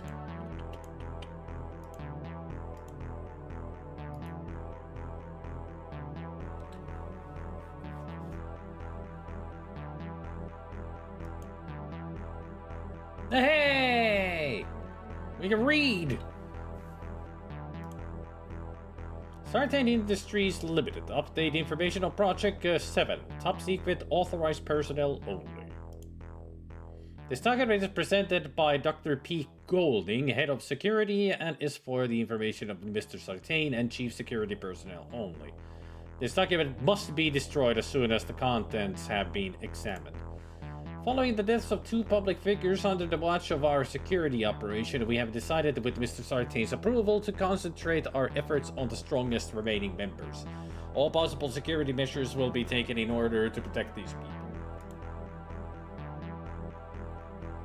There are now 5 members of the Project 7 committee. Mr. Sartain, Father O'Rourke, Juliet Chappell, Diane Underwood, and Dr. Beckett. Beckett has not been located, although all remaining committee members report that they feel he is close. His power is stronger than all the other members, and although he's mentally unstable and volatile, he's important to our success. This is what I was looking for. Underwood's address. It looks like she's pretty well protected. Miss Underwood has been taken to a remote boathouse in the Upper East area of the Docklands. Her exact location is Unit 1473, Dockland Upper East. We have installed an advanced and improved SI-770 security system at the address. This incorporates laser detection which destroys intruders. Entrance to the building is now impossible even to Sartain Industries security staff, including myself. The device has been programmed to deactivate upon the completion of our objective. Ms. Underwood is not contactable in any way at present as the phone lines have been disconnected as a security measure. Phone lines in the future.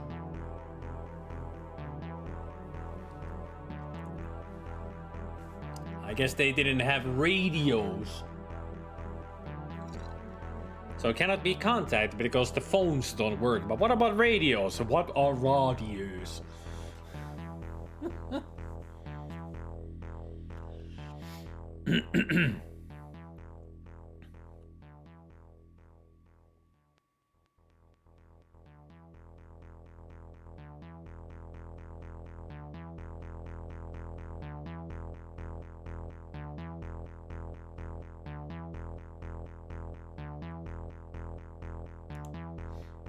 Father O'Rourke is similarly protected, having been located in the disused building discussed in my previous security update. It is thought that the priest will reach the transition stage before any of the others. His power grows stronger with every hour. I examined the priest last night and I have found signs of mutation within his basic cell structure. This is a good sign that he is approaching successful transformation. Further to our meeting yesterday, I have initiated the termination of Juliet Chapel. As I predicted in my psychological report on her, this woman is mentally weak. She does not have the necessary amount of dedication to this organization or to Project 7. Therefore, she is to be terminated so that her power will become useful to the surviving group members.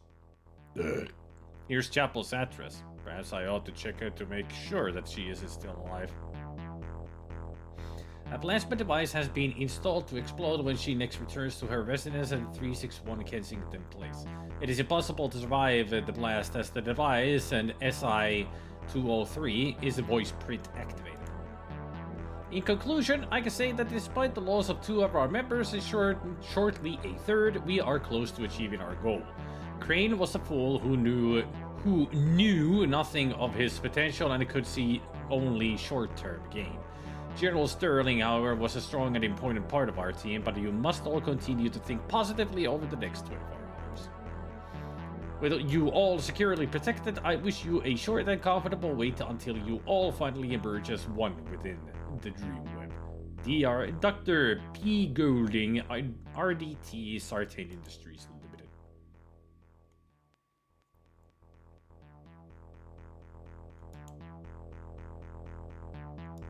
Alright. Now let's see if this also works.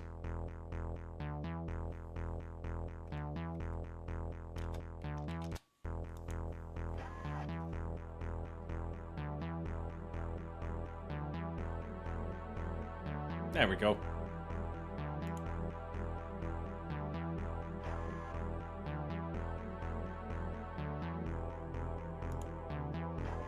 An air vent. On the roof, here is a large air conditioning vent. It makes a constant humming noise from the ventilation grill at the top.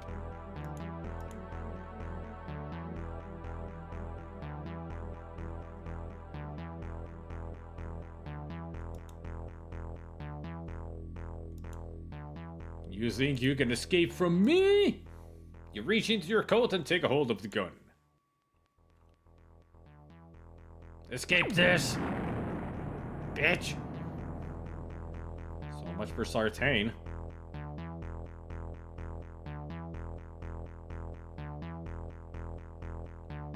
Three down, 4 to go.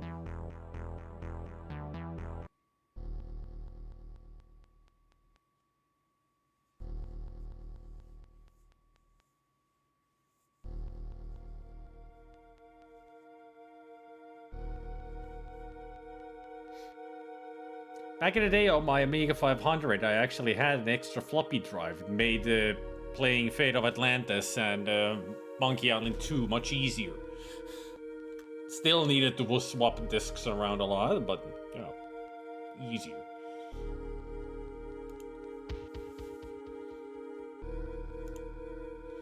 Ryan, we believe that the remaining 4 have begun to fight amongst themselves. What has happened?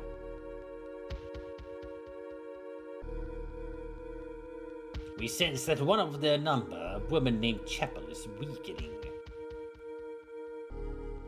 If you reach her before the others, she may help you. We fear that they are planning her assassination. I know, I just read it on the document.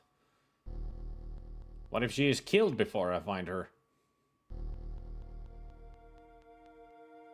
Then she has been lost to us. Seek out the woman called Underwood. Where is she?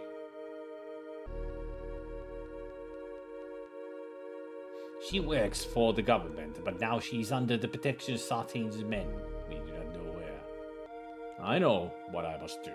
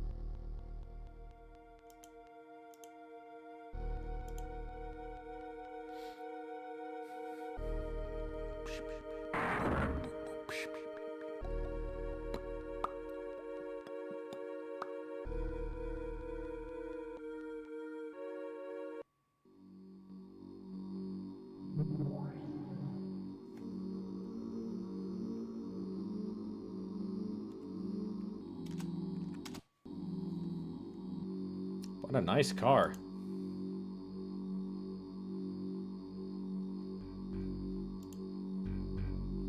An old Austin Mini sits on deflated tires by one of the huge sporting struts of the car park. The Mini seems to have been stripped of most of its innards and 2 of the windows are missing. Poor Mini.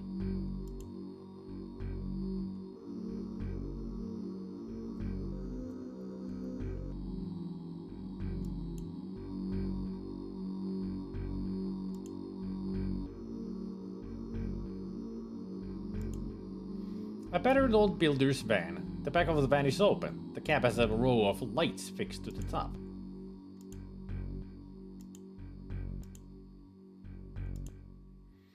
In the back of this van is a crumpled tarpaulin covered with splashes of plaster and paint. A pair of sturdy-looking wire cutters with plastic orange handles. The metal blades look sharp and almost unused. Gimme.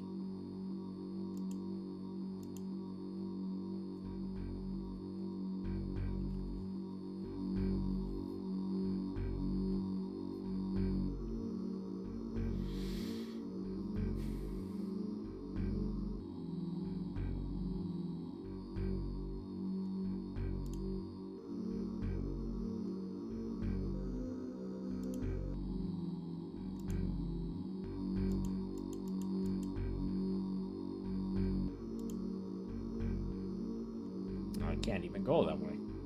Oh, can I? Ooh. I'm kind of curious to see what's on this area.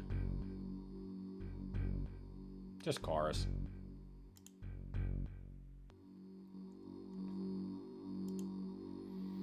A Volkswagen camper van is parked in one corner of the car park. It's almost a box on wheels. Has a roof rack on the top and typically has a spare wheel on the front.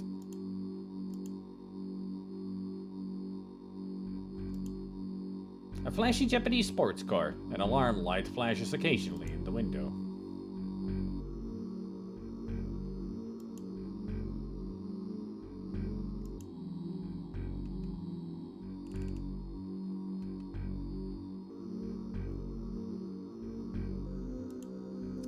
The boathouse.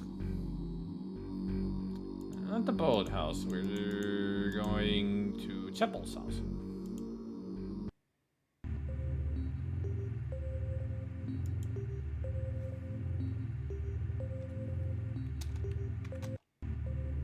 Looks like we're a bit too late. The cops are here already. A standard police car with Metropolitan Police written on the side underneath a crest. The lights on the top are flashing and the passenger side door is open. By the squad car you see a policeman taking notes. He looks up at the devastated building in front of him occasionally before he writes in his notepad. Sorry, sir. I'll have to ask you to leave the area. What happened? Looks like a terrorist attack. Are you a journalist? No, I'm not. I knew Miss Chapel. Was she inside? Well, so far we haven't found a body inside the house. Can I go inside? No, you can't. There's still plasma residue from the explosion. It's too dangerous. Okay, maybe I should speak to her family. Yes, sir. That's a good idea. Now, if you don't mind, I've got work to do. Okay, goodbye.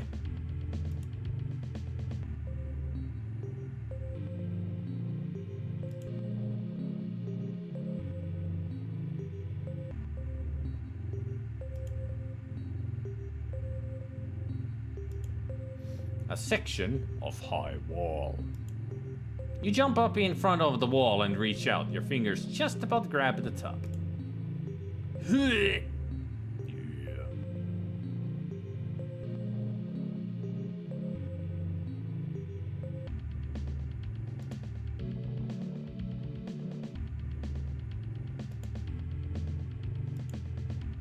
The picture shows a church, and it's one that you recognize, although the church is now abandoned. You try and recall the address, but it escapes you. feel that the church is important, but where is it?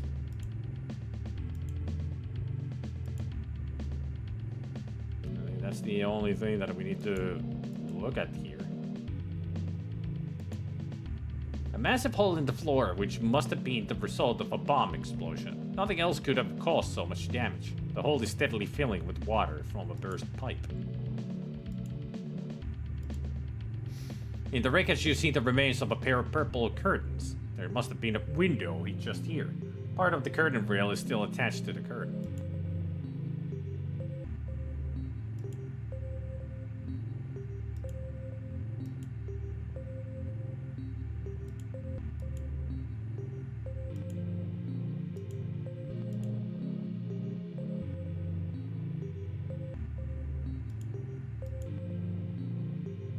So that's 4 down, 3 to go.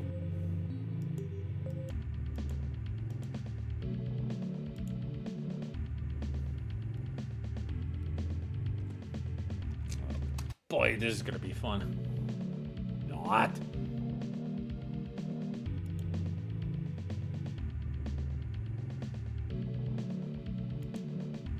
Two round rocks nestled together in a small pool of seawater. This rusty metal pipe emerges from the sand and touches the edge of the water. Foul-smelling sewage gushes out of the pipe into the sea. It looks disgusting. So what you're trying to say is don't go swimming in the water.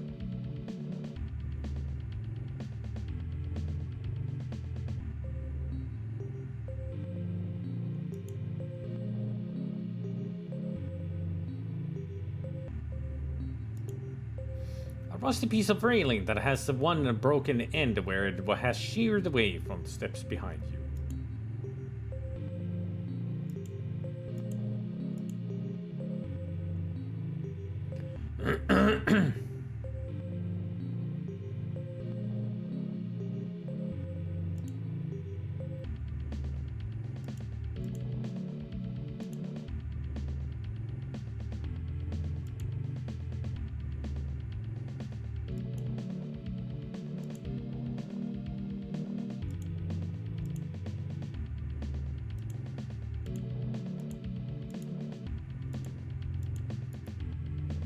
A green beer bottle with a white label. Find something to fill the bottle with if you want to.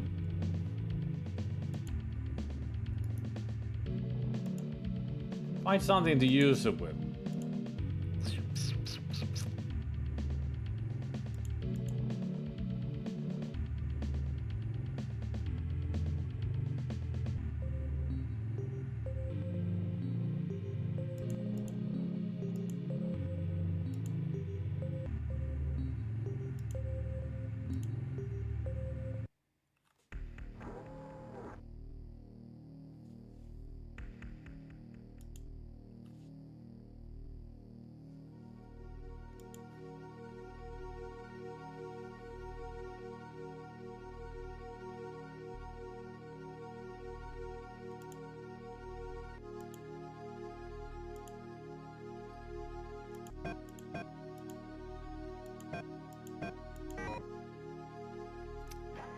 Nerds nerding in the chat.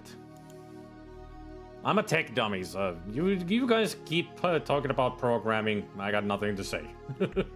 That's why I haven't joined the conversation, because I don't understand even half of the things you guys are saying.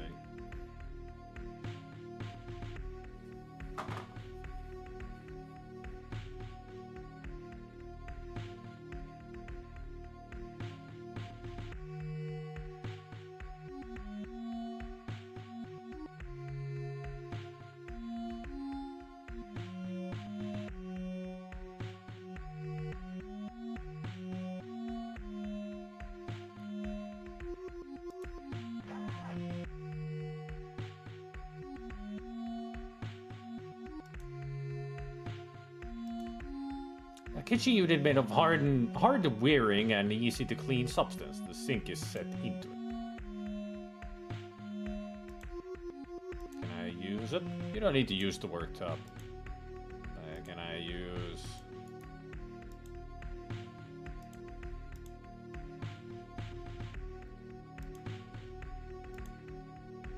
A screen embedded into one of your kitchen worktops. It shows information on the various foods, including nutritional value, cooking times, and what you should be eating to keep healthy.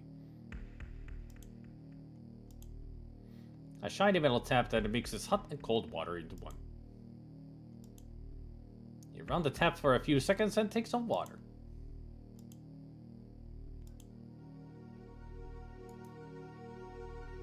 It contains some water.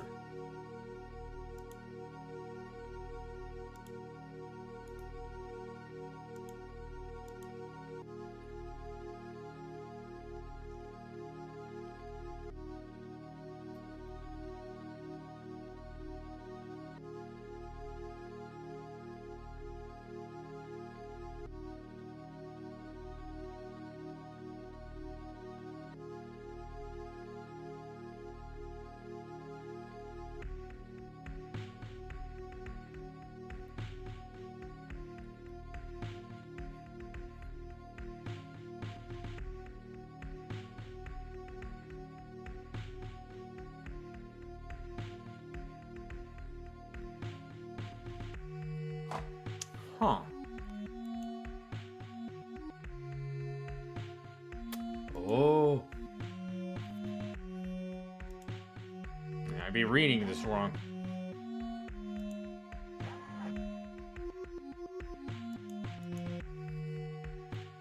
I'd be reading the walkthrough wrong. So now I gotta go back to the boathouse.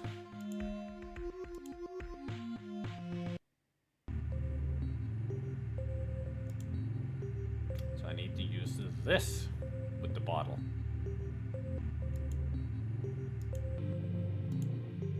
There's no need, it's already full.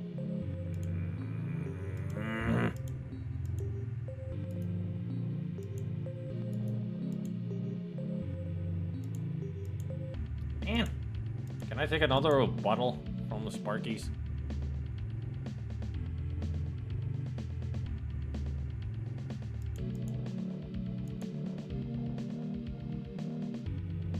Yep, good. So you, I'm going to drop.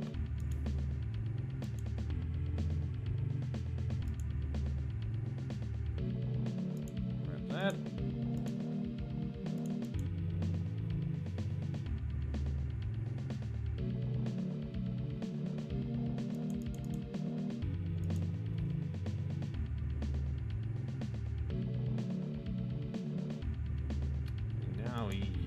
Pipe, but with the empty bottle.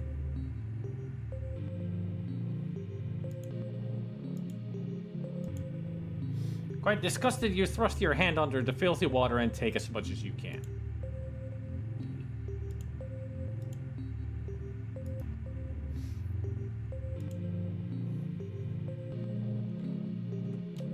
All the fun.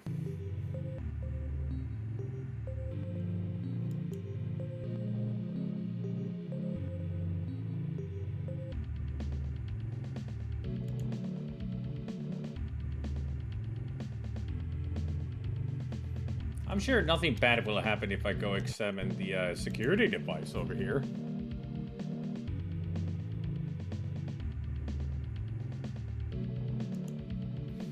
You aren't sure what this does, but there is a shallow trench in the sand that leads directly downwards to the sea. It looks as if this thing might fire laser bolts of some kind. We'll be fine. Sure of it. A long iron railing that runs along the length of the balcony. A sign hangs crookedly from the railing that says, "Danger security system in operation." So I can't even walk there?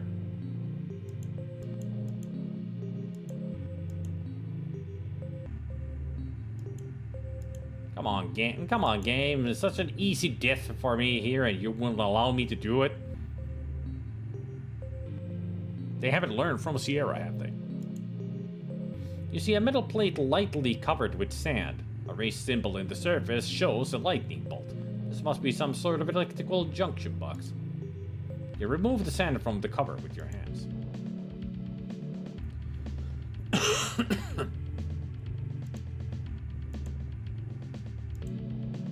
Taking the railing in your hands, you carefully prise open the lid of the junction box.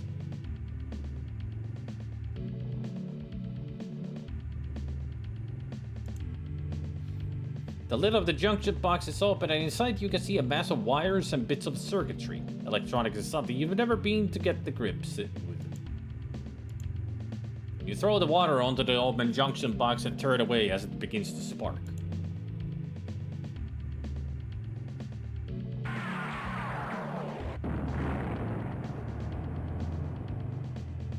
Well, that didn't do it.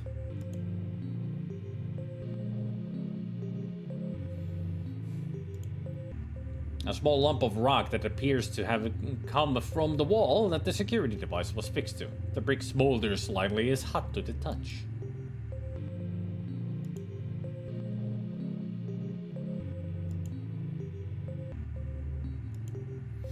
Underfoot glass crunches as you walk. There are bits of glass inside and outside the window left over from the explosion.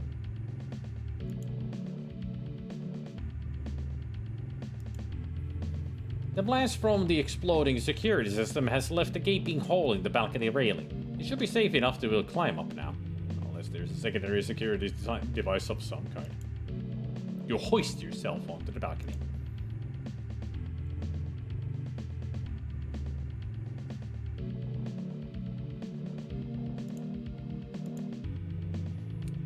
That blast has created quite a big hole in the window. Shards of broken glass lay all around, and the edges of the window are sharp and jagged. Some parts of the window seem to have melted.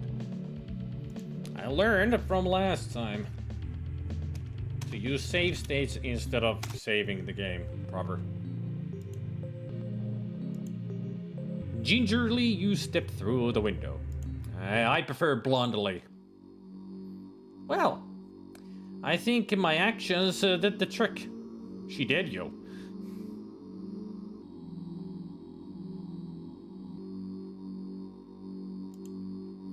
It looks like Underwood has made an attempt to escape despite her horrific injury. She has left a trail of blood and intestines across the cold stone. Another visitor. Stay a while. Stay forever. You can't think of any use for this. You could drink it. You could just lick it. Play with it.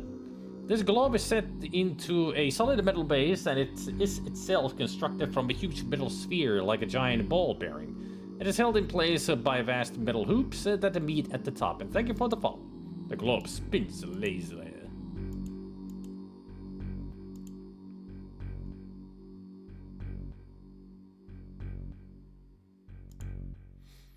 The VDU is set into the desktop at an angle comfortable for viewing when seated at the desk. Green text scrolls occasionally upwards across the screen. On the desk is a combined phone and answer machine. It has a small green display on the top and a wire trails off from the side.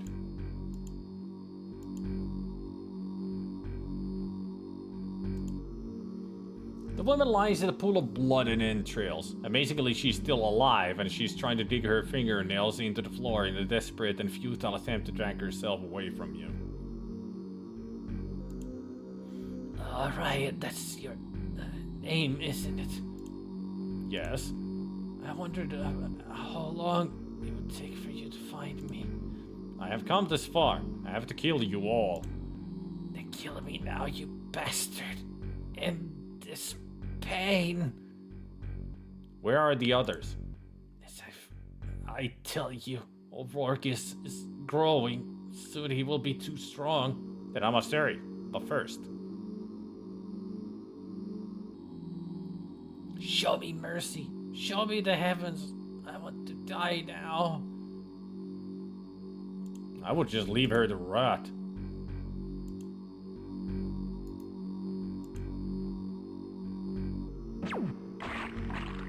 There, splat.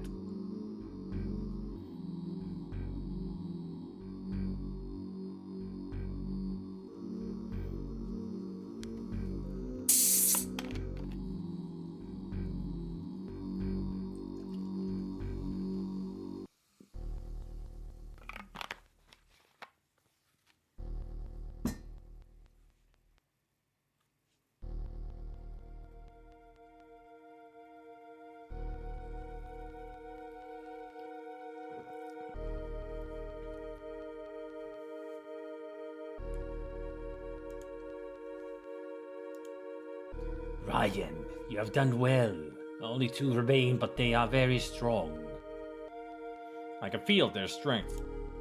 The 2 left are priest named O'Rourke and a violent psychopath named Beckett.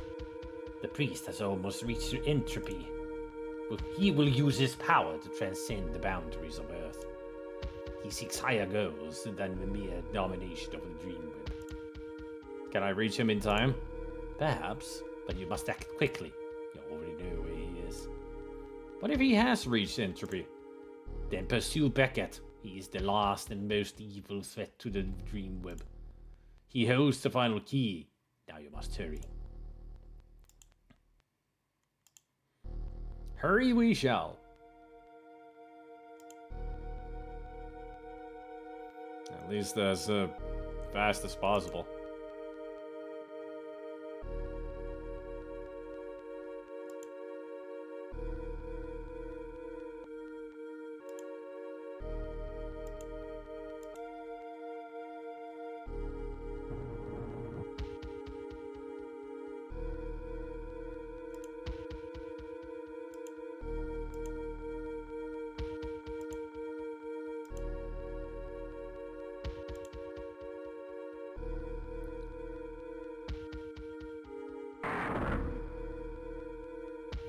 I like it that we use the key on the plinth, but every time somehow the key comes back into our inventory, even though it should be gone.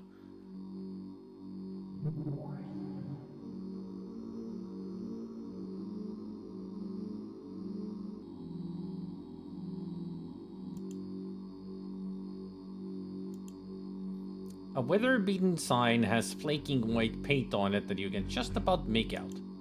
The words read, "Danger, polluted water, no swimming." You wonder if you swallowed any of that water. If you're dead, well, happy trails. You'll be dead. A metal guard rail that runs around the top step of the stone stairs. The rail is obviously very old. There are patches of rust all over it. The creek.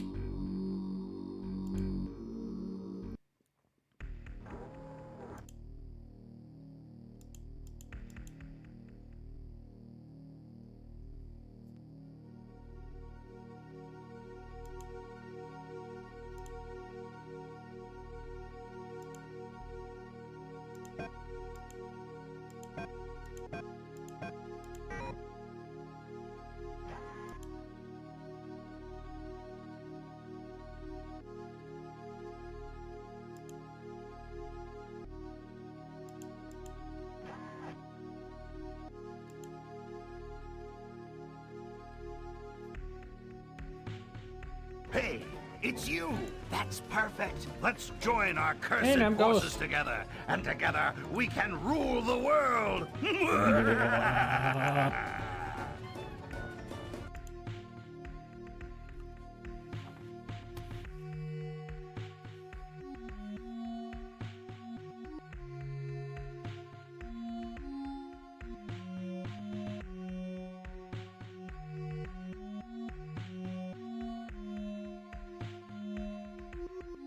Oh!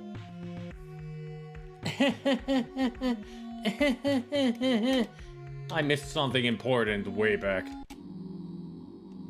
Like way back.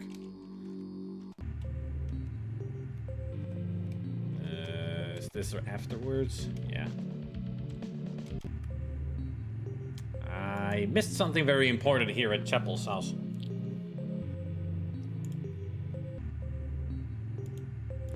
Blah blah blah blah blah blah blah blah blah blah. Well, hey, Namcos. How's it going? Thanks for the raid. And hello, raiders. Those who don't know me, I'm SpiderMwa. I play a lot of old games and sometimes new. And Sundays are for Commodore gaming, as in C64 or Amiga. That's what I missed. There's a cartridge over there. A blue plastic network cartridge that appears to have partly melted. The label is scorched and you can't read what is written on That's what I needed to grab from here.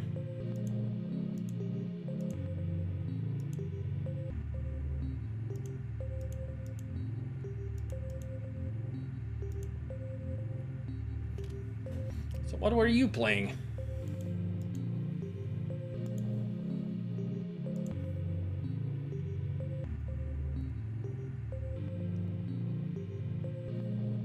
Dracula the Undead. It's you. That's perfect. Let's join our cursed forces together. And also getting ready to buy Amiga we Live. can rule the world. Hello, Raiders. The Amiga Live Raiders. Hey, Sphinxy.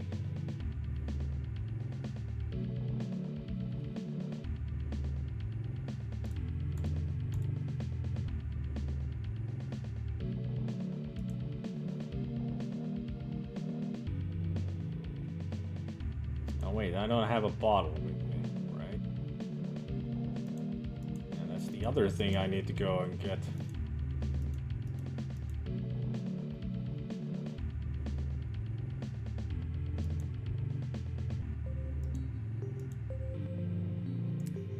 Two raids almost at the same time.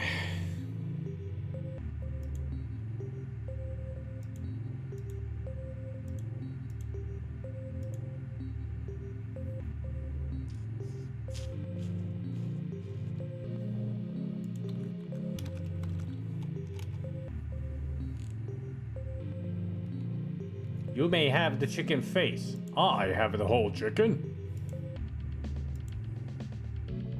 Namco's reminded me to raid.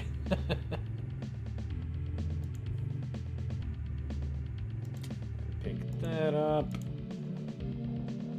Then use this.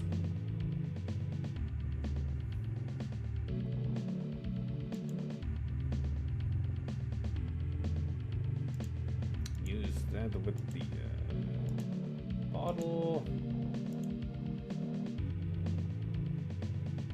Since it's quiet on the other channel, and here we have some action. As much as possible.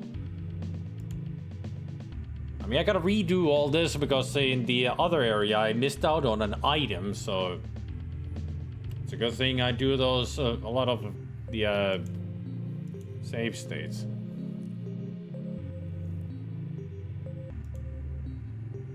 Having removed the sand from the lid of the junction box, you can see that there is a thin gap around the lid.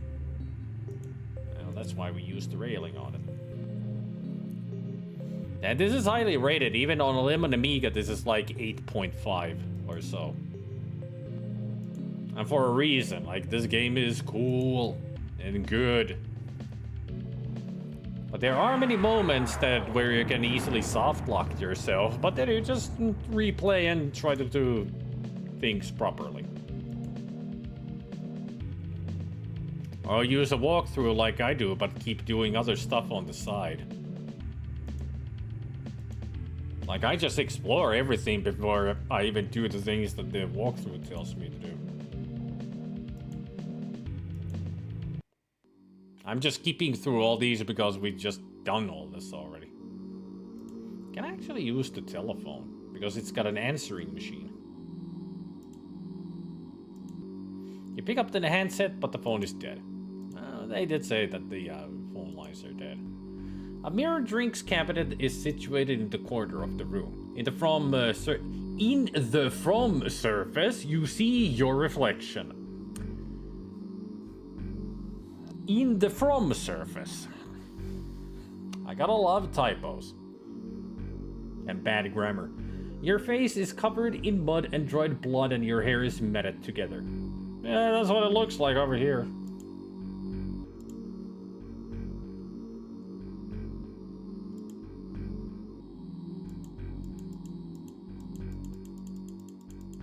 It's amazing how she is still alive.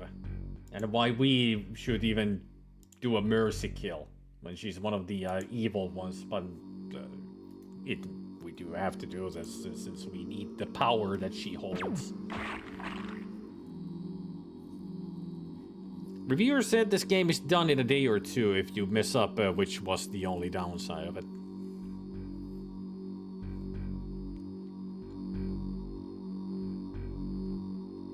How did you go into the phone? I mean, every time we escape from the place, it's electrical equipment, but that is not connected to anything anymore, so how did we get here if there's no connection? We have escaped the Matrix with the landline.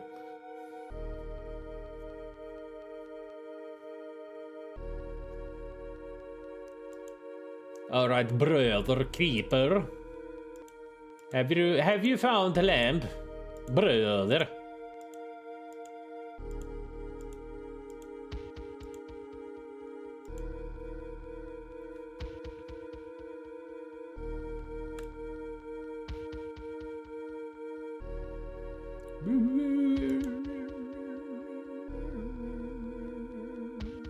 I should get the soundtrack. Add that to the playlist. It's got really nice moody music. Really fits the game.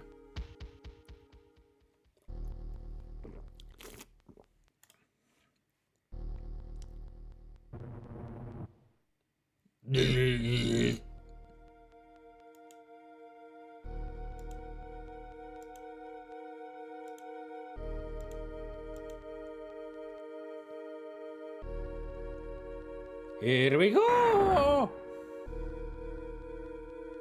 Back into the abyss. Whee! Although that looks like the shaft where Emperor Palpatine falls into. Or the shaft where Luke falls into. I never even saw the indent before. You realize that you must have laid here on the beach for ages. The imprint of your body remains in the sand.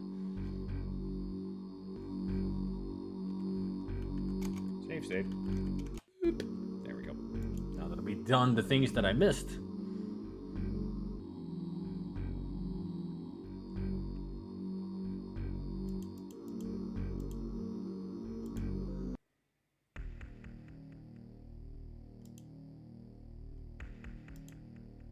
I'm curious to see what she's up to.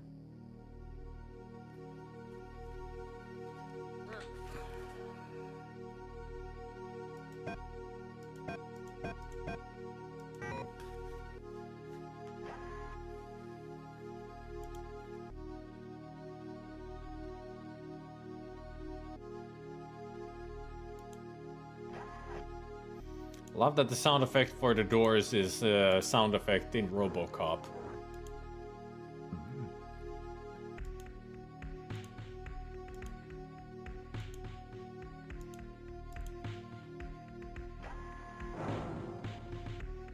I mean, whenever he turns, he makes that sound. Body turns or head turns, it's always that weep, weep. Is she still in the bath? Nah, can't be.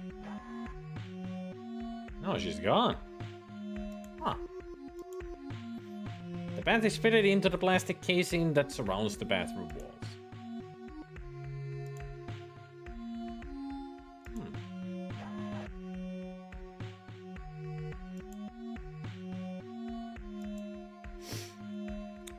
One of a pair of small wooden storage units, placed to either side of the bed. A pound coin. I'll steal it, even though I'm sure I don't need it. A small alarm clock sits on Eden's bedside table. Large red letters announce the time, and a flashing light ticks away the seconds. I mean, we do have a wristwatch of our own. You slip the watch over your wrist. Already was wearing it. A packet of mint-flavored chewing gum with the 3 green stripes across the packaging. The packet is made from tin foil. Oh boy, we gotta do some MacGyverisms at some point. Got a feeling.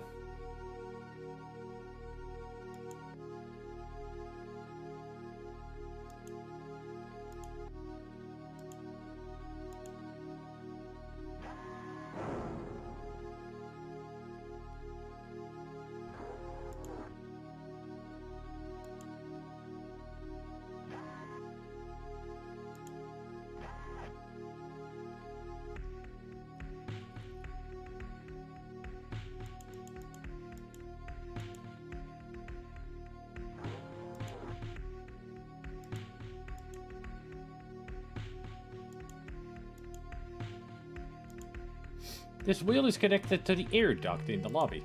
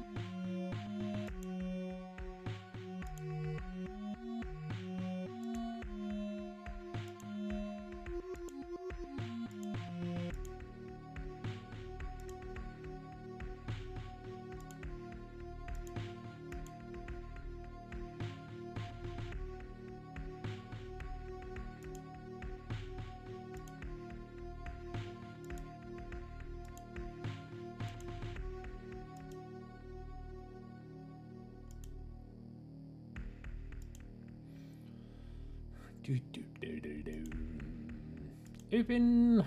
Put that in. Alright.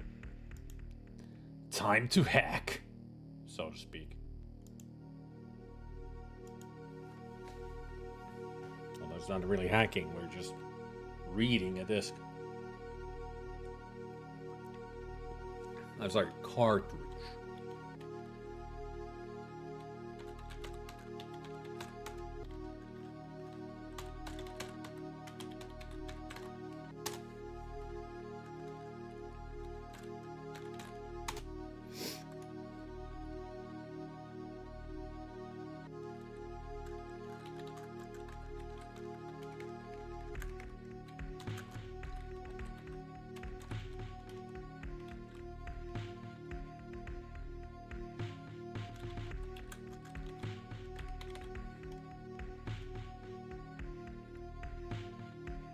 This is from user Lewis. Hey man, you must have dropped off the face of the planet. Why don't you call me, or better still, pay me a visit? Alright.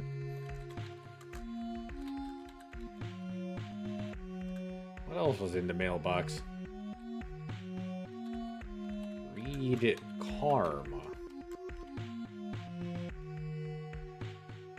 Mankind cannot continue with its self-destruction. We treat our brothers like slave, our world like dirt, our souls are unclean. 19.95 per month subscription. Keep your karma clean. Sure.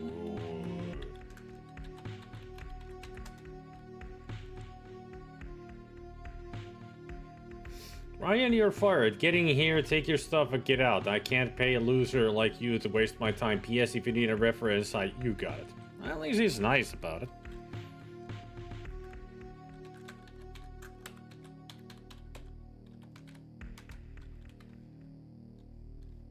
Access denied. Key required. Beckett. Beckett. Stay a while. Stay forever. How are you even supposed to find out Beckett's password at this point? I mean, it's Septimus, but how do you even find it?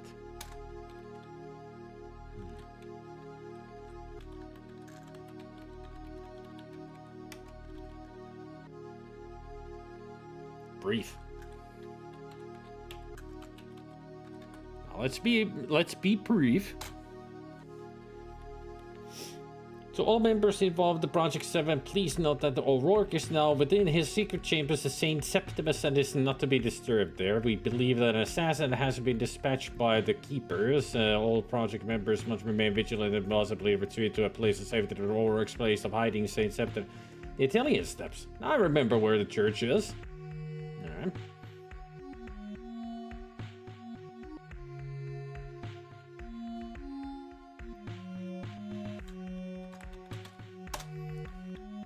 Now that we know where Beckett is.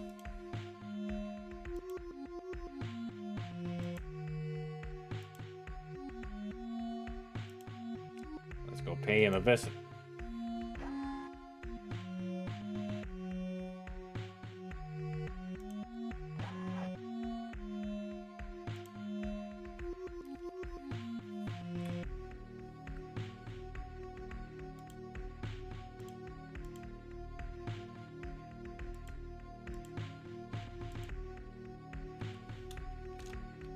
estate. And now we find the church. Ruined church.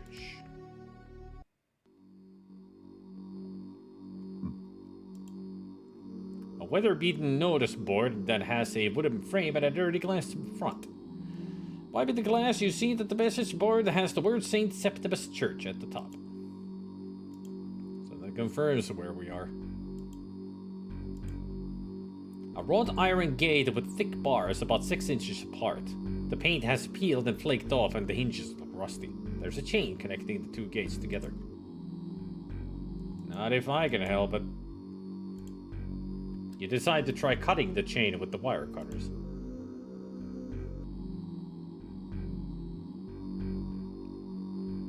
Open says me. Hassan Chop. The wrought iron gate stands open and sways slightly in the wind. The rain pours down and cascades over the bars. They keep talking about there being rain, but they couldn't animate even the single raindrops on the screen. That it's supposed to be raining constantly. But there is no rain in the game, just in the descriptions. Lazy bums.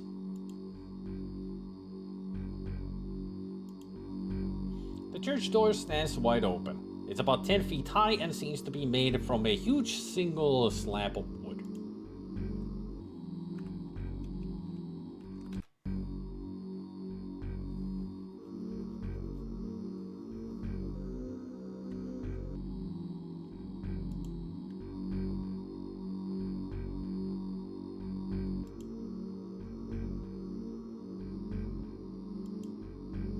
On the floor is a pile of human remains, a rotting heap of cloth, presumably once a cloak covers some of the bones.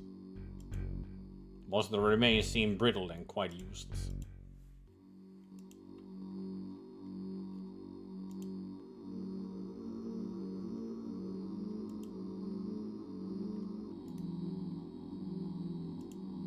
You think of Eden, your lover.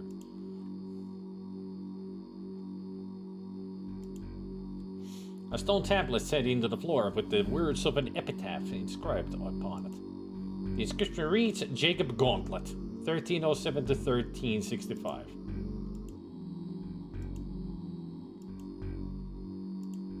They're all Jacob. Alright. It's just Jacob Gauntlet on all of them. He died 6 times on the same year and day.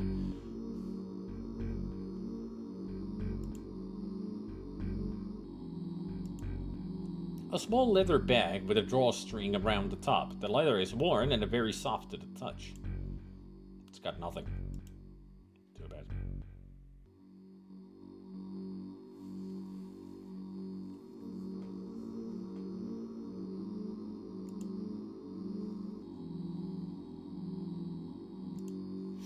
A skeletal hand with clean white bones. The hand has the index finger extended and the joints seem unmovable. Also seems to have a ring.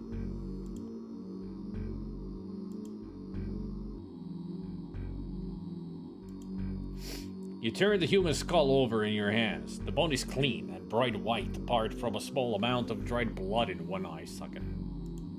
The skull stares at you. Hey, watch the hands. The great cloning accident of 1365, yep. No, it's Murray. Definitely Murray.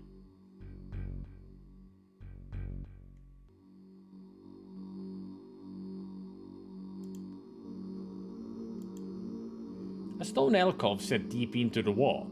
Once the carvings on it were intricate and full of detail, the time has worn away at the stone and the edges are dull and rounded.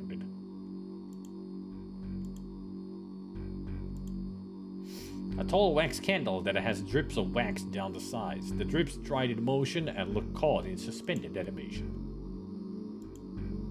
A bronze goblet with a small base. There's an etched design around the rim. The goblet is not much use.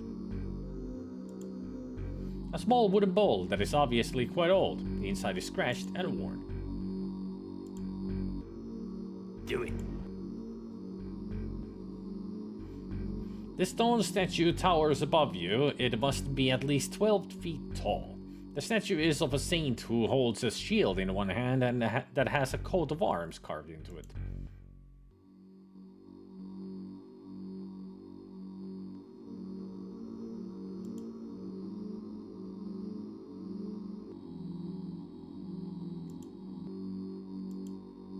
A small copy of the Bible, bound in leather. The pages inside are very thin and yellow with age. They almost crumble as you turn them. A small green cushion, covered in a soft green material that is worn away in several places, leaving holes where stuffing pokes through. A font that rests on a single stone leg that is set into the floor. There is no water in the font, and from the state of the surface of the stone, it hasn't been used for years. I bet it has blood on it. Didn't notice that? Like very fresh looking blood. Welcome to the Plushy family. Hey Targor, thanks for the resub. A stained glass window made from a multitude of small pieces of glass set into a lead frame. The picture shows a simple cross. Not much of a stained glass window if you ask me.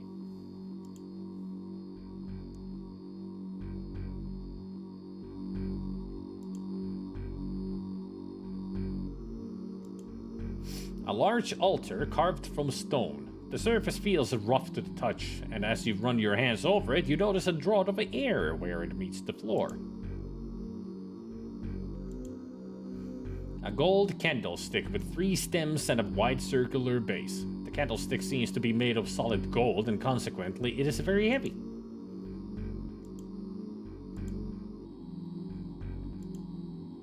A plain white piece of cloth about 4 feet square when unfolded.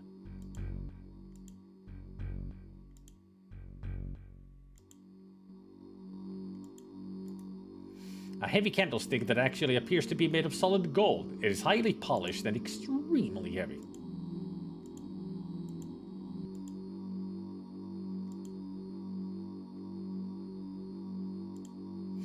The altar almost seems to shift, but some kind of a lock or a similar mechanism is stopping it.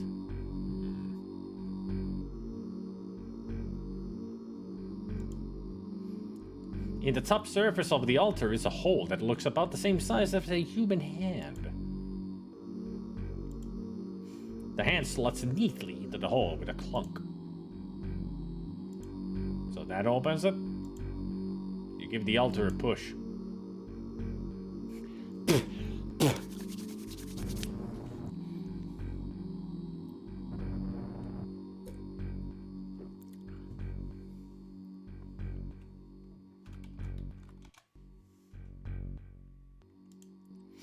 You have revealed a small hole that looks just wide enough for a man to squeeze through. The hole is framed with wood and cobwebs covered.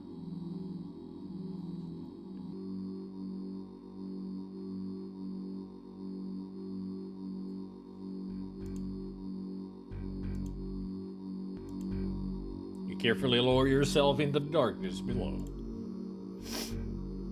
Whee!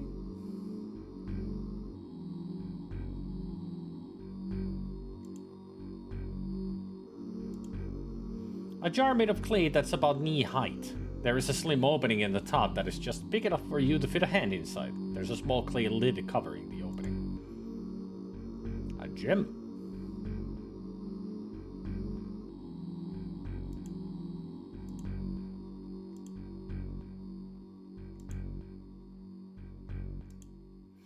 The stone slab is the lid of the tomb.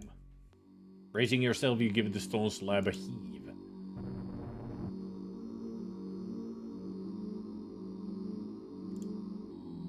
A small red gem that is translucent if you hold it up to the light from the room above. A small red gem that is smooth to touch.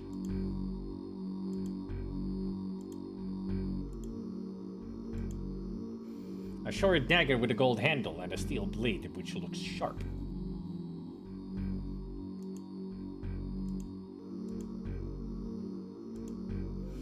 lump of rock that has probably come from the crumbling walls in these corridors.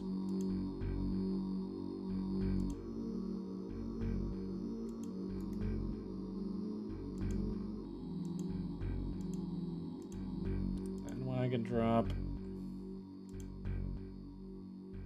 We haven't even used the wrench anywhere yet.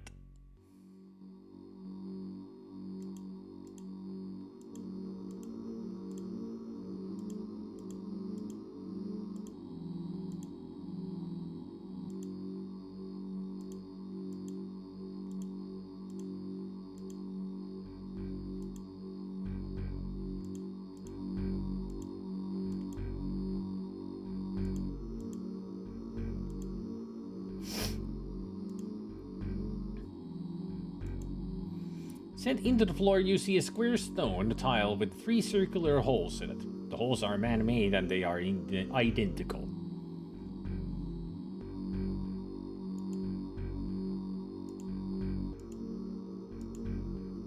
You carefully place the crystal into the first free slot in the tile. It fits neatly. You push the second crystal into the stone tile. It clicks gently into place. You place the third crystal into the stone tile, and as it slots into place, a pair of hidden doors swing open.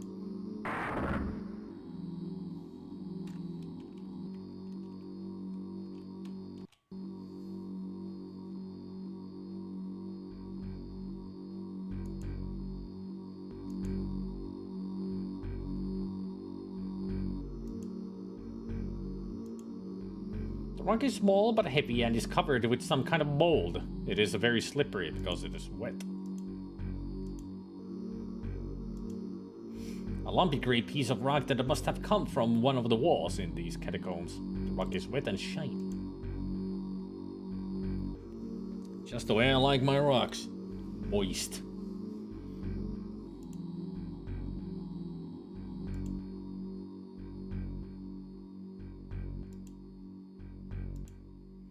A tall stone statue with a crystal set into the top above 2 stone rings set one on top of the other. Each stone ring has a series of symbols carved into it. The stones appear to move.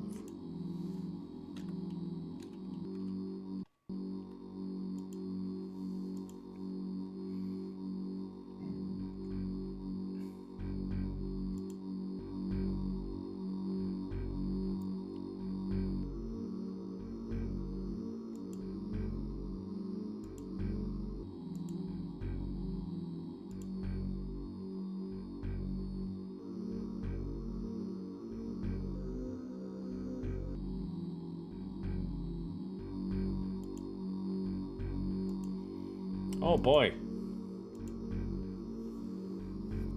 I gotta go through all these until we hear a click.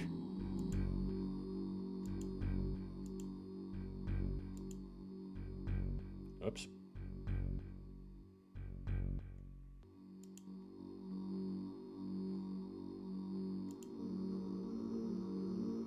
Well, ain't this fun?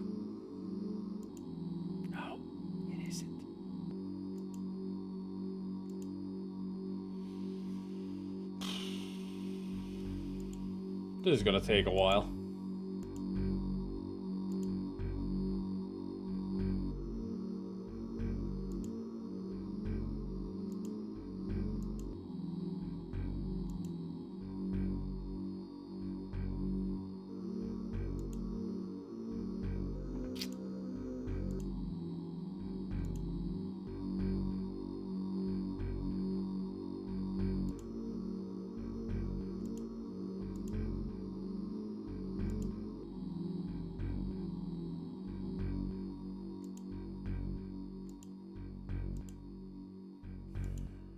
Why did they have to make such a puzzle?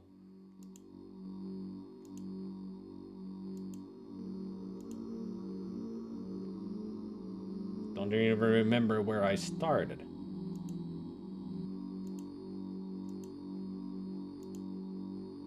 Oh, it was this.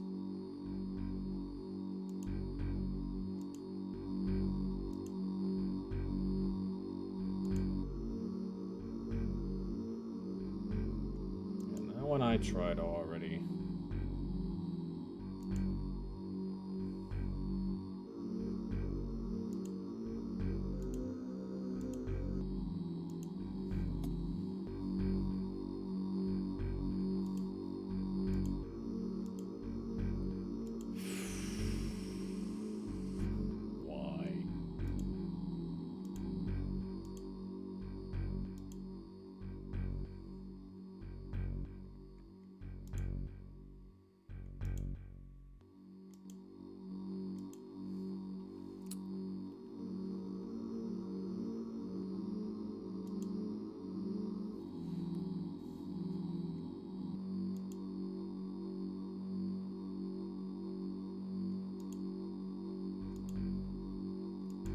Seriously?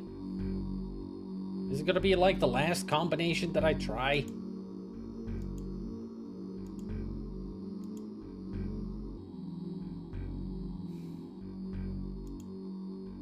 Gonna be here fucking forever.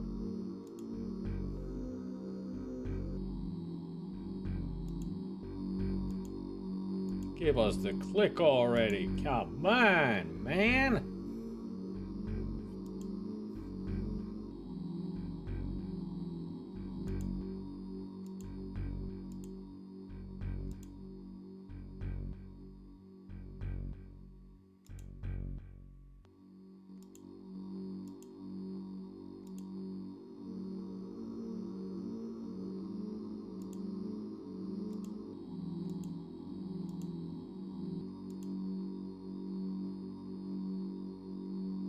I bet you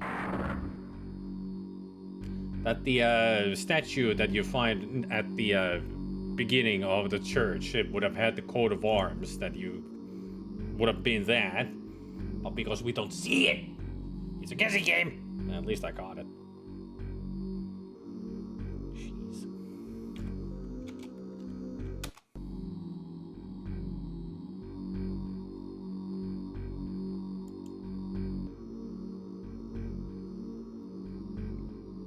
So that opened.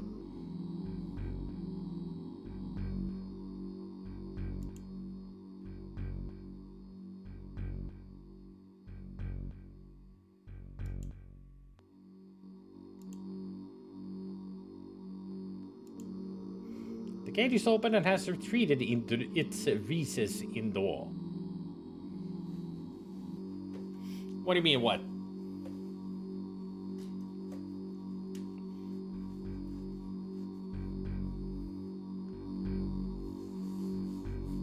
In a different game, when you come into the church, there were statues that I looked at, huge statues with shields that had some kind of coat of arm.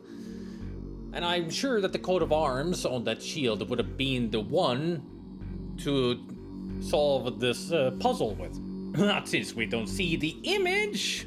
You have to randomly go through all of them until it clicks, like it did. So this puzzle in the game is stupid. Everything else is fine. But that puzzle is annoying.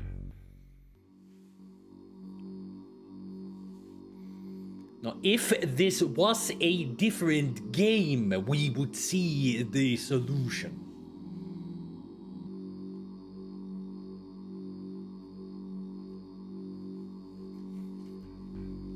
I really need to be careful how I articulate around you, Gabriel. It feels like.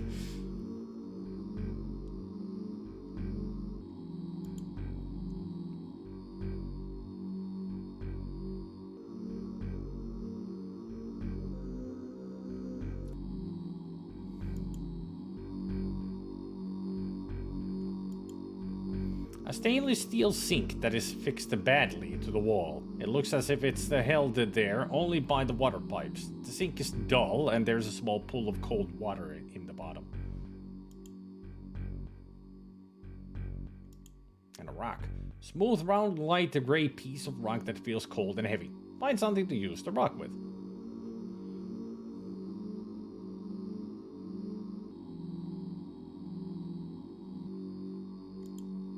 I mean, the game is telling me to get the rock.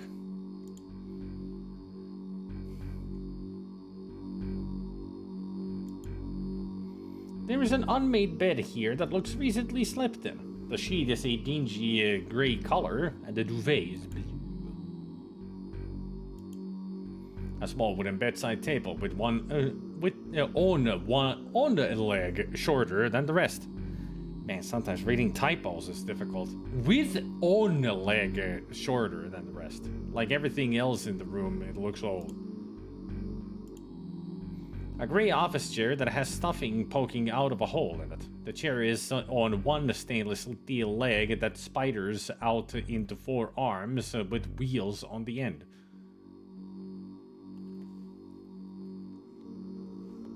Alright, yeah, that's kind of an office chair.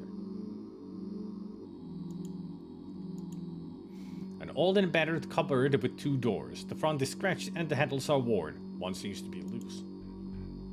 And nothing inside. Can I put this stuff inside that I don't need? Yeah, probably don't need this. Don't need that. Don't need that. Definitely don't need that. Good to empty my pockets a little bit.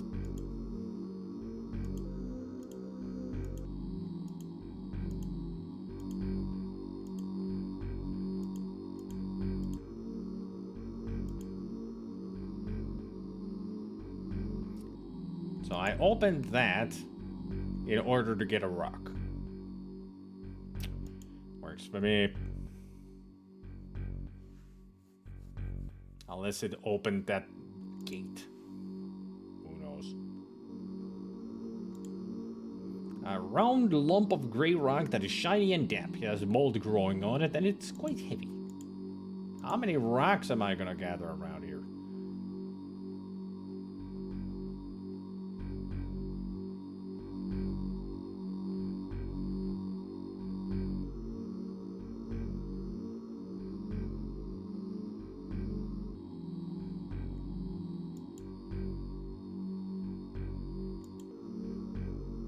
Oh boy, another. A small, almost spherical bit of rock that has probably come from one of the walls. The rock is cold and clammy. A sturdy metal cart that has 4 small, fat wheels huddled closely together on its base. On the front of the cart is a handle from which there dangles a short chain with a hook on it.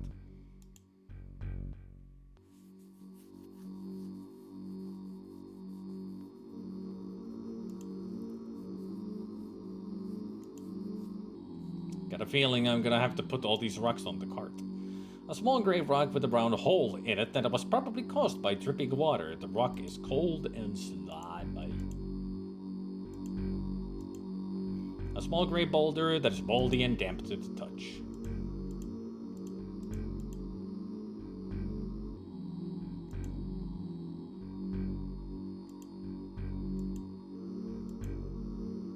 You load the rock into the cart. Now 7 more times. Ain't this fun? One by one, da da dee da da da.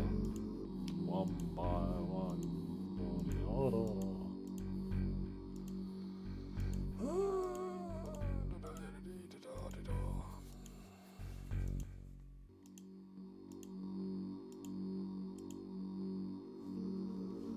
Are we done yet? A sturdy metal cart that has 4 small wheels, blah, blah, blah, blah. Can I use it? You give the cart a huge push.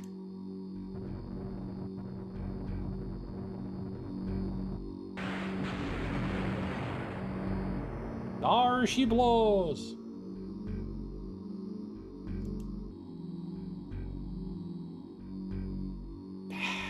Push it.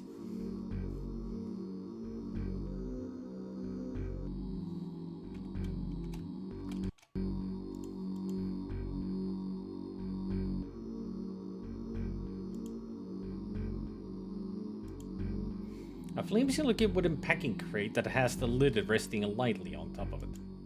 You lift the lid and look inside. As you expected, it is empty. I didn't expect that.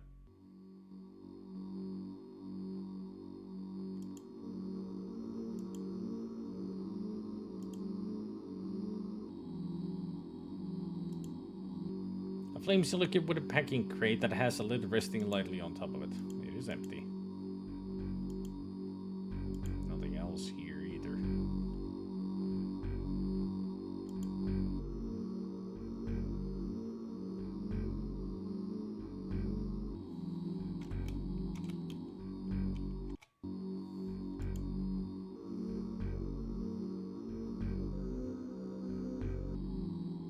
What the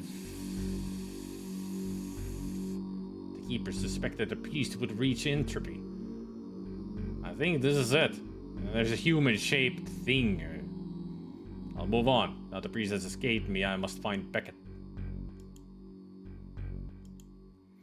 There is a sickening stench coming from the mutated remains of the priest. His flesh has stretched and split to grow into long, viney tendrils that reach across the room. You dare not touch the remains. They still pulsate slightly.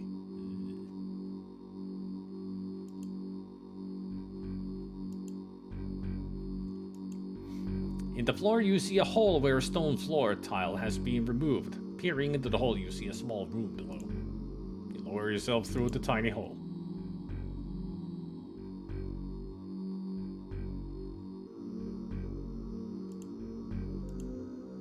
A wooden door with rusted hinges and a small window in it at head height. The window has rusty iron bars across it. You try to move the door, but it steadfastly refuses. Alright.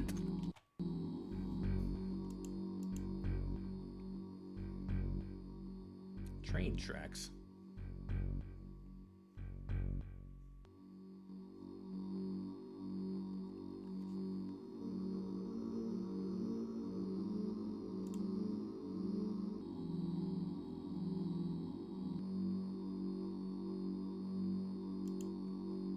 Guess we're going on the tracks.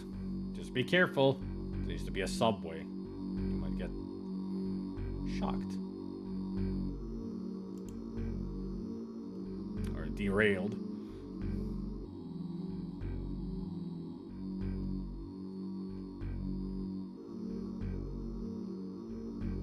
The king and queen are dead. Just the Joker remains, but not to save the day. It seems that you have defeated us. The web is almost balanced. I've lived a tortured life. So many victims. So many I have saved. I've never reached my potential. I've been waiting for you, Ryan. I felt you coming closer to me. You see, in the end it is you who has faced death. Why is there a bloody knife next to you? It is you that has unwittingly joined our cause. Destruction of us is your own destruction. The keepers did not warn you of the consequences of your actions. They will turn your life force into one of us. We are all descendants of the deliverers. When you die, your force will be sent to the DreamWeb and wait for a controlling space. Your thoughts will fight between good and evil. You will be reborn to walk the earth. You will be caught in a vicious circle, searching for your way to escape the earth. The other 6 have moved on, as we all will. But first, you must die.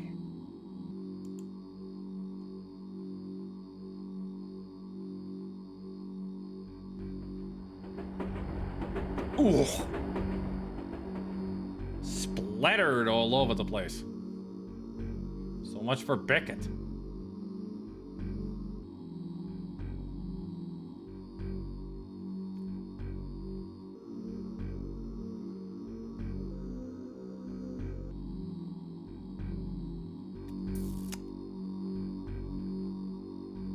Oh, hi. Ryan, the web has been freed. The commanding positions have been filled. No absolute good or evil, but neutrality. We will now protect the web. Your task is finished. From here, you must return to your life. It will never be the same, and the consequences will be great. You have saved our dreams. You're welcome. I guess. I think that's the end. Yeah, that's a GG, everybody. This is how it ends. Halt! This is the police! Put down your weapon and walk slowly towards us. If you do as we say, you will not be harmed. Ah, okay. Won't be harmed, just killed. For the greater good. I guess. That's it. What a downer ending. He saves the world and his reward is getting killed by the cops. I mean, after all, he did murder a lot of people. Diary of a Madman.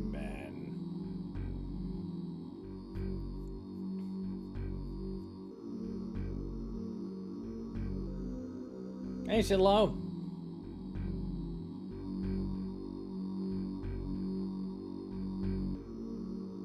Yeah, kind of pointless to give us all those acting credits when this is not the speech version.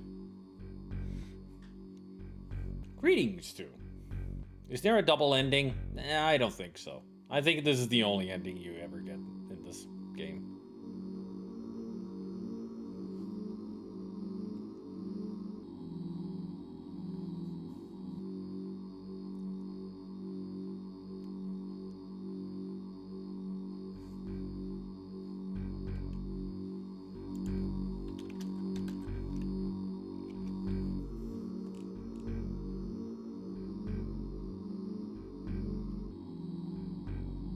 That's what the Ryan's corpse there reminds me of. You getting splattered in Moonstone.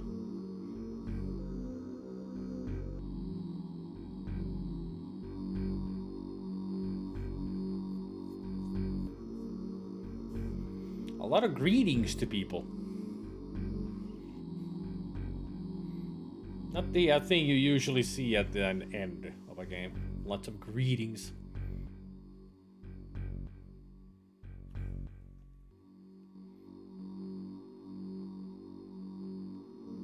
The Bridgemans, the Strouds. Roger May.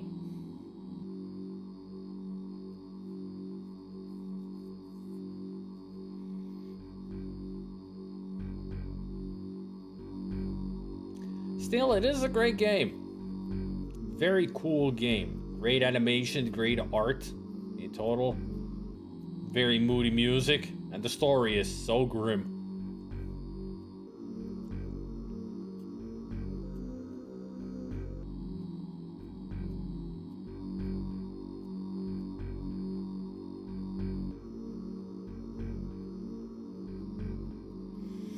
You already said they would basically have you killed, but it would be nice if you had a bit more choice, or could stop them killing her or Priest Ascending, yeah? But apparently you never had a choice. Like, as soon as this began, your destiny was sealed. That in the end, you would be killed. Ryan never had a choice. Ah? Those are all the, power, or the forces that he gathered. Even that's returning to the DreamWeb now.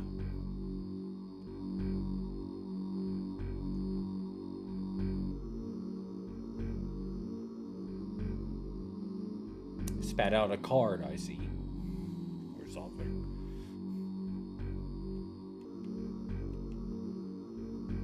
That's it? Yep. What? I can't return to the game. Resume game.